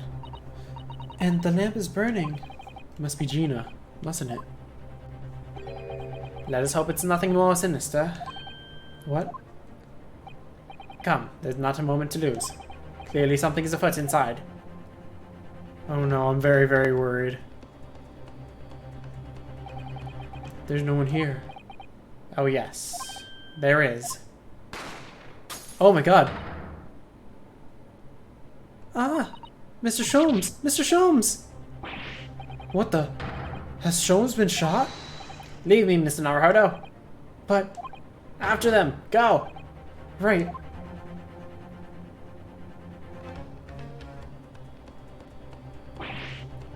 Blast! I've lost them. Hello, hello, what have we here? Oh. The alarm was just raised from this pawnbroker, sir. Would you know something about that? Officer, come with me. It's my friend, Mr. Sholmes. He's been shot. Shot? With the policeman close behind me, I ran back to Windibank's.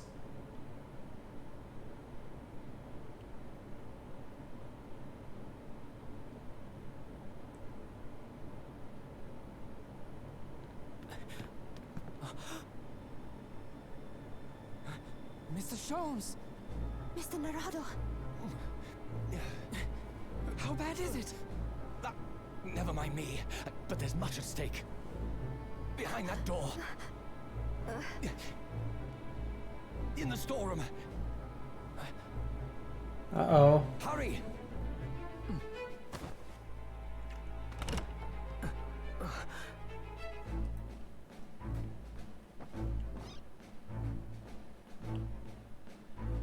Please don't be Gina.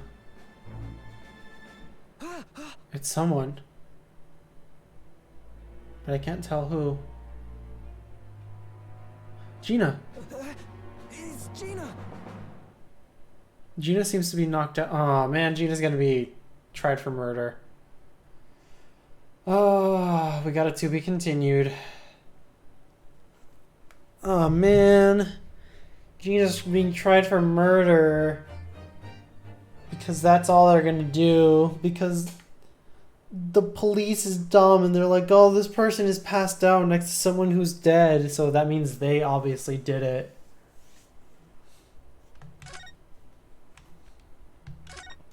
Well, we're in investigation part 3 now, I guess. Alright. Actually, I have enough water. Let's just continue. I don't think I need a break. I mean, y'all are welcome to step out if you want. Alright, they're just gonna replay this. I'm gonna finish the rest of my snack. I know no one redeemed munch, but... my mouth is craving.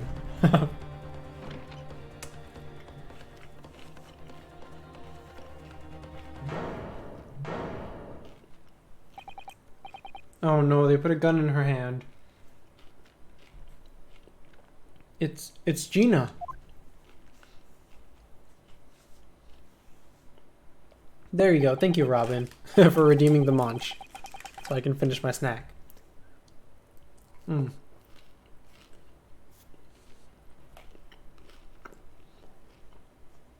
that moment, Windibank's pawnbrokery became a crime scene. Everything that followed happened in a whirlwind of activity. The arrival of the police, the preliminary investigation of the scene, and the questioning. It was just before dawn before I was allowed back to my lodgings in 221B.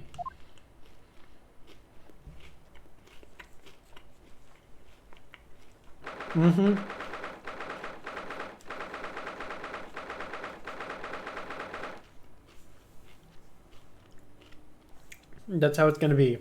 We're gonna be like, we saw 2 people in here, and then they shot Mr. Sholmes and ran out.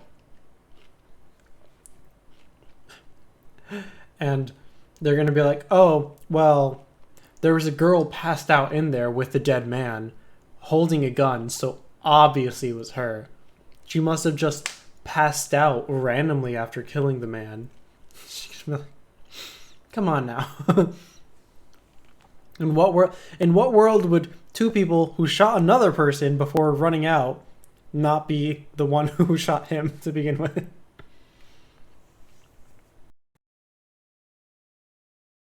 It's 21 a.m. Naruhodo's legal consultancy. Oh, Iris.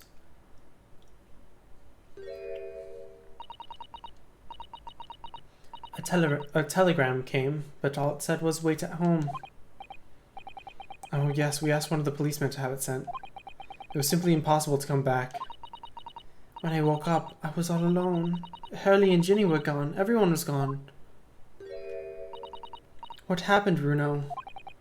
Poor Iris, she's trembling. She's obviously trying really hard to not let herself get too worried. I'll explain everything that I know. Something awful has happened, hasn't it? Yes, I'm afraid so.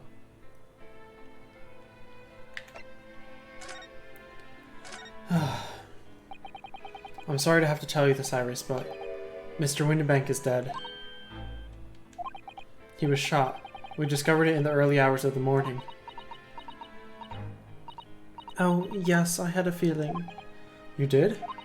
Well, I saw all of those police carriages pulling up outside his shop, so I knew something must have happened there.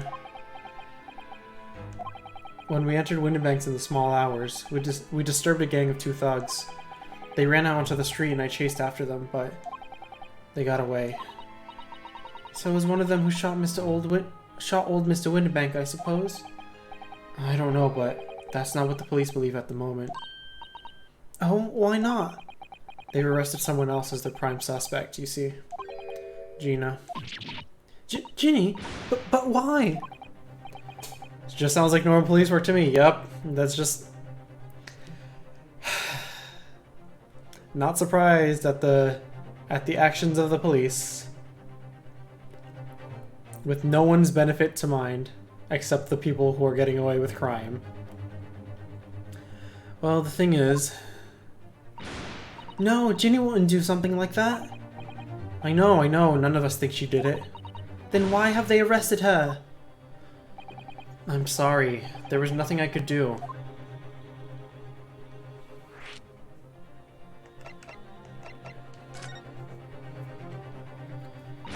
I don't understand why they arrested Ginny, it's not fair. What about the two thugs that were at the scene? Why aren't they the prime suspects? After all, they shot Hurley dead, didn't they? No, I mean, Mr. Sholmes isn't dead, Iris. Ugh, this is all so horrible.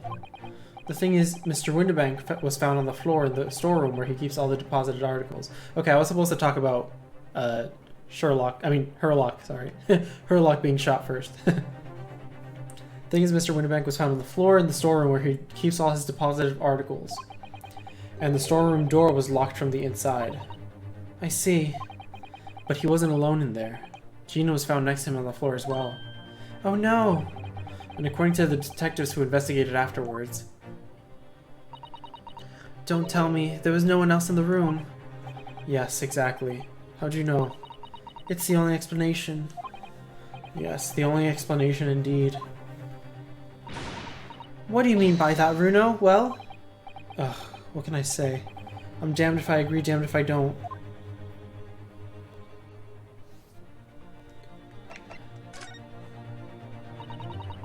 So where's Hurley then? Is he still investigating the scene? He really ought to have some breakfast. It's not good for him to miss meals. I don't want you to worry, Iris, but I have some news about Mr. Sholmes. He was taken to the hospital this morning. What? Well, when we entered Winterbanks, a gun was fired and he took a bullet. Hurley was shot? No. It's alright, his life isn't in danger. Really? Are you sure? Where is he? Which hospital? He's at St. Sinner's. They're attending to him there. I must see him at once. I'm sorry, Iris, but you can't. Why not? That's not fair. It's a family member. I should be allowed. No, I mean, nobody can see him at the moment. He's not allowed any visitors. They're preparing to operate, you see. To operate? Oh, poor Hurley. Hurley is Herlock Sholmes. She just calls him Hurley. It was the two thugs who were in Mr. Winterbank's shop. Oh, sorry. It was the two thugs who were in Mr. Winterbank's shop. They shot Mr. Sholmes when we disturbed them, you see. No, he didn't die. He just got shot. He probably got shot in the arm or something. It was pitch black inside the shop at the time. My mind went totally blank, I'm afraid. I just froze. After them! Go! After that, I ran out into the street, but... well, they were long gone. I shouldn't have hesitated. I'm so sorry, it's my fault. I let them get away. I think that's a very good thing. Sorry? Well, if you'd seen which way they went and chased after them, you might have been shot as well, Runo. Oh. On top of everything else, I couldn't bear that. Oh, Iris. Oh, no, I didn't mean to press it again. I meant to press down.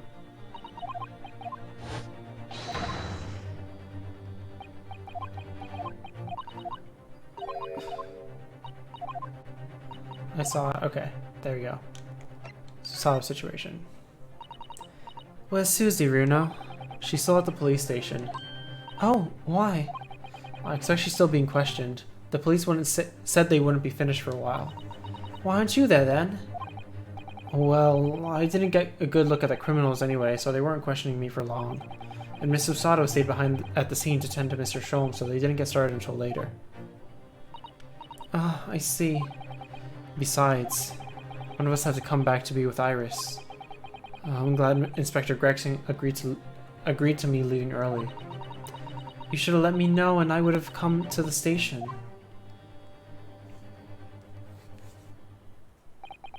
I'm afraid I'll need to go out again now, Iris. There's not much I can do at the moment.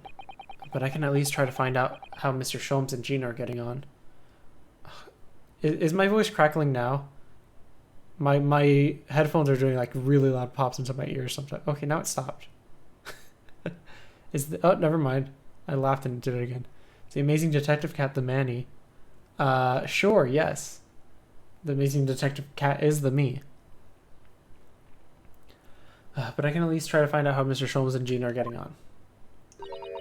I want to go too. Take me with you, Runo. Huh? I can't stand just sitting around here waiting. Okay. I'm not sure how I feel about taking a 10-year-old child to the scene of a murder, but I don't want to leave her all alone here either. Alright then, Iris. Perhaps you can help me? Oh yes, I'd love to. Gina's at the prison, and Mr. Sholmes is probably in his hospital bed. And don't forget we have to visit the crime scene. We need to conduct a thorough investigation. Well, I can see you're ready for action. I imagine Iris would appreciate going to the hospital sooner rather than later. Alright, let's go to the hospital first then. A new location. I love attic rooms, don't you? They're so exciting! Yay, she's my little assistant for this one. Yeah, let's go to St. Cinder's Hospital. It's fine, IMO. Okay. 16th April, St. Cinder's Hospital, Ward 3. Hurley! Oh. Oh, I guess that makes sense. He's not here. No, that's strange. The nurse definitely said he was in the bed by the window, didn't she? Oh, I know what's probably happened. Hurley was being a big baby, and the bullet wound wasn't that bad after all, so he's been sent home. I'm not sure about that. Maybe you're not. There's no question that it was a fairly serious injury that Mr. Sholmes suffered. Oh. Hello, what have we here? Oh, okay. This ward's off. Hey. Well, I'll have you know, we're Hurley's next of kin. Hey, oh. Well, begging your pardon then, ma'am, sir. A little lady and a curious Eastern gentleman. The great mystery solvers as a mysterious family, eh? If that's how you see us, sure. Where is he, Constable? Where's Hurley? I believe he's currently in operating theater, ma'am, undergoing an extensive operation. Extensive? It's been several hours since we went in. Oh my god, this audio sounds absolutely terrible on my end right now. Hold on. Okay, we're good. Okay, well, now it's not playing audio on my end. Give me 1 second.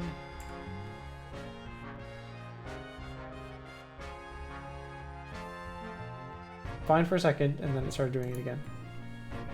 Oh, come on, game. Why are you like this?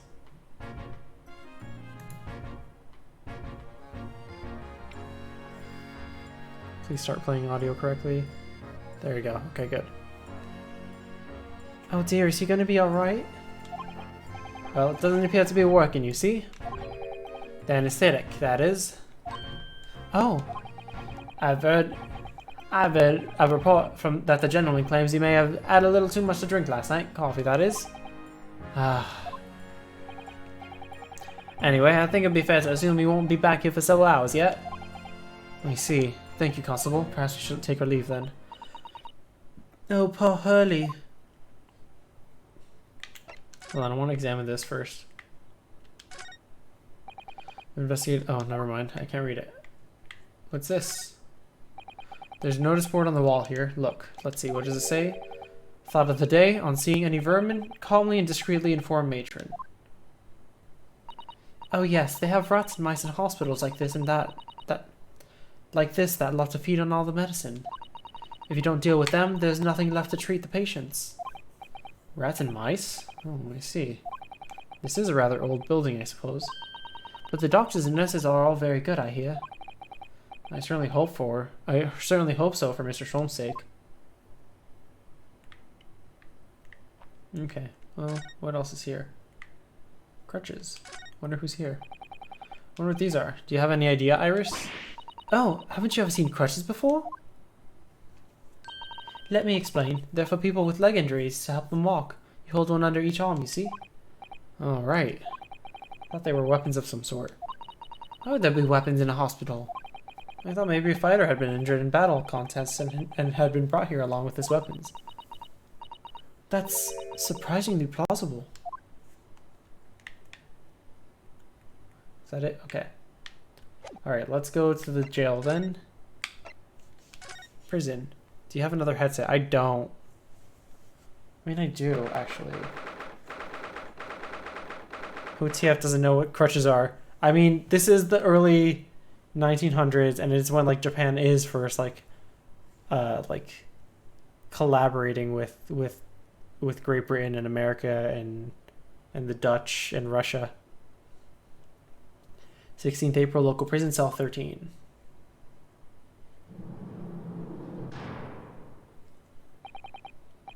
Hello, Gina. Wait, why is she the first person who gets to be behind the bars? Everybody else who we had to deal with was in front of the bars. Oh, you still have the grenade launcher Hurley and I made. I wish you wouldn't point it at me all the time, though. What are you doing here for? Ginny, I have a feeling it's because of us that you've ended up in trouble. So we were thinking that we might be able to help you. Well, you can't. Sorry? You heard. Get lost. Don't be like that, Ginny. I know you didn't do it. You never shoot someone. I just know you wouldn't. You think you know me? Pull the other one. Oh, you ain't got the first idea about the likes of me. I'm a thief. I pinch people's purses when they're walking down the street. That's how I get by. And if I saw me chance, I'd sneak into a pawn shop any day of the week. Just to see what I can lay my hands on, get it? That's the kind of person I am. But Ginny, why did they let her keep her gun in prison? Honestly, I have no idea. I'm being caught tomorrow, they said. Some cove came before and said he'd be a lawyer for me or the like. Said it was my right or something. But I told him get stuffed. I don't need no lawyer, I don't need no one. She couldn't be staring at me anymore, obviously, if she tried. Why are you being like this, Ginny?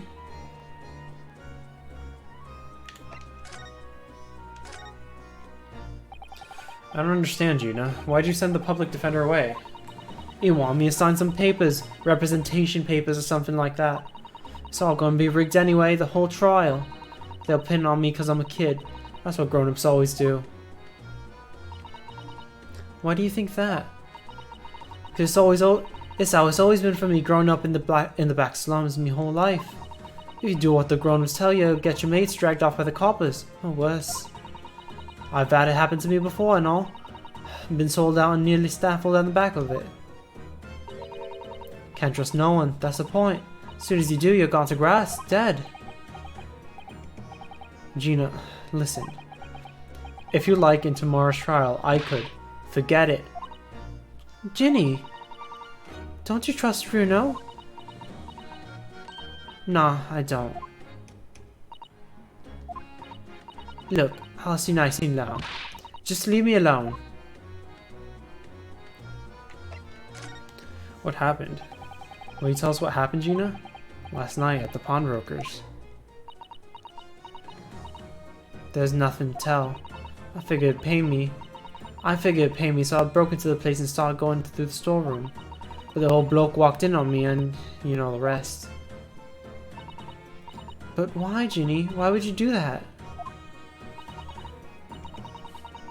Ain't it obvious? The place is full of stuff I could sell for a shilling or two. Diving ain't easy, you know. It's a lot of work and half the time you ain't even get nothing. Is that really why you broke into the place? What? Are you sure the true reason wasn't something else? Oh, give it a rest.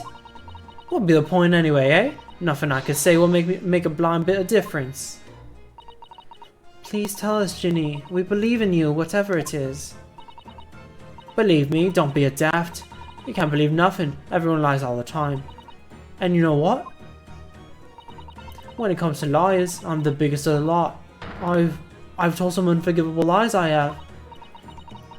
What do you mean by that? What unforgivable lies?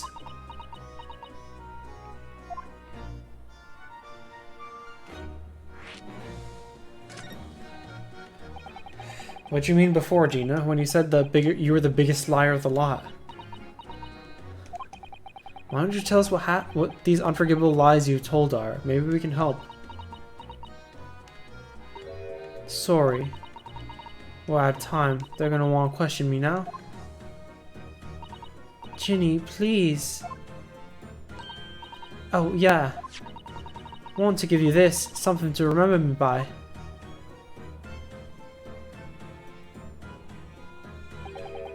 A photographic print of a really adorable cat.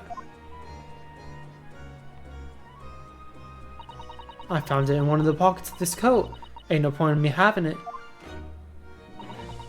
I wonder what a little photograph like that was doing in a pocket of that overcoat. Is it in my record yet? No, not yet. Anyway, don't bother coming again. Bye. Oh, Ginny. The white cat photograph. Cool. I love this cat trial. There's so many cats. Anyway, what's on the back of this? Look on the back of this print here. There's something written on it. 13th February, 9 PM. Article deposited 1 small box. Loan amount paid 10 shillings. Redemption deadline 13th April, 9 PM. So this photographic print is a redemption ticket? 13th February, that could be significant. It was just 2 days before the murder on the omnibus, wasn't it? A small box. That doesn't tell us much about it, does it? Bruno, if Mr. McGilded still had the ticket, then presumably he never redeemed the article. So you think the box might still be present somewhere in the shop? Oh, yeah. If it's something Miss McGilded deposited, we need to investigate. The white cat photograph's information has been updated in the court record.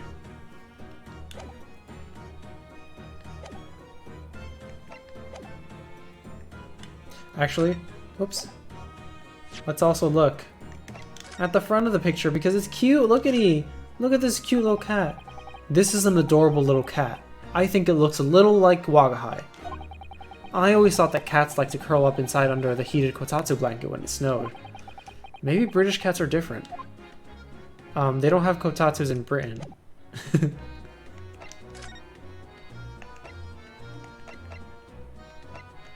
Well, let's go to the pawnbrokery then.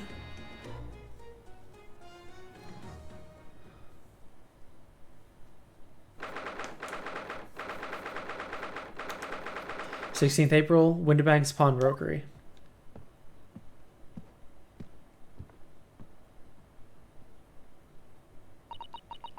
This is what happened then, last night. That's right. The 2 thugs I told you about were obviously ransacking the place, looking for valuables. But apart from the policemen in here, you wouldn't know anything had happened. There's no sign of a disturbance. No, you're right about that. Hello? Did my microphone cut off in the middle there? That was weird. No, you're right about that, actually. In fact, if anyone, it's the police who seems to be the ones doing the ransacking. I know what you mean. They're like a gang of organized criminals, all dressed in black.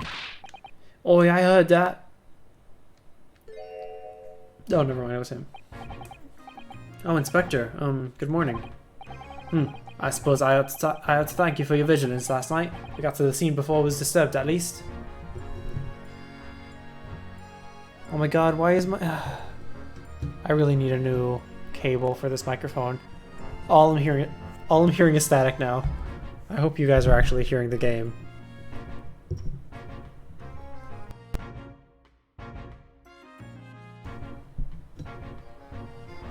Put it over here. Could this like stand over here, please? There. Seems to be better now. Can you hear both? The static and the game? Oh, sorry about that. Suppose... Why? It's starting again. Oh my god, what is going on? This is really aggravating, honestly. Your voice in the game, no static. Okay, well, if...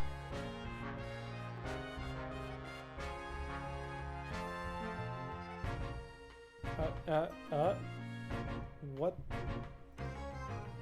What the heck?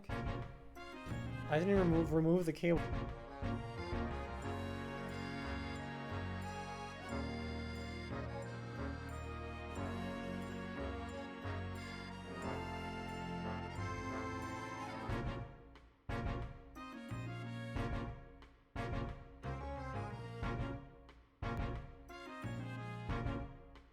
Are you working? Okay. It's not the USB cable. It's not the USB port. It's the USB cable.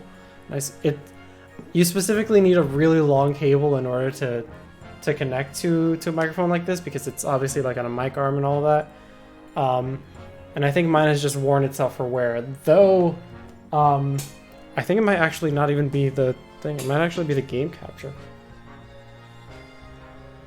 Give me 1 second, because it disconnected for a bit and it started playing through my speakers. And then I still heard the static even though it was through a different speaker.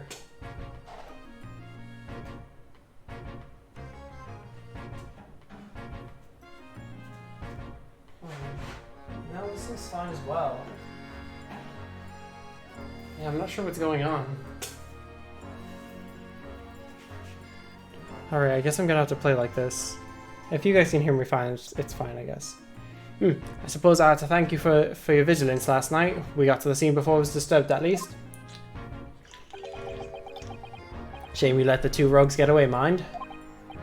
Yeah, I'm sorry about that. I thought you'd assigned extra men to the beat around here, Gregsy.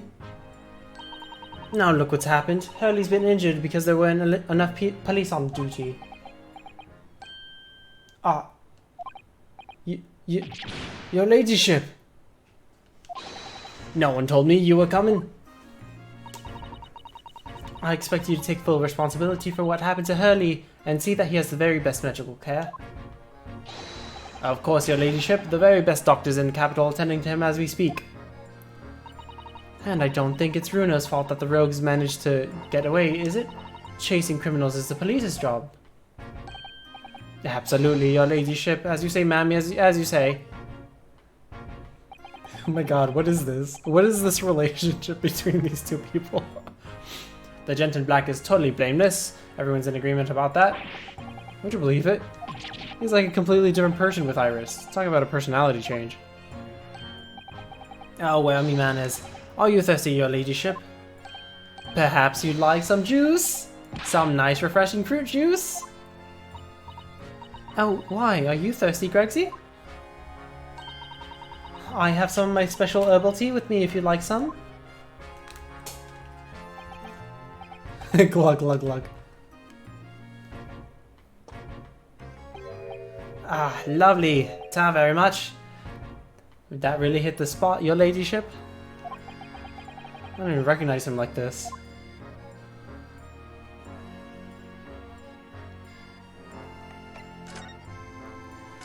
Tell me about the investigation. So how's the investigation going, Inspector? Nothing to it, really. Very simple case, this. There's some very definitive evidence. We're just about to charge that diver we arrested last night, in fact. Gina, you're going to charge her? That's right. Should be able to bring her before the judge and at the Bailey tomorrow.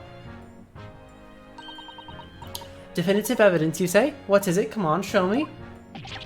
Your ladyship, as much as I wish I could oblige you, I'm afraid. Ah, I see. You've already captured the pair of thugs who broke in here last night, have you? What the? And you're going to put them on the stand as witnesses, are you? How could you? How could you possibly know that? I had a feeling, that's all. Remind me never to try to keep a secret from Iris. So you've arrested the two men who shot Mr. Sholmes, have you? Well, yes, they were rounded up pretty quickly by the lads on beat. And Miss Lestrade is being held at the prison? She should be. That's assuming she hasn't lifted the key from the jail, of course. Can you tell us anything about Mr. Sholmes? What's his condition? Sorry, I'm not at liberty to divulge that information. Scotland Yard matters are strictly confidential. Well, I know he's being operated on at St. Sinner's. Why can't I see him? I'm his family, you know. I'm terribly sorry, your ladyship. It's the hospital's policy, no visiting and all. Oh. That bullet must have hit an artery in his midriff. He's lost a fair bit of blood. Oh no. It didn't seem too bad in the first hour or so.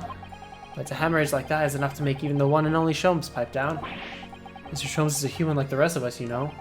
Well, anyway, he's having an emergency surgery right now. They've got to stop the bleeding.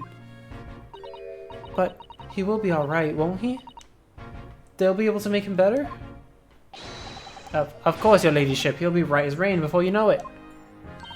Really? How do you know? How do I know? Well, because, of course. Oh, yes, because Mr. Sholmes is such a great detective, that's why. You'd better pray the doctors have a better grasp of what's needed to make someone well again. Oh dear, please don't die, Hurley. I'll report to your ladyship the moment I hear he's out of the operating theatre. I couldn't help but noticing, Inspector. What, out with it, Sunshine? Well, there seems to be a marked difference between the way you talk to me and Iris. What's the sauce, Sonny? I'm a copper. We don't go in for favoritism. But he's right, you do treat us differently. It's because of those adventures of Sherlock Holmes stories, that's why. Oh. I crop up in them, don't I? Inspector Tobias Gregson. Oh, well, yes, because you're an acquaintance of Hurley's. What'd you write about the inspector, Iris? I don't remember, really. It was one of Sholmes' lines. Gregson is the smartest of the Scotland Yarders, is how he put it. Oh, did I write that? And do you know what that one line did for me, eh? The very next month my pay doubled. Doubled, I tell you. Oh, that's amazing.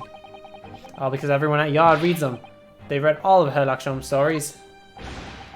They've even set up a fan club for me. Of course, that explains everything. It was around that time that you became such a toady to me. Can you blame me? All it'd take is one bad word from you and Sholmes could change his tune about me. Gregson? No, the great detective will say. He's getting quite overrated these days. Think of what would happen to my salary if that came out in print, eh? The whole thing gives me the willies. I can't tell you how many nights of sleep I lost worrying about it.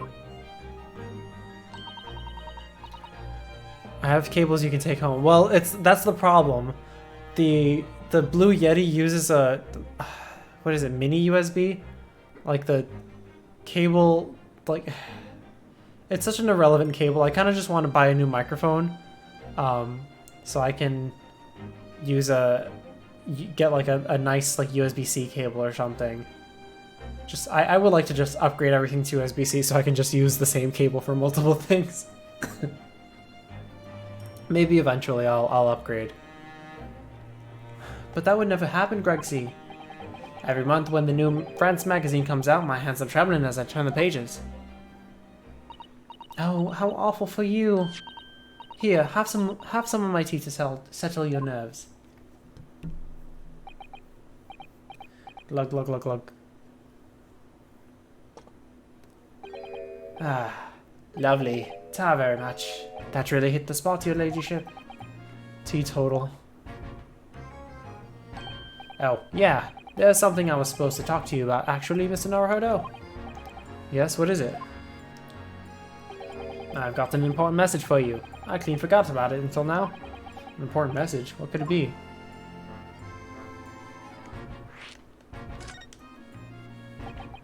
Are you gonna tell me what this important message is then, Inspector? Yeah, it's about that young lady who's normally by your side, your assistant. Dear Susie, is she alright? She's at the station, isn't she? Being questioned, I believe? Nope, not anymore. She had to head off. Head off? Where? She told you yesterday. To Lord Strongheart's office, for he summoned her. Oh, right, yeah, of course, I forgot about that. One of the whipstocks took her there in a yard carriage after we finished questioning her. But she asked us to tell you she didn't have the fare for the return journey and to go meet her there.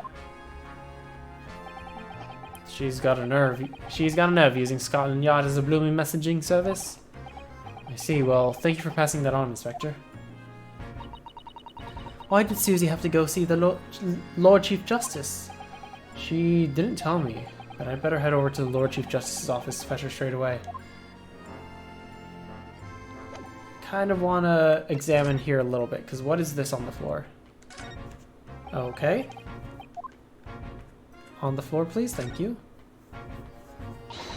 Alright then, let's see what we can uncover. Oi, what you think you're doing, Sunshine? Can't touch anything in here. Oh, but we were hoping to investigate. This is a crime scene, for Pete's sake, no touching. What's the problem, Grexy? Bruno's a lawyer, you know that. Oh, I'm ever so sorry, your ladyship, ever so sorry. The rules and regulations are a thorn in my side. Of course, if Master Naruhodo was to have properly appointed by the accused, that would be another matter. The accused? If you could show me some representation papers, I'd be only too happy to let you know around. Do you hear that, Bruno? You need Ginny to sign some representation papers. Looks like presenting the detective here with the correct paperwork is the only way. Alright, well we don't have that yet. So, let's go pick up... No location has been added. Posture check, thank you, I see. Let me fix my posture. 16th April, British Supreme Court. Lord Chief Justice's office. Yes, no matter how many times I come here, I always get the same sense of oppressiveness somehow. Do you think the place is oppressive? I think it's normal. How so? I mean, look at that suit of armor over there. You can't take that seriously, can you? Maybe he thinks the same about you. So everything is clear with regard to tomorrow's arrangements, I trust? Yes, thank you very much. There they are, Susato-san and Lord Strongheart. I wonder what they're talking about. They both look very serious. Very good. There is nothing further to discuss. You may return to your lodgings. No doubt you have much to do in preparation for your return to your homeland.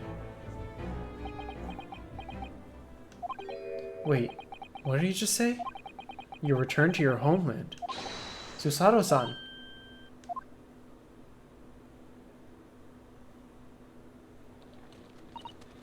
Oh, Mr. Naruhodo. Yeah, see, it's all she's talking in English here because she called me Mr. Naruhodo, but usually when she says Naruhodo-san, she's probably saying my name in Japanese, or probably talking to me in Japanese, like she's trying to talk privately to me. I assume that's what's going on. What was all that about?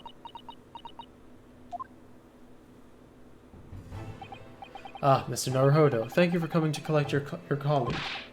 What's this all about? Why were you talking about Mr. Susato's return to her homeland? And tomorrow? Oh no. I want to thank you for the hydrate as well. Tomorrow? But what about Ginny's trial? You mean... she's been formally charged now? Oh dear.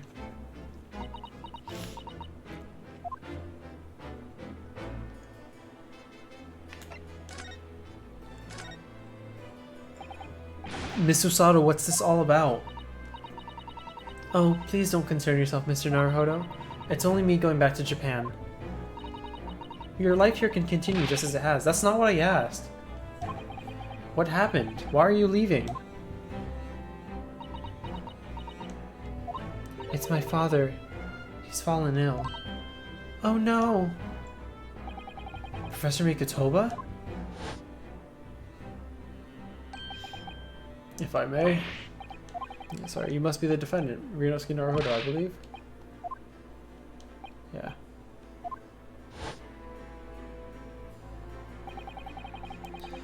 We received an international telegram from the Empire of Japan informing us of the news. 10 days ago, Father collapsed with a fever. The cause is apparently unknown, and it seems he grows weaker day by day. I don't believe it. As you are aware, the voyage from here to your country's capital, Tokyo, takes some 50 days. I thought it would be prudent to hasten Miss Susato's departure as much as possible. Yes, absolutely.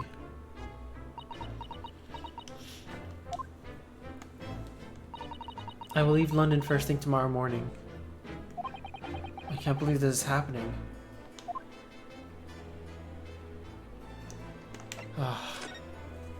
Why is she leaving? So, Gina has been charged. She'll have to appear in court? Yeah, she was formally charged a few hours ago, and the date of the trial has already been set for tomorrow. No, not even 24 hours later? Gina, the Lestrade girl and the murder of the Baker Street pawnbroker, yes. An all too transpicious case, the pickpocket was clearly disturbed mid-robbery and shot the man in a panic. No, the yard is overstretched as it is without wasting time on these open and shut cases. It's not wasting time. Ginny would never do something like that. Mr. Naruhodo? Oh, yes, Lord Strongheart? In deference to your fine services today, I shall overlook this young girl's insolence. But I have no recollection of admitting a child into my office. Leave, now. Of course, Lord Strongheart. Criminals will tell the most palpable lies in order to evade justice.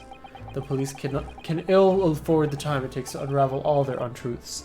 Meanwhile, more crimes are perpetrated. We have far more serious matters with which to contend. Serious matters? Didn't Gregson mention something like that yesterday? Yes, Inspector Gregson made a similar remark yesterday. It's no concern of yours, though I'm sure I need not remind you of that.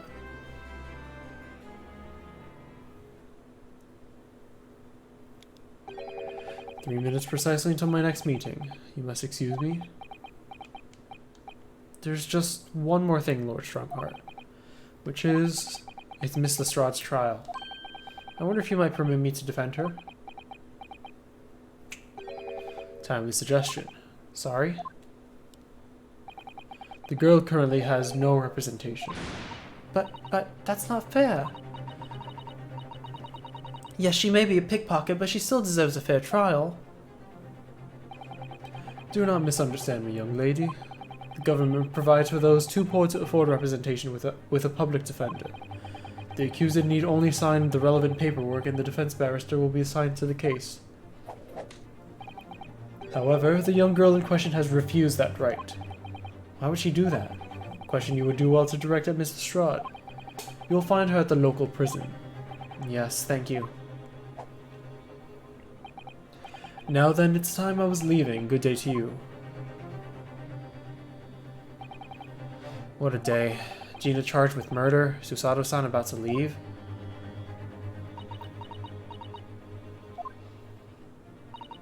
Come, Mr. Naruhodo. Iris, we must make haste. But, Susie, you're leaving for Japan tomorrow morning, aren't you? Don't you have packing and things to do? As Mr. Naruhodo's judicial assistant, my personal circumstances are of no consequence. My sole purpose remains to help you in whatever way I can. Thank you, Miss Susato. It's a very pensive look. I think we ought to visit Gina first. In any case, I should like to wish her well before I leave. Yes, that sounds like a good idea. Let's go. If I'm honest, this has completely thrown me off. I'll just have to do what I can as a lawyer. Alright, let's go back to Gina. Hopefully she'll agree this way.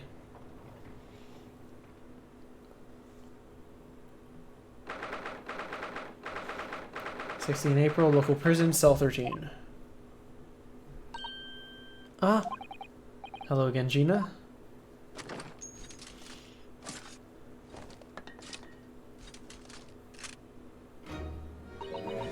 What are you doing? What are you lot doing here for now? To have that muzzle of the great launcher shoved in our faces yet again, obviously. I think I need to improve the way you load the ammunition to that thing, don't I? Look, you can come as many times as you like, but I ain't got nothing more to say to you.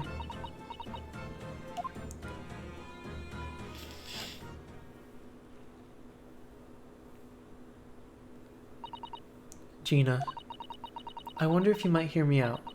There's something I'd like to say. What? I'm sorry to say that I must reluctantly bid you farewell. Eh? Farewell? Tomorrow I must begin my journey back home to Japan. I fear we may never meet again. Oh, right. I've had the pleasure of meeting so many lovely people here in London. I have so many wonderful memories. And yet, as things stand now, it'll be a glum party indeed. Poor Iris is so miserable. Susie. Well, that ain't my business. Both Iris and Mr. Naruhodo believe you to be innocent, Gina. They put their faith in you. But somehow, you can't find it in your heart to put your faith in them. Yeah, that's right, I can't. What of it? It grieves me to greatly have to say goodbye to my friends when they are so clearly unhappy. Because of you. What? It's my fault? Yes, so I have one final request, Gina. Before our paths never cross again. Right here and now. I want you to show both of them that you don't deserve the faith. That you don't deserve the faith they've invested in you. Eh?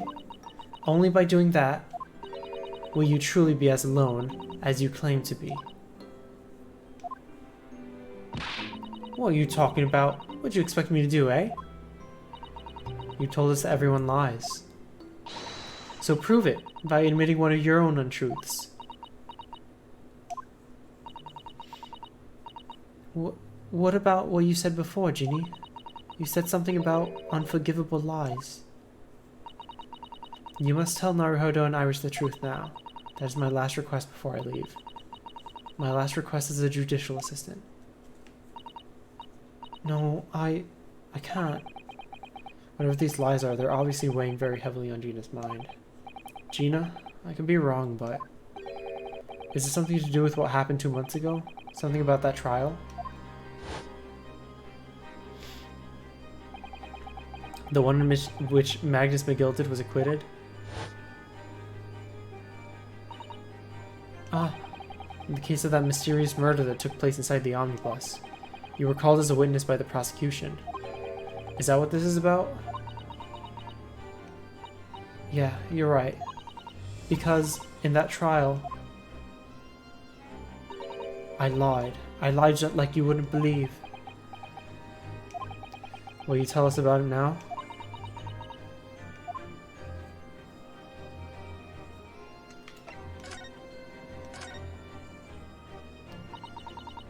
Like you said, it all happened 2 months ago. Coppers got hold of me and shoved me in the witness stand. And based on your testimony, Mr. McGilded was declared innocent. Yeah, well, the thing is, I lied about a whole bunch of things. I knew it.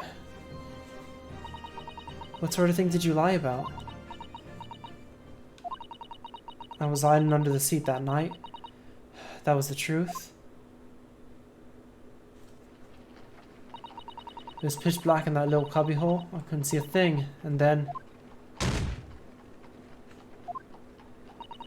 I had that loud thud, like someone falling on the floor. That's when Mr. McGilded discovered you? Yeah. He pulled me out from under the seat and sat me next to the dead man. There wasn't much light to see by, but when I looked at me hands, I had the cove's blood all over them. I was so scared, I couldn't even speak. You has blood on your hands? In other words, it was Gina that the witness on the roof deck saw through the skylight. Then Mr. McGilded started asking you. Then Mr. McGilded started asking you questions, I suppose. Who you were, why you were hiding under the seat. Yeah, he did. Only that's not all. What do you mean? I mean, he threatened me. Threatened you? How? He made me swear about what I seen and what I heard. about what he was gonna do after the cove was found dead. He made me swear I wouldn't tell no one about any of it. If I did that, he said he'd let me scalp before the coppers showed up.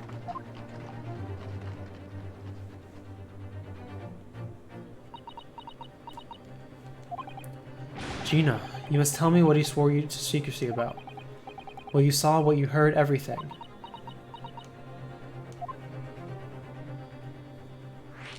Whoa. You said McGilded made you swear not to tell anybody what you saw. But you were in the pitch black compartment under the seat the whole time, weren't you? Yes, with Mr. McGilded sitting above your head, if I remember correctly. Yeah, that's true, but... It was when I heard the thud of the cove in the floor. I let out a little scream, you see? Couldn't help it. McGilded heard that and dragged me out by the arm. That's when I saw it. It was on the floor next to the old geezer where I'd been stabbed. A disc, all bright and shiny. A disc? Do you mean... Yeah, that's it. The one what the D took off of me at Winterbanks. So the music box disc was there on the floor of the omnibus. Not for long, McGilded spotted it straight away. He picked it up smallish and stuffed it inside his pocket. So that disc was in the omnibus 2 months ago at the scene of Mr. Mason's murder. And the bog trogger told me I wanted to mutter a word of it to no one.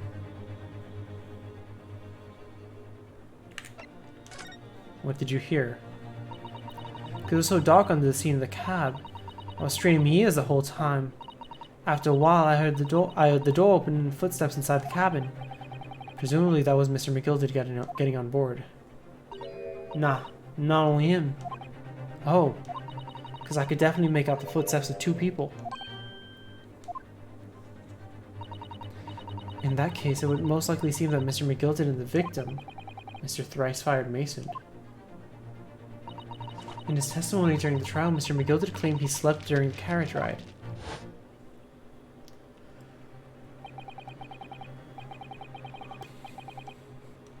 Okay.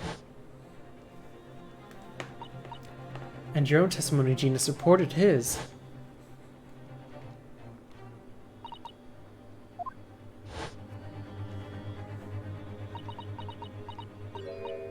Yeah, that weren't exactly true.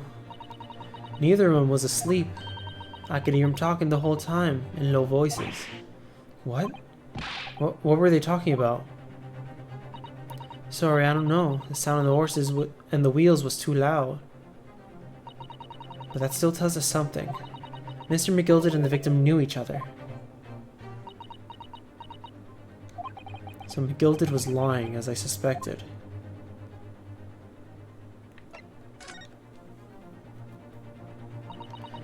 I knew it weren't gonna take long before someone raised the alarm and the bloke had been killed. Yes, you were quite right. The other passengers on the roof deck noticed very quickly. So when the cab came to a stop, McGilded told me to hide back under the seat again.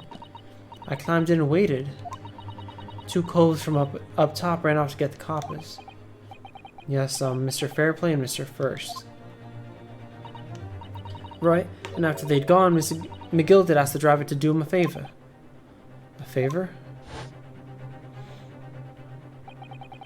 Now then, fella, what I need you to do is take this coat of mine and deposit it with a nearby pawnbroker.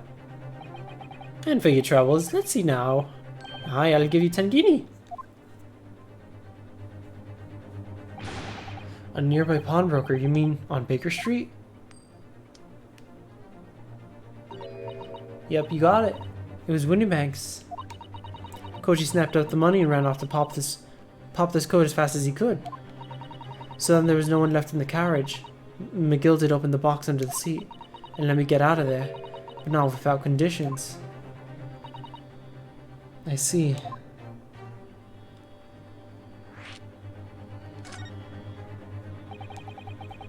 What were McGilded's conditions then?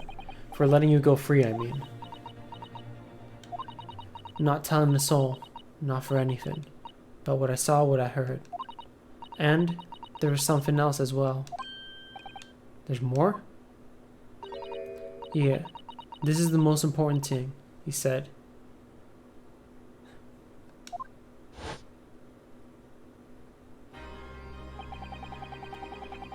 I'm after sending the coachman on a little errand for me, with some small change in his hand. Now then, did you hear what I asked of him? Did you see anything at all? At all? You asked him to go Poppy Weasel, right? Aye, the fiend's taking me overcoat to deposit with the pawnbroker's hereabouts. And I want you lads to take the redemption ticket for it. Do you understand? What? You want me to have the ticket? That's right, and I'll come fetch it from you later, sometime within the next 2 months. You have to hang on to it till then, is that clear? And whatever you do, don't lose it. Alright then. And in case I might happen to be delayed at all, you have to go to the pawn shop, Winterbank so it is, and you have to extend the loan before the 2 months is up. If you forget, the article will be forfeited and any old fiend could come along and buy it. Hey, but I ain't got that kind of brass. Here's £5. That should be enough. Do we understand each other, lass? Don't try anything funny now, if you go against me. Yeah, I get it. Good, and one more thing. In a few days from now, you'll be visited by the police, I have no doubt. The coppers? Aye, they'll come asking you to take a stand in court, to testify as a witness. So let's just have a wee chat about that, shall we? What is it you might say, and what is it you want?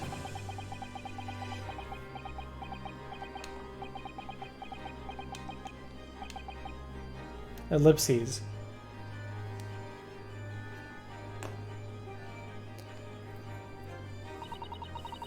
After he'd gone over it all, I piked it. Got as far away from there as I could. He had the pawnbroker's ticket in some bushes near the scene. Wait, he hid the ticket in some bushes near the scene? Didn't he give it to you? I went to fetch it the next day once it got dark. So Mr. McGill had planned it. Oh, okay, because he had to wait for the guy to come back. Okay. So Mr. McGill had planned it and coerced Gina into giving false testimony.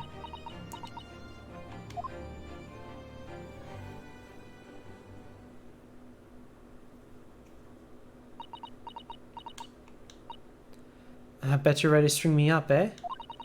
My lord, that big old courtroom told some corkers. The thing is, he said he would make it so we couldn't live in the East End no more. That's what threatened me with. That's what he threatened me with. What a wicked man. He knew everything what went. He knew everything what went on in the back slums. He knew he had no one to look after us, and we was all just looking out for each other, getting by together. So me and Mr. McGilden would have, in an heartbeat, he could have had the lot of us chased out of there if he wanted. And then where could we have gone, eh? Nowhere, that's where. So I didn't have a choice. Thank you, Gina, for telling us everything. But I'm for it now, eh? Go on, admit it. You must be livid. Well, you can make amends by doing me a simple favor. A favor? What? Sign the representation papers for tomorrow's trial. Eh? If you don't actually want me to represent you in court, you can rip it up later. But we need that paperwork or we can't investigate. The police won't let us. Investigate what? The scene of the incident last night. Mr. Sholmes was shot, you see. You what? Hurley's having a big operation right now, Ginny. Is it bad?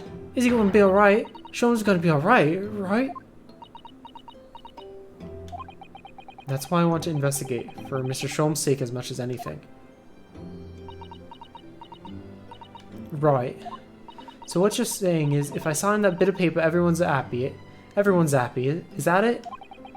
Something like that. Miss Usado? Yes, of course. I have the representation papers here.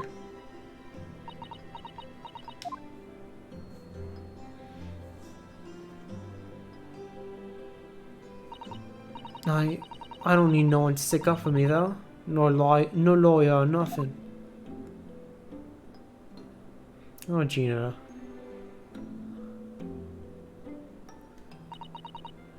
Poor Ginny. She seems so lonely. Well, at least this should mean we can investigate the scene at Windybanks now.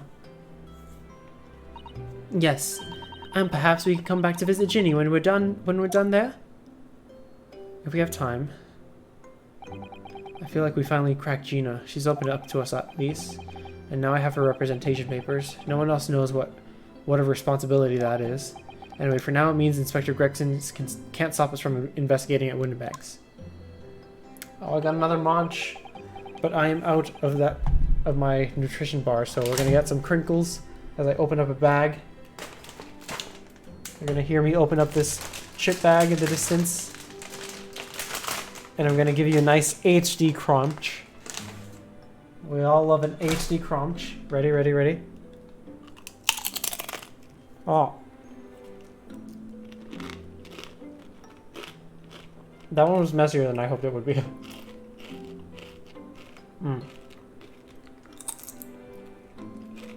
That one I just too hot. There you go. Enjoy that HD crunch. Thank you for the munch. Let me put this away. Let's continue. Don't be too big continued. Nothing has happened yet.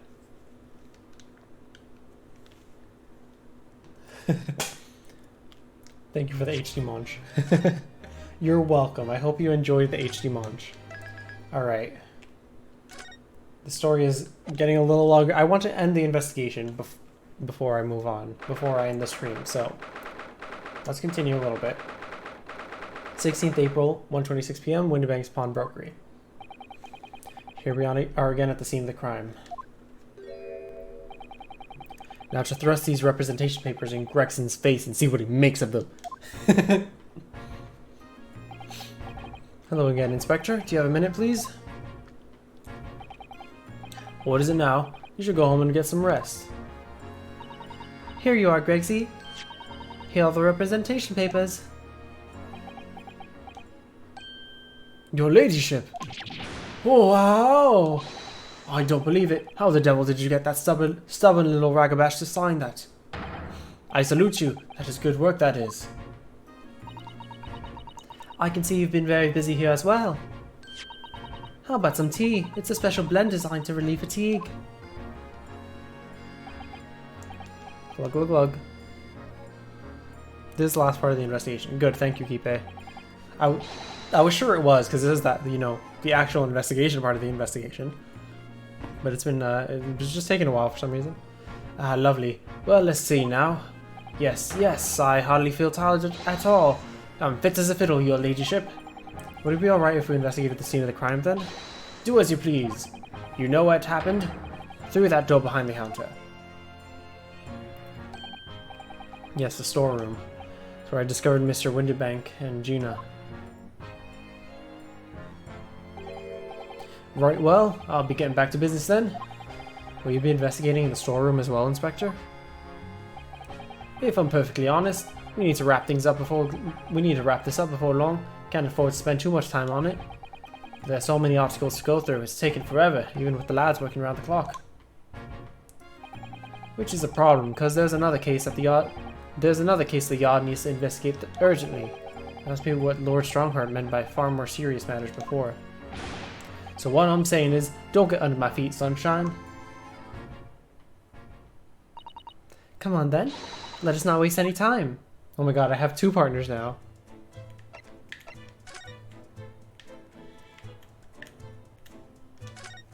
Is he gonna aim for the desk? It is gonna aim for the desk. And there's an article ledger here, Mr. Windybank's notes, and what's this? It looks as though someone has left a little photographic print behind. Oh, look on the back! There's some writing. Is there? Oh, show us, Susie. Show us.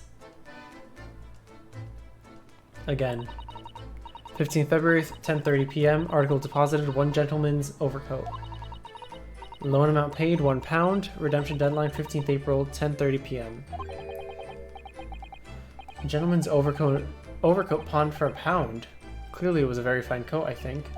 In fact, I think. Yes, this must be the ticket for the overcoat that Ginny redeemed yesterday.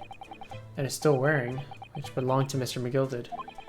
I would never have expected the redemption ticket to be handwritten on the back of a photograph, though. It seems Mr. Winterbank just used whatever piece of paper he happened to have to hand. But this photograph of the cat looks very familiar, doesn't it? I'm sure I've seen this exact same picture somewhere else recently. Oh yes, you're right. Very recently. It's the same as the one Ginny gave us earlier. Of course, I was forgetting that she gave us that print. Well, what are you waiting for then, Mr. Naruhodo? Get it out. Alright, let the cogs turn. Yep, that's what I thought. It's a stereoscopic one. Yes, they are exactly the same.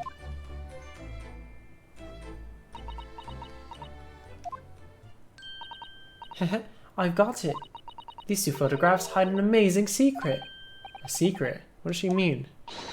You must tell us, Iris, at once. Do you really want to know? Yes, we need you to tell us all you know about this pair of photographs. It's obviously a stereoscopic image.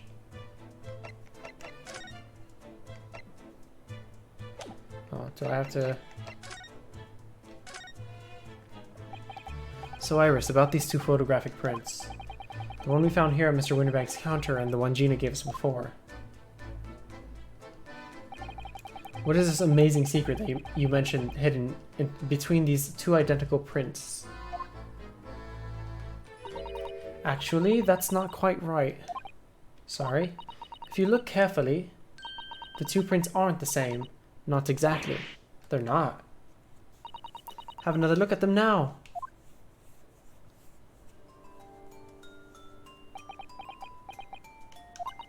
Can you see that they're just slightly different from each other? I think so. It's very subtle, though. But what's the reason for the subtle difference between the two prints? Ah, well, it's because they're set, you see? No, I don't. This pair of photographs is meant to be used in a stereoscope. Everyone in London is raving about them at the moment. Oh, stereoscope. Why do I feel as though I've heard that word before recently? Oh yes! That's what Mr. Sholmes showed us yesterday. You see, there it is, just over there. Oh yeah, of course. That magical machine that makes pictures look almost real enough to touch.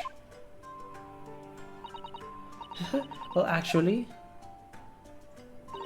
it's quite possible to see the same depth in pictures even without one of those contraptions. What? Really? Do you know how a pair of flat photographic prints can appear to have any depth in the first place? No, I have no idea. Oh, wonderful, then I'll be able to tell you. She's over the moon, bless her. Should we let her explain, though? We really need to carry on investigating the scene. I, for one, simply have to know. Oh, God. How stereoscopic prints work. Have you ever considered, Runo, how our eyes see depth in the world around us? Well, I just opened them, and it works. But the reason it works is because we have two eyes. Two eyes. Shocking. If you try closing just one eye at a time, I think you'll see straight away. What you see with your left eye, and what you see with your right eye are ever so slightly different. You get a different view with each eye. Yes, the position of objects seems to shift slightly. Exactly, and in your head, your brain uses that shift to estimate the depth as it merges the two views into one. That's how we can sense depth in everything we see. Ah, my brain really is amazing, isn't it? It does so much without telling me. Ah, I think I see. So the pair of photographs consists of a left eye view and a right eye view. Is that right? Oh, well done, Susie. You're so quick. So if you can persuade your brain to merge the two pictures together in your head, you'd be able to see depth in these prints. Yes, Runo, you're beginning to understand. And a stereoscope's function is to act as your brain and just allow you to do just that. Yes, but as long as you have two images, two eyes, and one brain, you can actually do it yourself without needing a stereoscope at all. You can, really. And it's just gonna explain how to cross your eyes again. Let's try it. Let's see if you can view this pair of prints without the help of a stereoscope. Oh yes, I'm dying to have a go. So Sato-san really loves this kind of thing. You need to be able to cross your eyes, that's the main thing. Can you both do that? Cross my eyes, I think I can. Watch me. Watch me and see if you can copy. Make your eyes do this. Alright, let me try. Are you ready, Mr. Naruhodo? There, how's that? Wonderful, now it's your turn, Runo. The trick is to concentrate at looking at the bridge of the nose with both eyes at the same time. Not exactly an easy task when two people are staring at you cross-eyed. Alright, that's enough practice. Now let's try looking at the prints. Oh, it's making me do it again. That movement was way too smooth for eyes, yeah. It was very unnerving, actually. Stop by staring at one print and slowly crossing your eyes.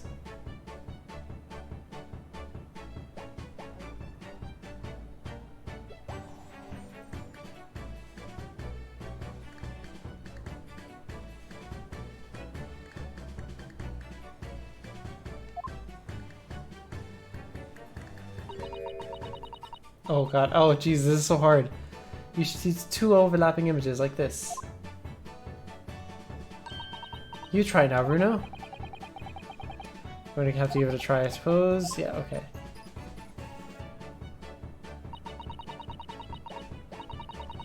Did the print split into two images for you? Now the next step. Just put the pair of prints side by side like this and try crossing your eyes again. For the life of me, I could not get this illusion to work. I have so much trouble crossing my eyes. I'm trying to stare at my nose.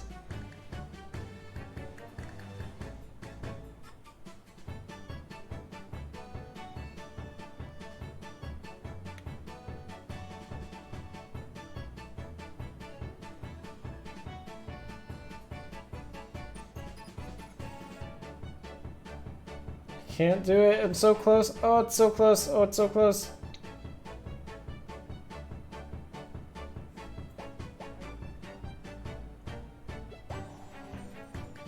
Oh my god, I keep getting so close.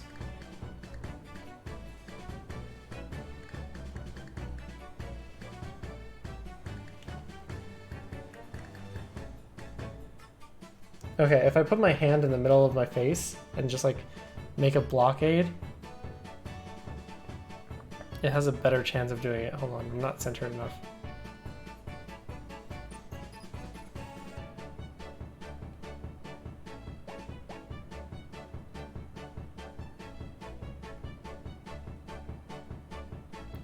Okay, time to try.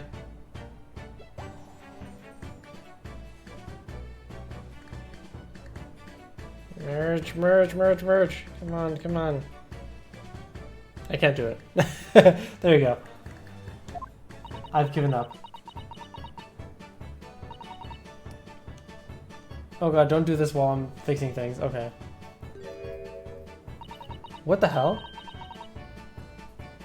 What is that? Oh, that's the snowman's arm.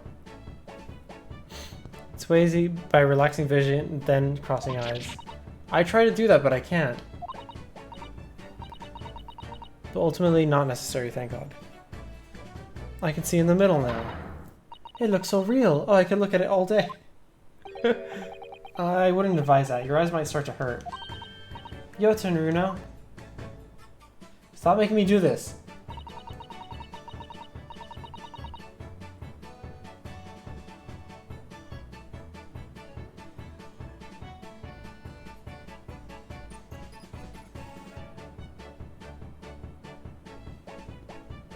I feel like I keep getting like close and then I can't.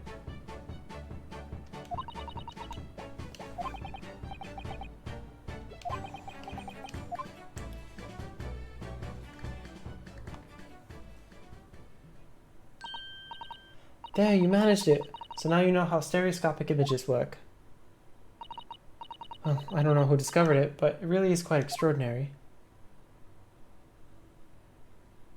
My eyes are so tired from trying that now. What do you think of these stereoscopic prints then, Runo? They're certainly amazing, but it isn't easy to get the knack of viewing them properly. No, some people find it easier than others. But that's why this contraptions like this exist, for people who find it tricky. Oh, I recognize that. We saw one over there yesterday, didn't we? If I remember correctly, you press this little knob here. And the pair of photographs in the stand in the back, set the pair of photographs in pair of whatever thing in the back. There you go. It's still amazing, even though I know roughly how it works now.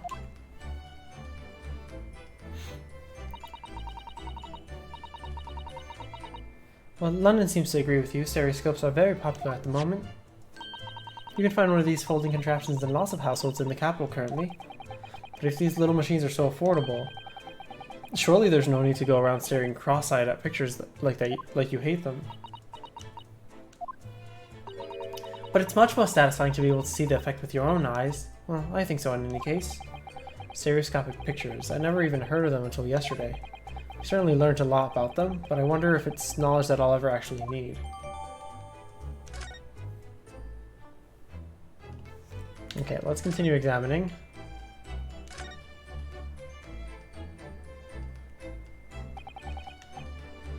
That ledger that's opening on the counter really is enormous, isn't it? Must be an awful lot of work to keep track of all these hundreds of items in pawn. It's too much to think about. Better sell it all and have a clear head if you ask me. Clearly Mr. Winterbank was very careful when it came to the articles in his care.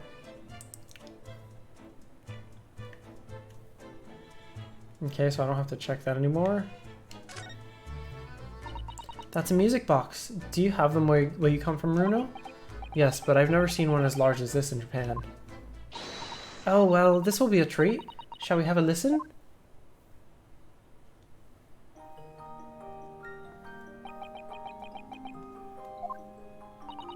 What do you think? Isn't it a pretty sound? That was Gina's voice for a second. It's a beautiful sound, yes, but it's a little hard to enjoy when all the policemen in the room are giving you fierce looks. Never mind that. If any of them say anything, I'll tell Gregsy to have a word. Iris Wilson, Superintendent of Scotland Yard. What is this box? These shelves are where the pawnbroker puts articles that have been forfeited on display for customers to buy. That's really strange miscellany, isn't it? I mean, who would buy this horse statue, for example? Well, sometimes you can find some real treasures among all the junk, you know. Are you alright, Runo? Oh, it's just... well, it looks like a collection of useless junk as a whole, but when you pick out individual things, you can't help but wishing you owned them. Even that horse statue. That's exactly how the pawnbroker works. They're very clever.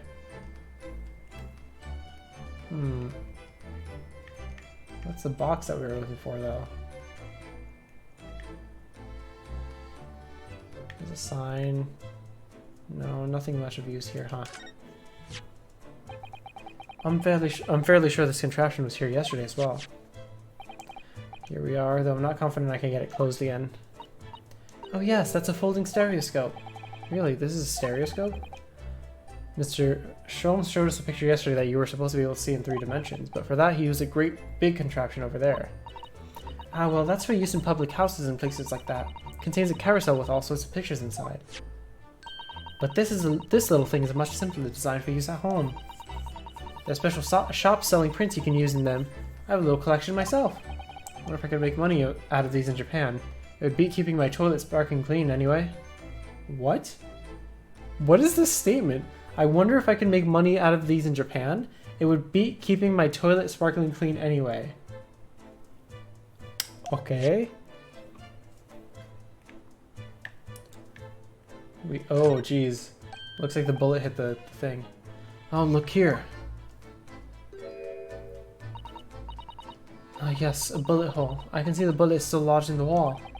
Presumably Mr. Winterbank was practicing with his revolver in his spare time. That must be the one that hit Holmes. Oh well. Mr. Sholmes likes to practice in his drawing room whenever he can. He's very patriotic like that. Sorry? It's all in there in the Adventures of Sherlock Sholmes, you know. Isn't that right, Iris? Did I write something like that? Partly in jest, perhaps. In jest? Well, he doesn't do it often. It's quite a dangerous pastime. He doesn't do it often? He shouldn't even do it once. Forget that for now, Runo. Let's examine this bullet. What's that around the bullet hole? Is it blood? Suspicious red stain on the calendar as well. Aha! I may be able to help with that. What? There's nothing like the sight of blood to get the blood pumping, is there, Runo? I have a feeling I'm not as bloody-minded as you are, Iris. I'm afraid the sight of blood makes my blood run cold. There you have it, you see? When it comes to blood, we're all different types. Yeah, what a scientific observation. So you need this? Oh no, what is that scary looking thing? Hurley and I haven't actually come up with a name for it yet, but as soon as you see it in action, you'll understand what it does. Watch.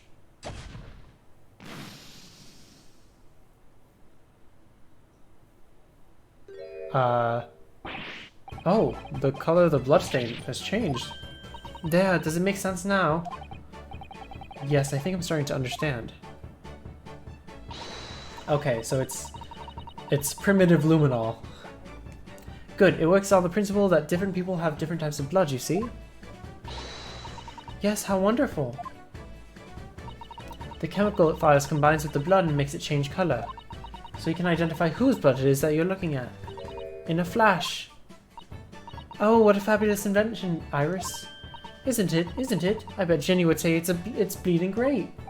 So whose blood are we looking at then? This is very unscientific suddenly. Well, all the chemical does is turn the blood a different color, so... Just find someone whose blood turns the same color and you'll know who it belongs to. In a flash. It's more like 2 flashes, really, isn't it? 1 flash or 2, this could very well turn out to be a very valuable clue. We must take note of it in the court record. Blood sample. Let's keep testing and adding the results of any other blood analysis to the portfolio.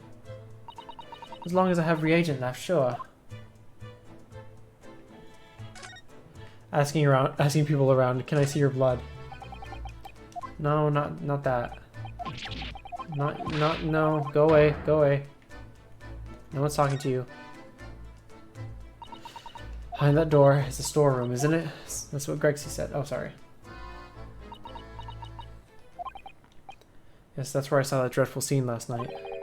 Through the little window in the door.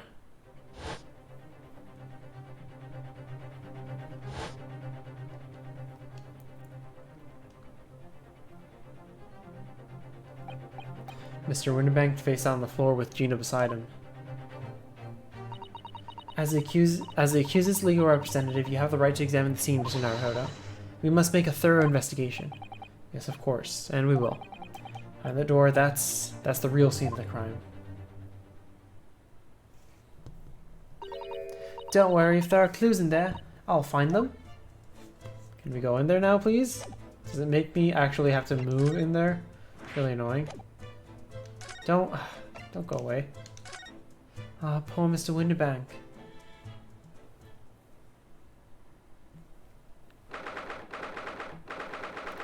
"16th April, Winterbank's storeroom. Poor Iris, she's clammed up completely. Iris is bound to find this difficult. After all, Mr. Winterbank's life was taken in this very room only last night.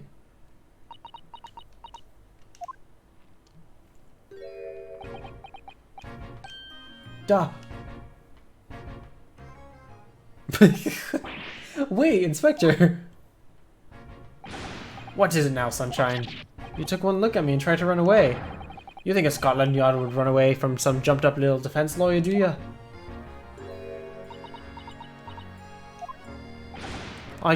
Well... I've never seen her ladyship looking like that before, is the thing. I didn't know what to say to her. So you were running away from me, you were running away from a 10-year-old. I'm afraid this is all a little much for young Iris. Some gentle reassurance might go a long way, perhaps, Inspector? Eh?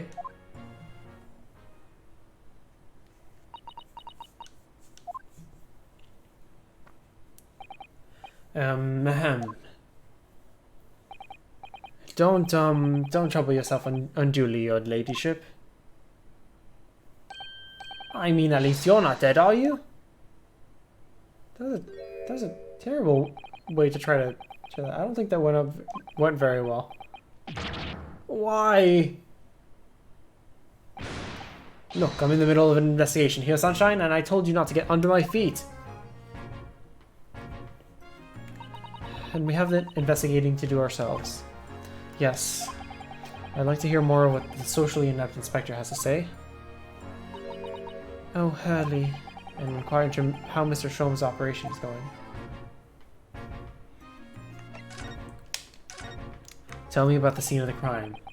So, Inspector, what do you make of the crime scene here? Pshaw, you've got eyes, haven't you? Use them. It is what it looks like, nothing more, nothing less. Iris, could you lend me a hand? So, Gregsy, what do you make of the crime scene here? Oh, yes, your ladyship, do allow me to humbly explain. Last night, at shortly after the hour 1 o'clock in the morning, Scotland Yard police attended to the scene. The one and only door to the storeroom was found locked from the inside. So it was locked from the inside. The lock appears to be broken now, though. Was that the police officers doing? Quite right, ma'am, quite right. We took the liberty of smashing the door in as humbly as possible. Gregson's little dance is always hilarious. It is a really cute little dance. Oh. As you can see, the victim was discovered prostrate on the floor, thuswise. And next to the aforementioned body, we discovered the vile gutter child. Are you talking about Ginny? She's my friend, you know, Inspector. Mr. Strahd, the hapless girl, was curled up on the floor, dead to the world. She's still alive, you know. Yes, when I saw her, she appeared to be unconscious. I'm afraid to say she had the gun that was used in her hand. No. Presumably it's the gun that's still down there on the floor now. In her pocket, we found the key to the door as well. What? The key to the storeroom? And you say the storeroom had been locked from the inside, Inspector? Correct. All of which leaves her ladyship's friend in something of a sticky situation, I'm afraid. Oh my god, I am like starving for that fish and chips right now. My stomach's about to growl. Obviously, my personal opinion is that it's all some sort of misunderstanding. Of course it is, Inspector, of course it is. Alright, tell me about Sholmes' operation. I need to check that box in the back. It's very important. Grexy, do you know anything about Hurley? Is operation finished? Is Hurley alright? Is he? The thing is, don't mince your words, Inspector, please. You don't mean to say that Mr. Sholmes is... No, the operation's done and dusted. It's just that, well, out with it. Yes, ma'am. They use something called the general anesthetic. It's the latest thing, renders the whole body insensitive. The whole body anesthetized? The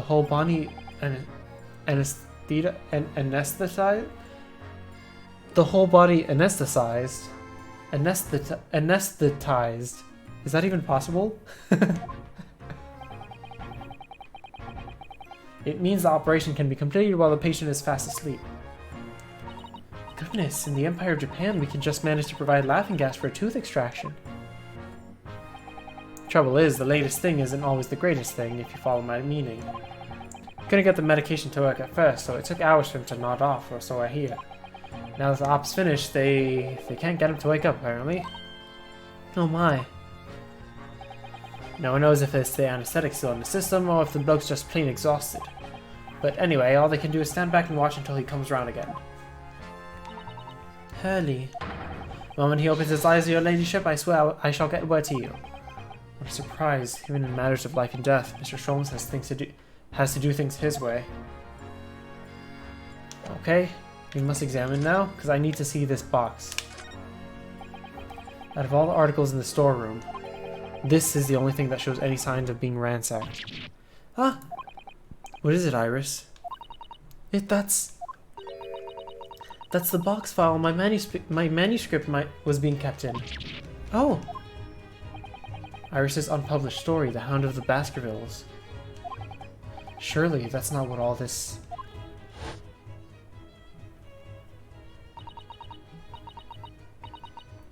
Sorry, Iris, but if you ask me, he sold it. Without telling you. You must check inside the box. At once. Yes.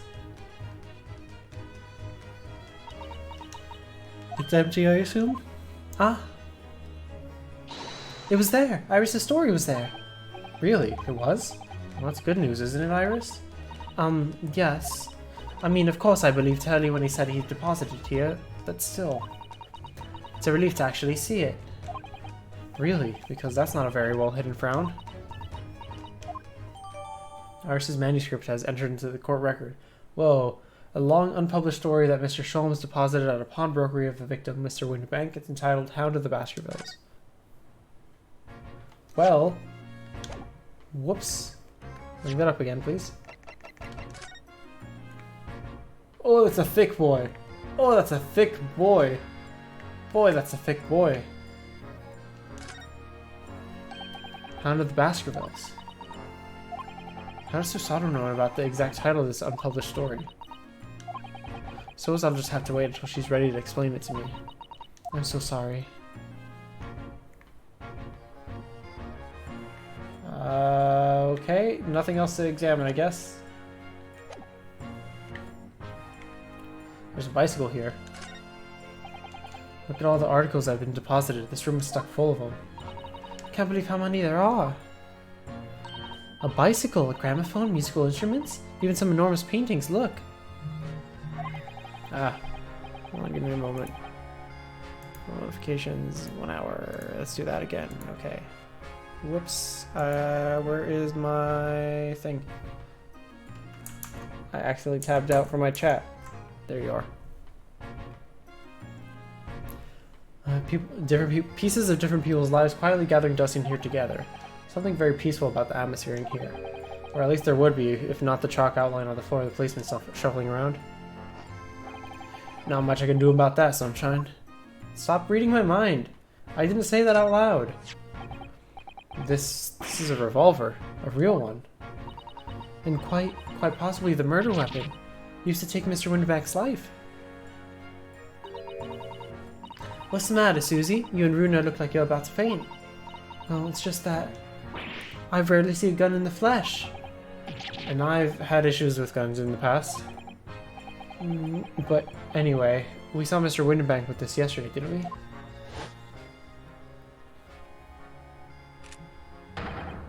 Should I have to take my own life? Yeah, no. It must be the same gun. And last night, when I looked through the spy hole in the door next to the storeroom here. In the door to the storeroom here. Yeah, it definitely looks like his gun, and I'm afraid that he might have used it on himself, because that's the kind of person he is, apparently. That was the same gun I saw in Gina's hand. Mr. Winterbank told us that he only ever had a single bullet loaded in his revolver, didn't he? Well, it's empty now. The one and only bullet he had in his gun has been fired. So we can be fairly certain that only a single shot was fired from this revolver. No adding to the court record? Okay. Police have marked the position of the body with a chalk line. There's also the blood. Poor Mr. Winterbank, he was a nice old man. Well, he was shot just once through the heart. Most likely the fellow died instantly. He wouldn't have felt a thing.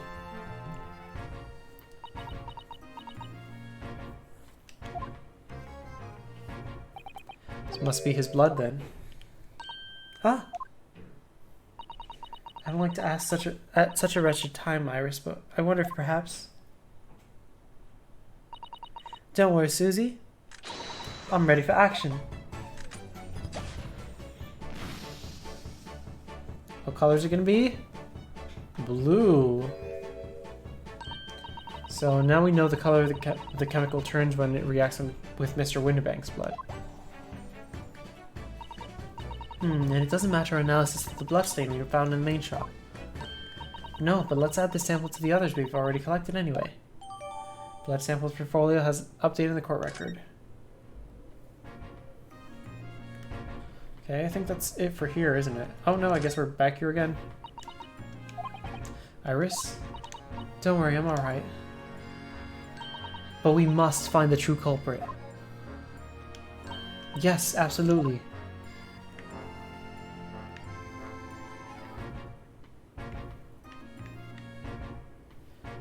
Looks like that's it for here. Anything I can present to you? Nope. Alright, let's go to the hospital then. Oh, I thought he was in bed. Okay, never mind. What's this?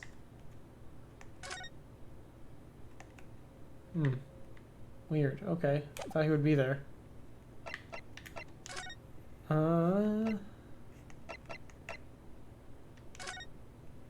Anything here? Nope, not yet. Let's move again. Let's see, where else could we go? I don't think we have anything to do with prison yet. Yes? Oh, I guess we do. 16th April, local prison. Cell 13. Gina doesn't appear to be here. I believe she must be in questioning at the moment. Oh, but wait a minute. What is it, Iris? Well, if you examine the scene here carefully, there's another possibility, isn't there? Ginny could have slipped the key from the jailer when he wasn't looking and escaped. Oh my. Why would she do something like that? It would only make her situation worse. Calm down, Bruno. I was only joking, of course. Oh. You had me worried there. Thought it was a great deduction. This must be your way with words, Iris. You're so wonderfully persuasive. Perhaps you don't fully understand the weight of your words carry. Oh dear, I'm sorry. I suppose the light-hearted great detective is a contradiction in terms. Well, in the same situation, I'm sure Mr. Sholmes would have thrown his head back and guffawed. Not entirely sure that's helpful, Mr. Naruhodo. Well, anyway, looks like we won't be able to talk to Gina for a while. We should try to make progress with our investigation in the meantime. Yes, come along then, Runo. Come along, Susie. Okay, well... Did I have to visit that first and then go to the hospital? Yes. Nope. Back here. You know, just gotta check everywhere. She's being questioned. No, whoa, what the? There's still a Scotland Yard carriage outside Windibanks. Never imagined we'd be investigating a case so close to home. Poor Irish, she's very upset by all this. I'm sorry, I was there, I should have done more. None of this is your fault, Bruno, so don't apologize. It's the criminals who are to blame for all this. Let's investigate and work out how to catch them. Oh my god, I'm burping all over the place. Yes, you're right. Actually, whoops. Is there anything of note here? No, not really. Yeah. Where else can we go? Let's go back to the main shop real quick. I wanted to check one more thing.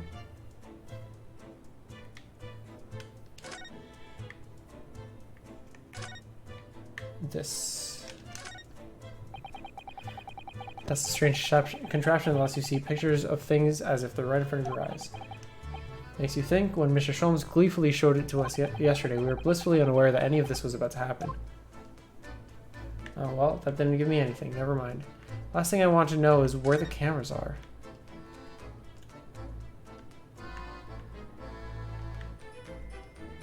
So I can't see what this is. Oh, I guess that's just a glass from that. Where are the cameras? He said that there was 2 cameras here. I assume it takes stereoscopic photos. Oh, my bad. Oh, did it take... No, never mind. Oh, it's making me do this entire thing again. I know I saw it. I know what I saw.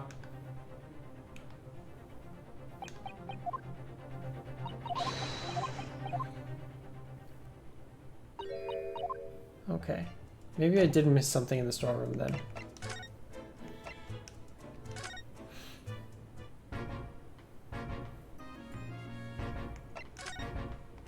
Doesn't seem anything else to say. There's nothing else here.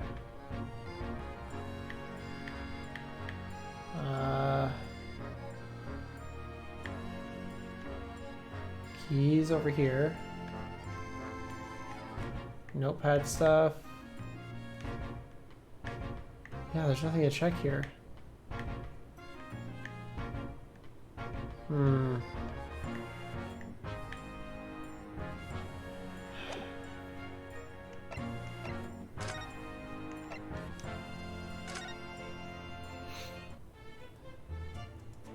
Let me talk to Iris and see if she has anything to say. Nope. Ain't got shit to say. Oh, I guess I could present this to her, right? Oh, my manuscript. Mr. Strom said he deposited at Winterbank that he had. But it's so strange. What is it about this particular story? I worked so hard on it. Why would Hurley say I can't publish it?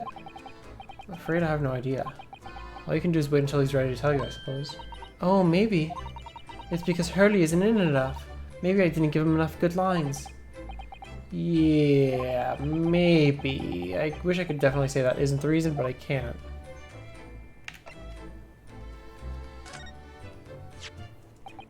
Well, you can identify differences in people's blood. It's like this is amazing. You really are a genius, Iris. I know, I am. If Hurley and I put our minds to it, we could really shake up Britain's chemists and alchemists. You could shake up Japan's lawyers and judges, couldn't you, Mr. Naruhodo? Oh, for sure, even if I didn't intend to. Okay, well, There's nothing else to examine here either. As much as I want to be like, look at the camera.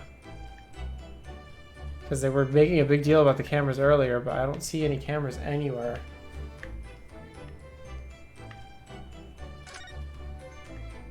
I think it would be like around here, but nope.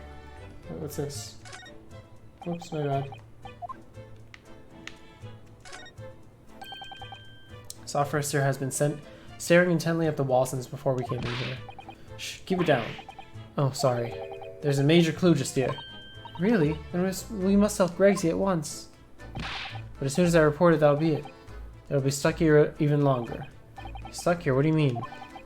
I haven't been home in 2 days already. I need another constable to relieve me and take over my shift. They really have a tough time, the British police. That doesn't stop us investigating, though, does it? I suppose not. Fairly sure it was the calendar he was peering at. Yeah, I already looked at the calendar. Boxes. Maybe I have to talk to Gregson and present something. This is the only part of the games that I don't like, is when they get very obtuse and I'm like, okay, what do I have to do? Yep, never mind. Nothing important.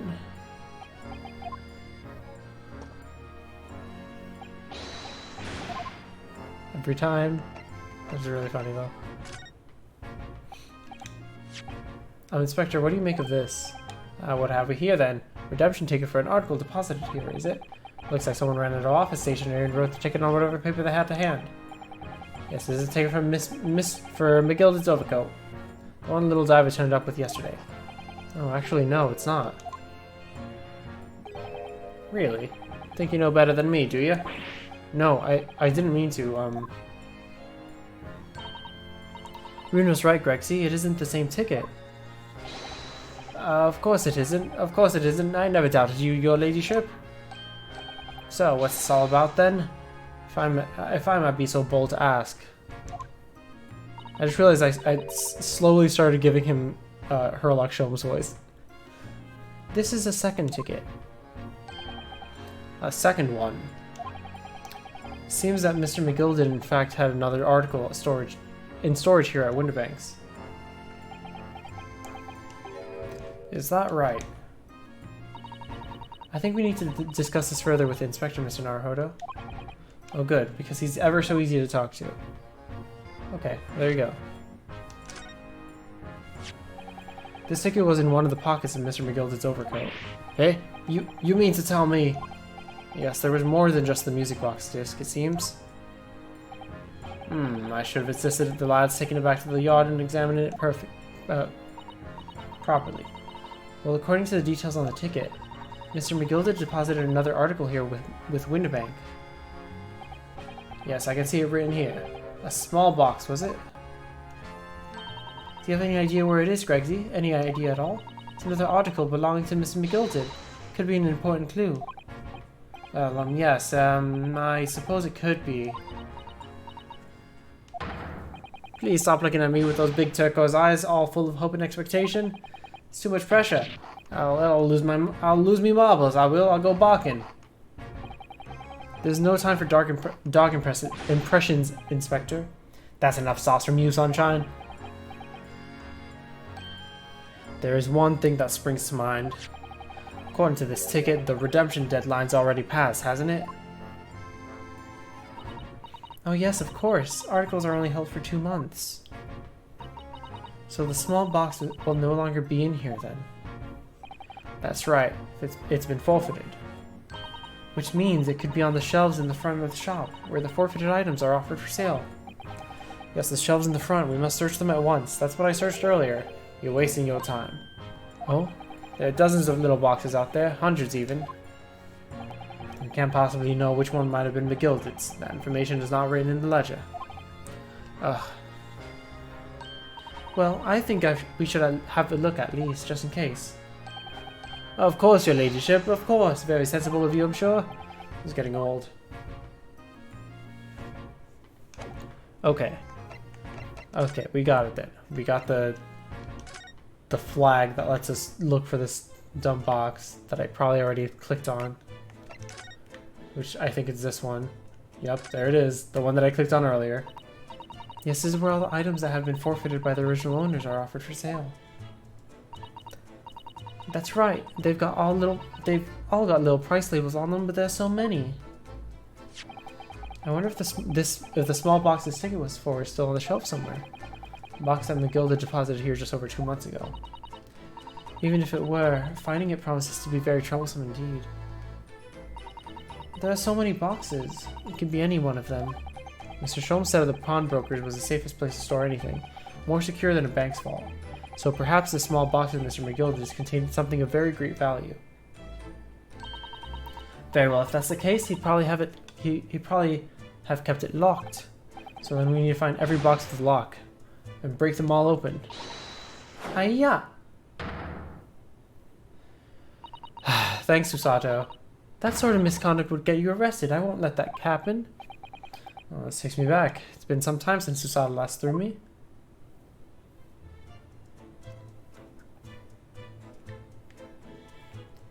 Well then, never mind then, I guess. I can't check any of the boxes after all? Question mark? Nope, never mind. Oh no, I didn't mean to click that. Okay, yeah.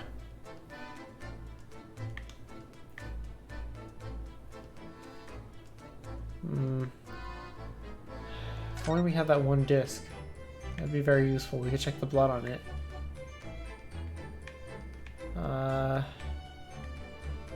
Nothing to check. Nope, none of the boxes. Nope. Alright, well, that's it. Absolutely nothing.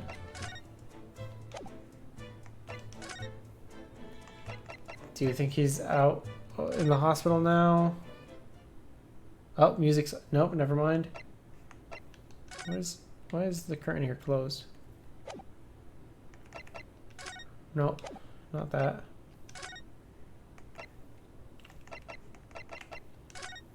Sholmes Suite. Examine. I kind of want to see if he left this here.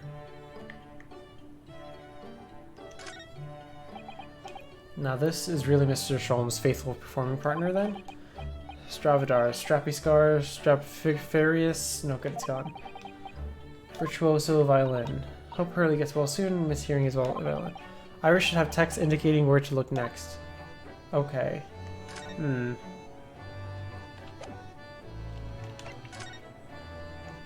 let me go back to my office and talk to her.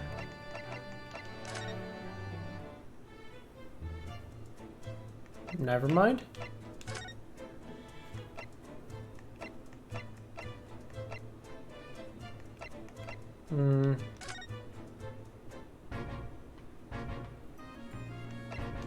But I checked the text for her and it was already... Alright, well... Maybe I have to present her the card.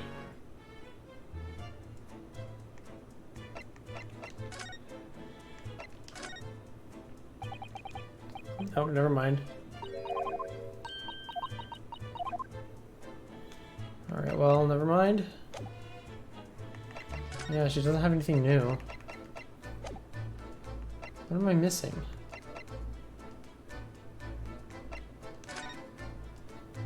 Investigate all of your evidence.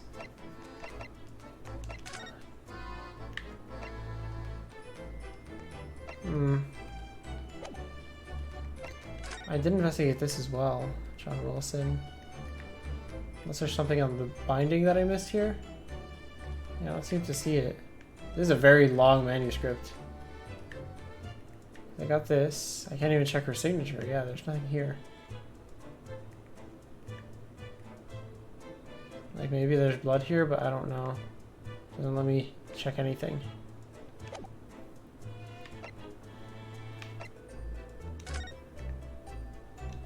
I already talked about this, right? Oh, right. The blood stain here, duh. I'm smart.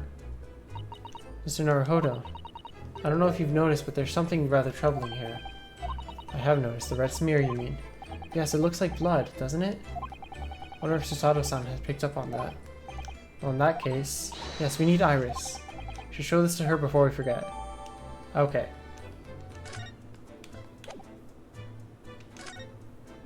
There you go. Oh, that looks like blood. I would say it's from a gloved finger, and it's almost certainly a glove made of leather. Well, don't worry, Runo. You can leave the rest to me. Use an entire reagent capsule for this. It's gonna be a different person completely. That purple. Look at that. Yes, that's a color we haven't seen before, isn't it? Well, we know whose blood this is. We must simply add it to the portfolio of blood samples. It could be an important clue. Although it'd be nice to find out whose blood these different colors correspond to at some point. Well, this particular stain of blood. Oh, you've had an idea, haven't you? Do you know whose blood this is? I think I do. Yes, I have an idea whose blood this is. Not from the color it turned, but from with little deduction. That's right. I think it's clear. Iris, you know as well? You first, Runo. Who do you think it belongs to? Alright, I believe this is the blood of... What the... What? None of these people. None of these people. Actually, it might be of Thrice Fired Mason.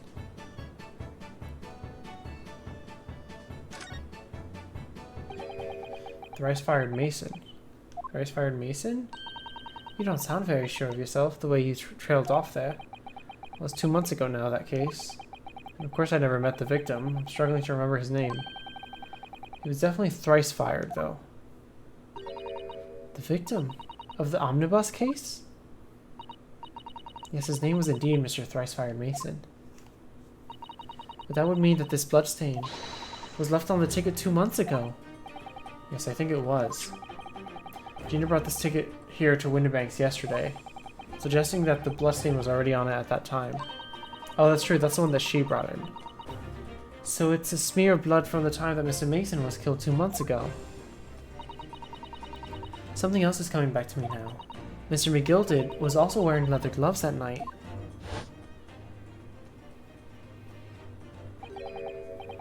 Now I ask you, what good hard soul wouldn't rush to help a fellow bleeding from his stomach? Okay.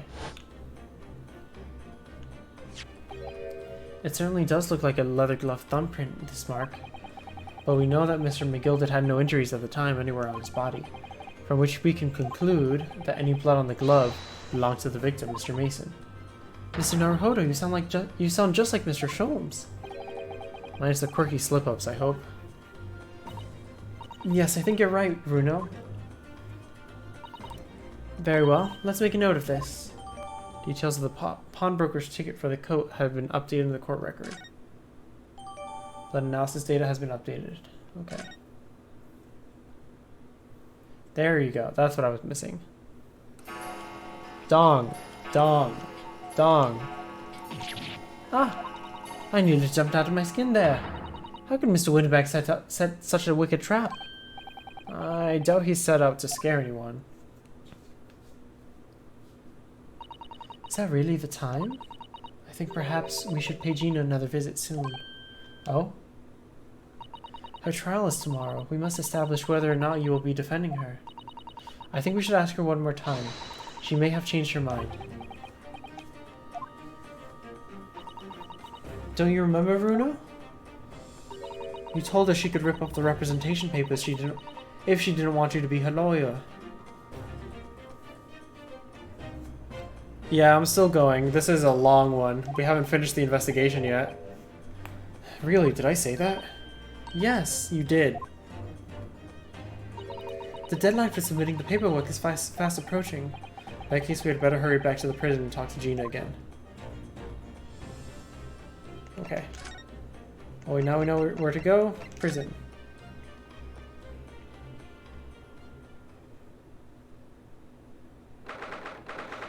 (16th April, 5:41 p.m. Local prison. Cell B.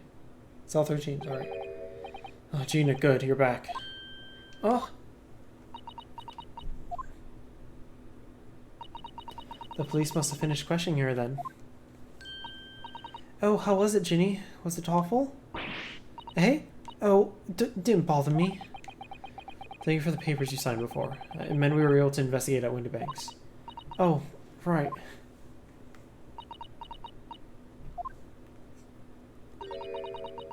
Don't you want to know how we got on? We've been ever so busy. What's the point in asking? Won't change what everyone's saying, that I did it. That's not... Gina, we came to ask you for your final decision. Eh? What decision? About tomorrow's trial. Will you let me defend you or not? I must submit the paperwork now if you'd like Mr. Naruhodo to represent you. Right, I see. She really lost her fight all of a sudden. But I know what that feels like. The worry is just so hard to bear.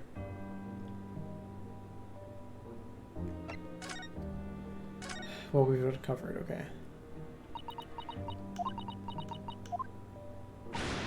Oh, alright then. Blimey, give it a rest with the mice, Iris. So come on then, fill us in. Who done it? Fortunately, we don't know that yet. You don't say. We don't know yet, Gina. But Naruhodo and all of us know that you are innocent of this crime. And while we haven't yet managed to work out who the real culprit is, there are a number of interesting facts that we have managed to establish. Oh yeah? Like what? Well, for example, the reason for you being there in the first place. I think I know now why you broke into Winterbanks that night.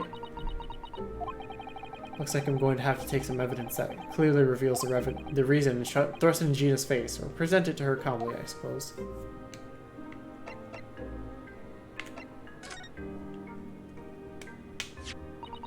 We already have the representation papers and other documents we need. All we have to do is hand them to the court clerk. That is, if you'll allow me to represent you in court tomorrow. Nah, don't bother. Ginny, rip them up and chuck them, would you? Them representation papers or whatever they're called. They sound like fancy enough to have it been. So what will you do in court tomorrow? I'll be fine on me own. I don't think you will be. Look, it don't matter. What's gonna happen is gonna happen. This is one stubborn pickpocket.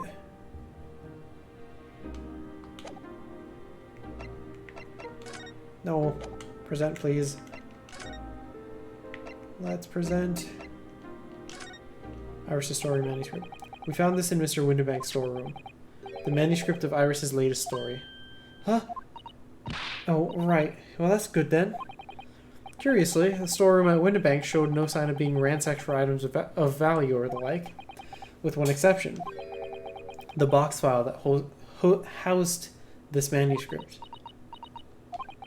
It was you, wasn't it, Gina, who broke open the box containing this manuscript last night? Hey? You were determined to find out whether or not the Hound of the Baskervilles was really there. That's the real reason you broke into the storeroom last night, isn't it? Why don't you tell us what happened, please?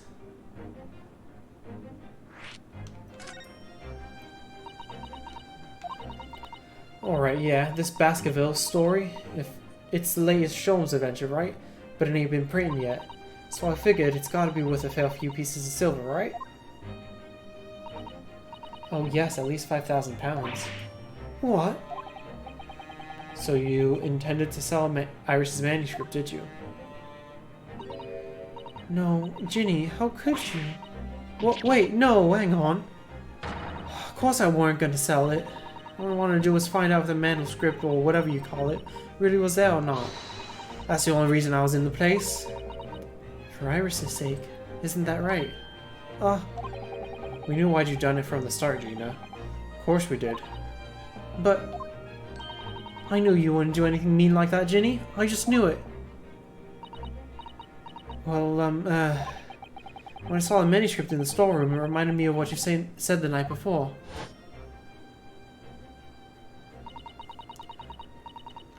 Yeah, okay. Telling you that manuscript, wherever they sold it, and no, we believed in him, okay. Oh, Ginny, that was so sweet of you. Alright, alright. I'll tell you why I did it. Just stop looking at me like that, Iris.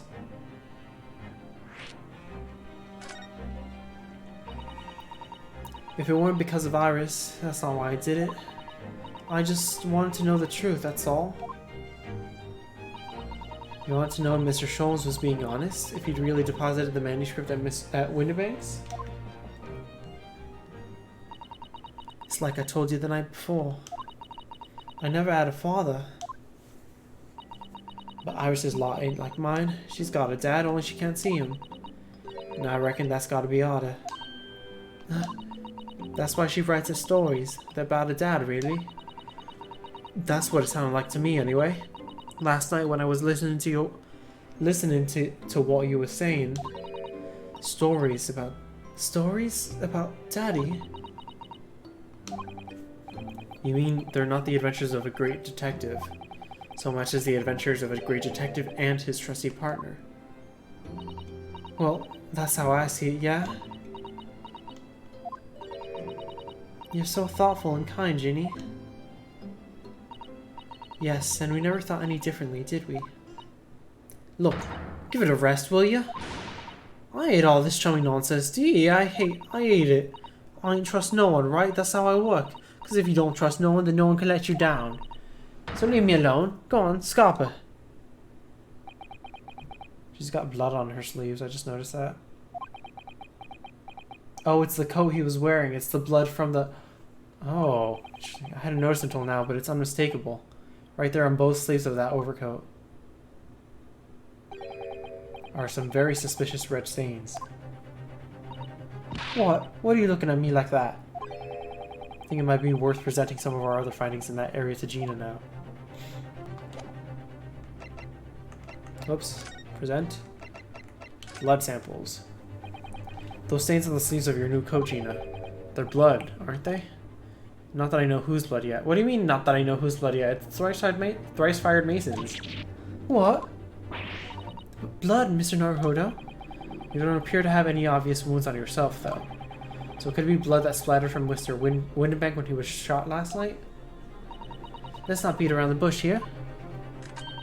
This trusty friend of mine will get results much faster than anything else. Eh? Take it easy, Iris. Don't move, Ginny.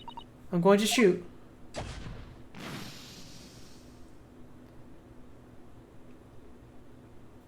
Purple? Purple. There you go. Told you. Whoa, it's all over it. Oh. Oh my. What the? Forget the sleeves. The whole coat is covered in blood. Of course. The black color of the fabric was masking the stains. That's why we haven't seen them until now. And the blood has reacted to the chemical to turn a purple color, which matches one of the samples we've already collected perfectly. Yes, now let's see. Who had the purple blood? Aha, yes. It was the brickmaker, Mr. Mason, the victim of the murder case 2 months ago. I knew it. What are you on all about? The victim, what you mean?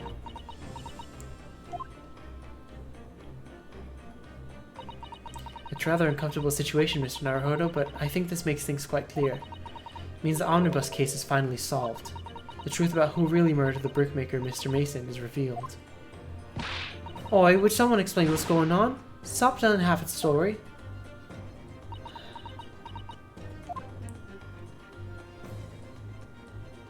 Why am I talking to you now?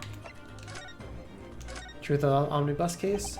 We can see now that the victim's blood is all over Mr. McGilded's overcoat. But in the trial 2 months ago, the defendant said this in his testimony. Now I ask you, what good-hearted soul wouldn't rush to help a fellow bleeding from his stomach? I wasn't about to start worrying about me gloves now, was I? I reached out to give the man a hand. But if you look at this overcoat now, it's clear. These stains couldn't have arisen from Mr. Gilder trying to pull the victim to his feet. No, if that was what had really happened, the blood would have splashed all over the front of the coat. The only explanation for this pattern of blood is that it splattered over Mr. McGilded's coat while he stabbed the victim in the stomach. I've tried to run from the truth for long enough, but there's no escaping it now.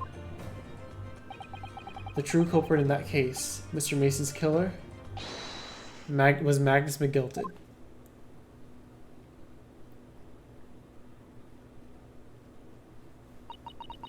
Mr. Naruhodo, that horrible case is solved at last. And I helped the man walk free from that trial. Used all that twisted testimony and all that sham evidence to prove his innocence. How could I have let it happen?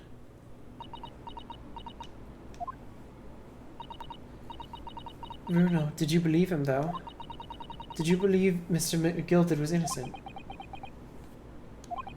I believed, or rather, I think I was trying to believe. I wanted to, because believing in those you represent in court is a defense lawyer's greatest weapon.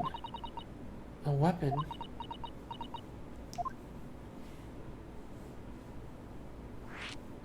A lawyer's weapon. Before we came to Great Britain, a great friend of mine taught me a valuable lesson. You mean Kazuma-sama?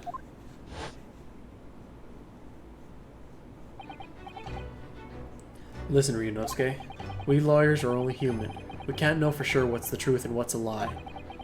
Which is why we must resort to our primary weapon. An unwavering belief in our clients. That's all we really have. Unwavering belief? Only when we truly believe what our clients tell us can we fight with everything we have for their cause. In any battle, there can be no victory without faith. So I believe you, unwaveringly.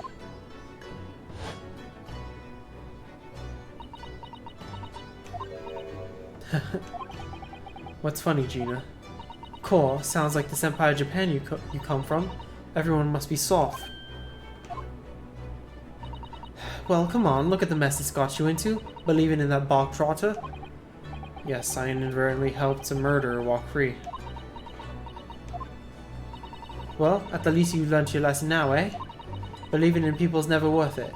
Someone always stabs you in the back in the end.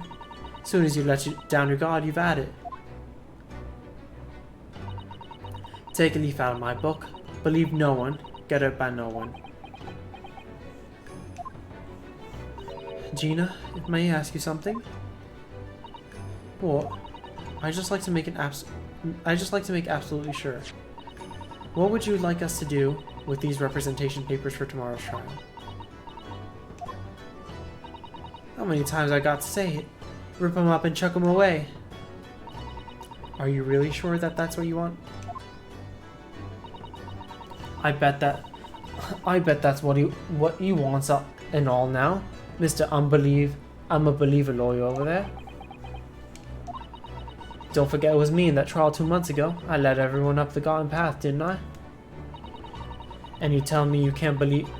And you're telling me you can believe me after that? Not likely. Well, Mr. Naruhodo, a lawyer's primary weapon is an unwavering belief in his clients. Ultimately, it comes down to whether or not I feel I can trust Gina after everything that's happened. I trust her. Gina, let me say it again. Please allow me to represent you in tomorrow's trial. Hey, are you half-baked? Not at all. You've once admitted to committing the crime, haven't you? What's more, I believe that you're telling me the truth. Seriously, Mr. Naruhodo, didn't you hear all of what I said before? I'm a born liar. Fibs just tripped me off me tongue. I'm a diver, don't forget. I pulled the wool over everyone over your eyes 2 months ago and got you into all sorts of trouble. Why'd you ever trust me now? I just don't get it. Gina, I do understand why you choose not to put your trust in others, but I assure you, there's more to this life than you yet realize. What do you mean? The world we live in is full of people you would do very well to trust. People who won't ever let you down. Hey? It's true that I'm just a student of law, and I'm certainly lacking in courtroom experience, but I can promise you this. Whatever happens, and until my very last breath, I am completely on your side.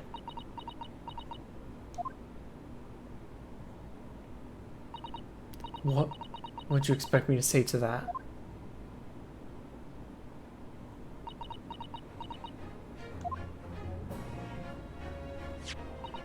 Then it's decided. I will take these papers now and carry out the necessary preparations for tomorrow's trial. It would be a shame to throw them away now after it's been penned with your name so beautifully. Do what you like. You Eastern Law, I don't know what you are, I don't get you.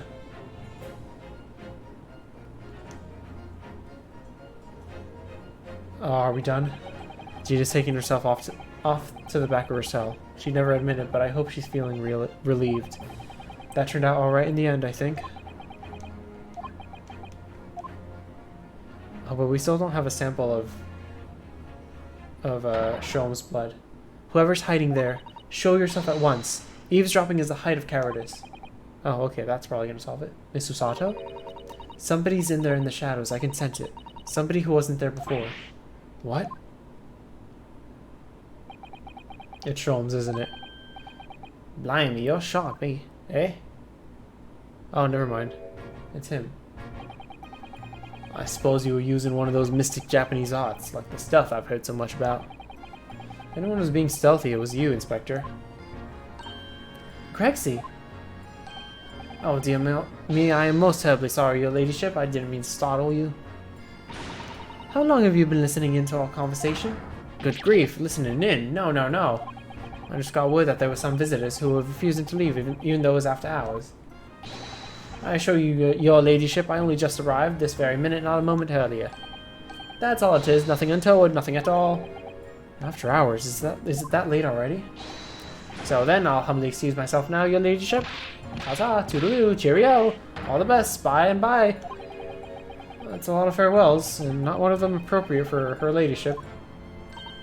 Oh, but I wanted to have a chat. I'm terribly sorry, but time is pressing at the moment. No, I see. That's a shame. If I don't get this emergency at the Supreme Court dealt with sharp, Lord Strongheart will, well... Emergency? Lord Strongheart? Nothing, forget I said anything. Anyway, I'm off. Alright, Gregsy, if you have to. But let's chat soon. Delighted, charmed, can't wait. If you please, my pleasure. That's a lot of pleasantries, none of them appropriate. Gregsy's so funny, he says such silly things. It's really entertaining to see an inspector of the police fawning to a 10-year-old girl. But anyway, I wonder what his emergency is at the Supreme Court. I must attend to the court clerk office now before it closes. Yes, of course. Thank you, Mr. Sato.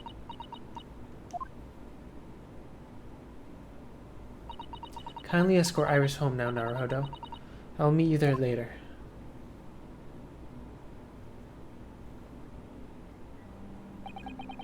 So our investigation came to an end.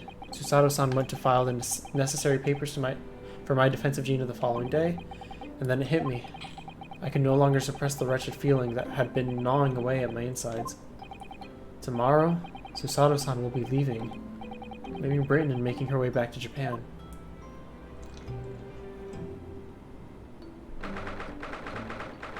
(16th April, 13 p.m. Naruhodo's legal consultancy. Naruhodo-san, it's been a very trying day, hasn't it? I do hope you're not too exhausted. What about you, Susato-san? Today has been even more trying for you, I'm sure. Just home and comparing mobile to desktop. I had a 29-second delay on mobile. Yeah, that happens. Mr. Sholmes was shot before our eyes. Gina was arrested. All on the back of the news that her father has fallen ill and that she must return to Japan at once. By the way, the default on mobile is also not low latency mode, so it tends to have much higher latency as well. I hope your father recovers soon. Thank you for your kind words.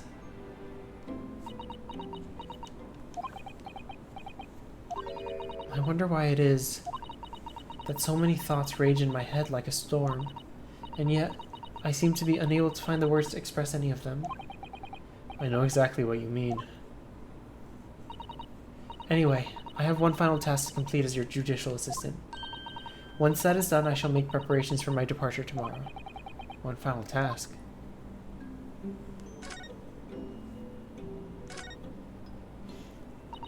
It's just 2 months since we arrived in London, but we managed to establish this office. Oh, sorry. It was finally feeling as though we were settling in. I would be lying if I said I felt no regret. I'm sorry, Susato-san.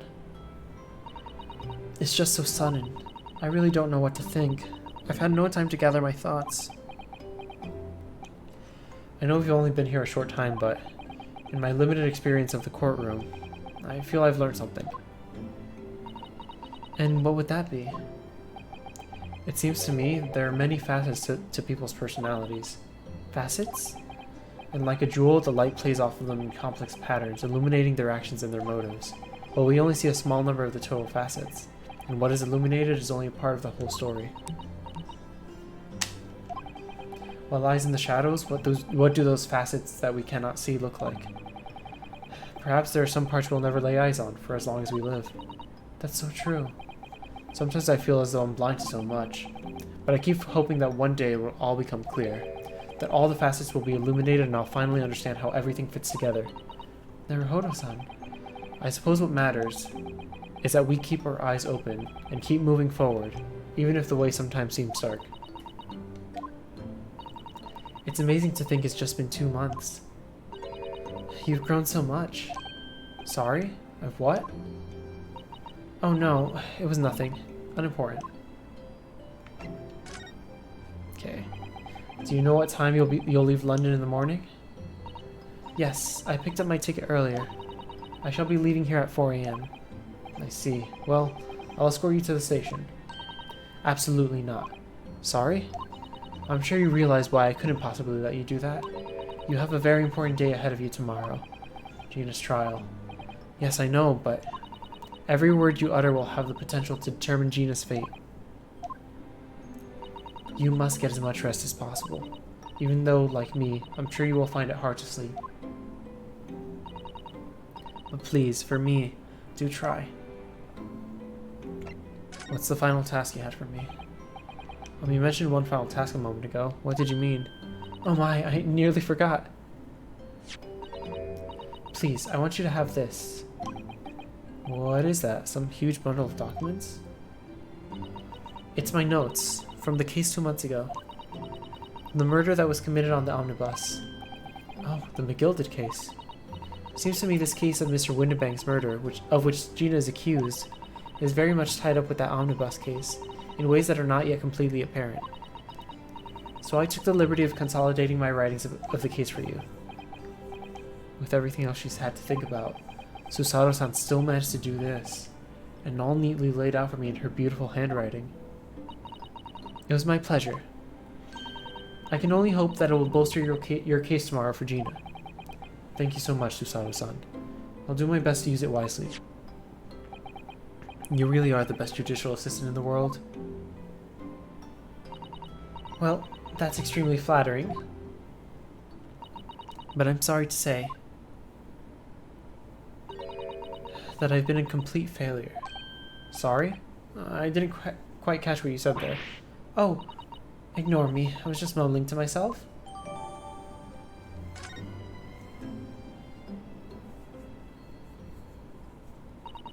Well, it's getting rather late. I think you should go to bed now, Naruhodo-san. I must finish packing up my things in my room. Susato-san, I wish you the very best of luck tomorrow. Good night. Wait, there's something I need to say. Hiya! What was that? A secret technique of mine, the Susato shutdown. Shutdown?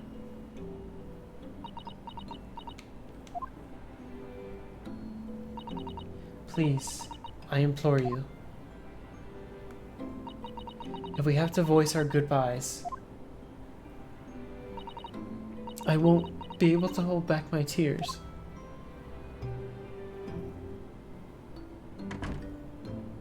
Oh.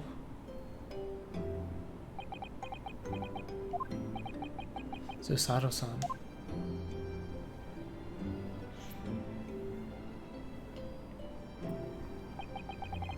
Truly had been a trying day. On our feet for hours, getting Gina to open up to us, and learning the truth about that nemesis of the case. Physically and mentally, I was exhausted, and yet the idea of sleep seemed impossible. But I forced myself to close my eyes.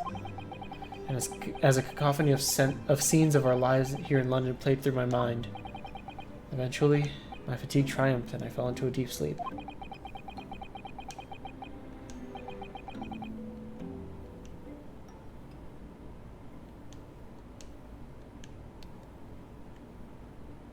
And I think that's it. Is that it? No. Oh my god, it's not it? What? How? How is it not it? How are we not done yet? Oh my god. 17th April, small hours, St. Cineris Hospital, Ward 3. Yes, I quite understand.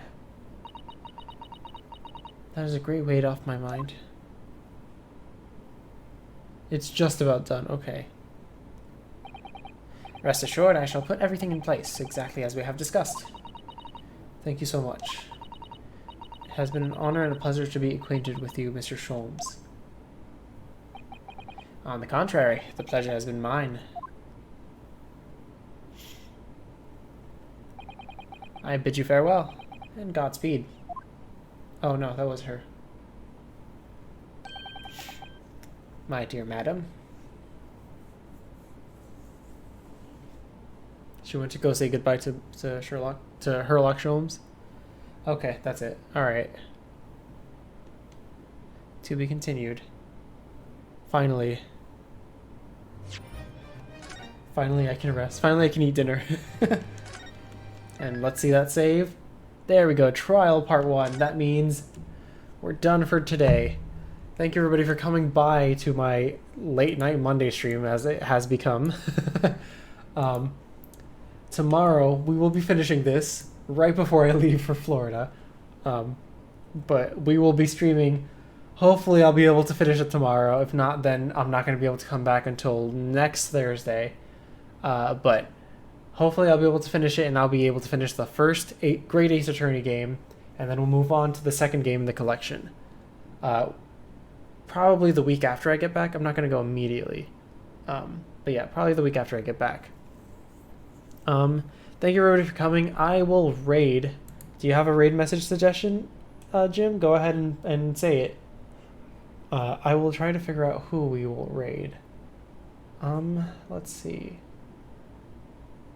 Webster's playing Skatebird, and I really want to throw everybody to Webster for playing Skatebird.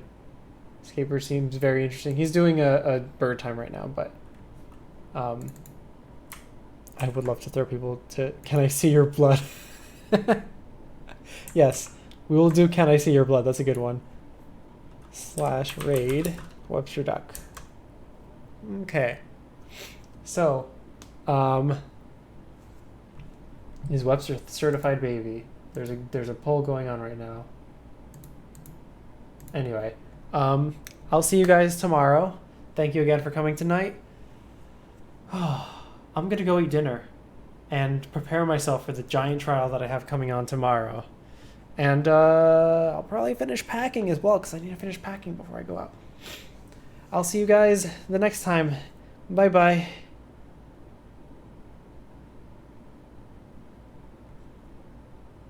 Potato.